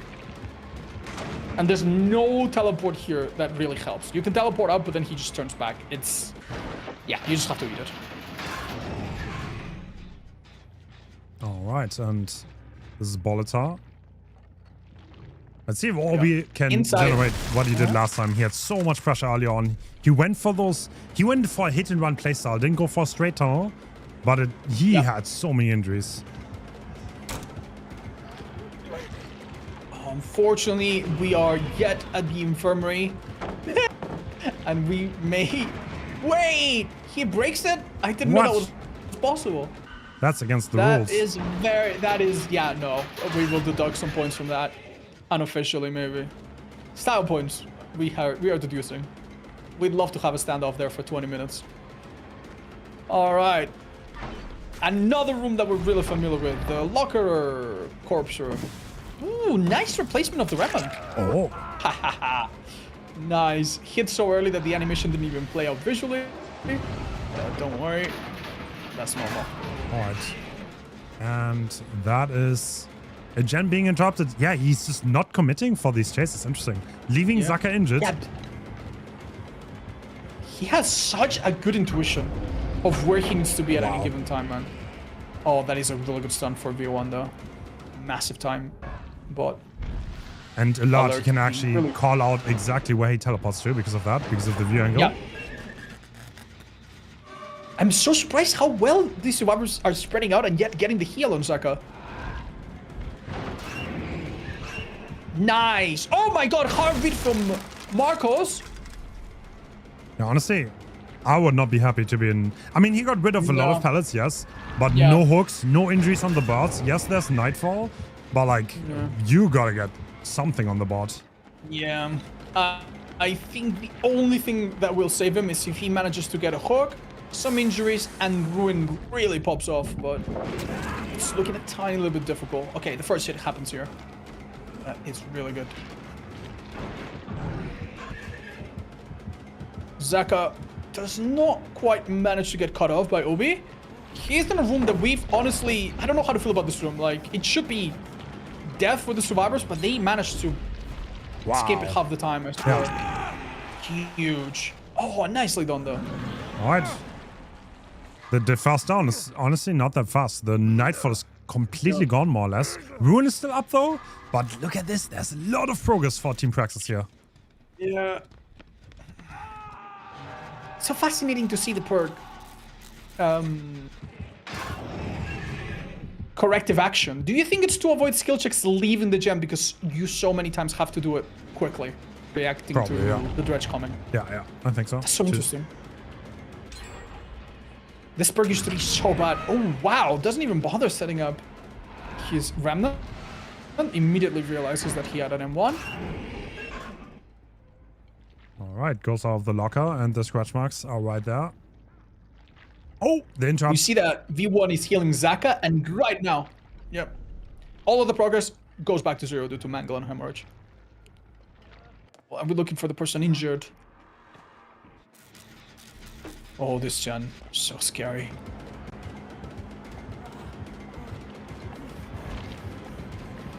Okay, this is one of those situations. Oh my god! Wow. Oh my god, my jaw dropped so hard I actually heard it make a click sound. Oh my god. That was insane. No! He actually sends it straight through. Oh my god. Zaka's not going down without a fight. Nice fake with any means. That's it. He's going down here. Yeah, but look at the jump pros. Going into a locker. Oh, dude, they are in such a good spot. Remember, once a survivor goes down, typically, as Hens pointed out earlier, we do not see much progress anymore. So this gen needs to be done, and the one after, if Zaka is dead by then, it's going to be very difficult. That's what they got to do if they want to tie or win this. This gen is so deadly. That locker always spawns. Yeah. That being said, the fact that he was locked, and he took a little bit of time was huge for Ward here. Not enough. This is definitely a slug, right? Yeah. But you have to realize there was a gen high progress. Yeah. And on Ruin- top of that, V1 is also completing another one. So the last gen is high progress at this point. Yeah. Yeah. At this point, you might even want to let Bolitar on the ground for a little bit and just have Marcos sit on that gen. Because if that gen that was about 50% gets completed, that's it. That's all they need. Oh, but we are taking the killer there, though. Uh-oh. Uh-oh. Yeah, well, it's gonna switch targets. That's Yeah, really you smart. can't ignore it. You just can't ignore this gen. Oh, he breaks the pallet. That's so unusual. Has a free hit on Marcos, decides not to take it.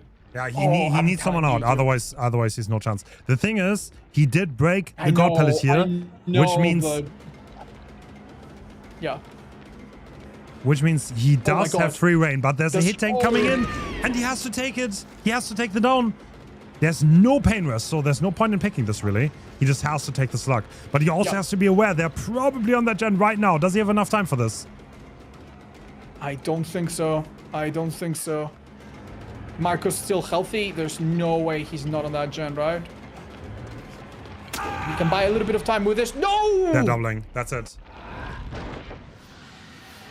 Is it too late? Okay, this is locked.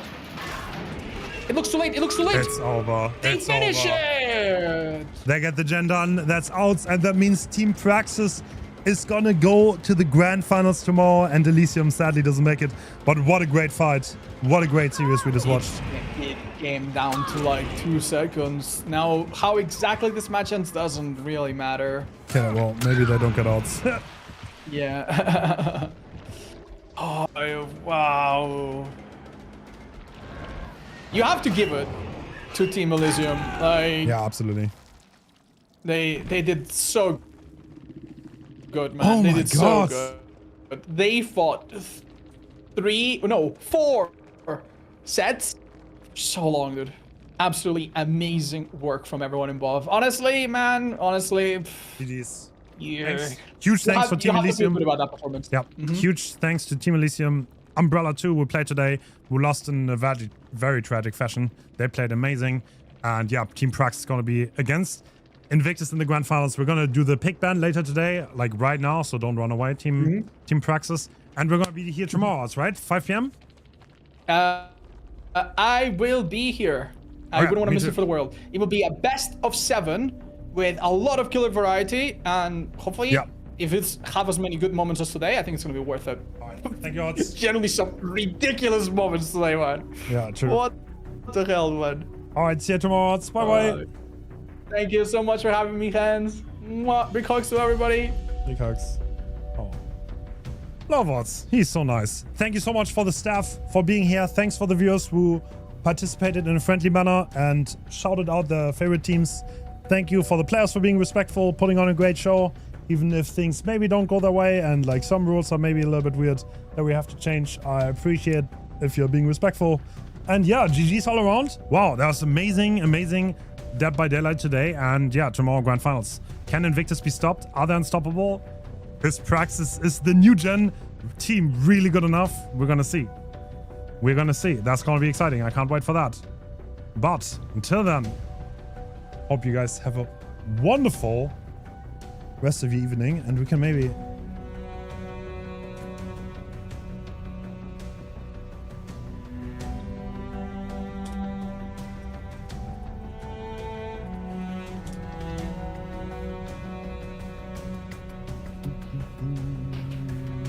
Yeah, and I'm gonna be back tomorrow. Until then, hope you guys have a wonderful rest of your day. Bye-bye.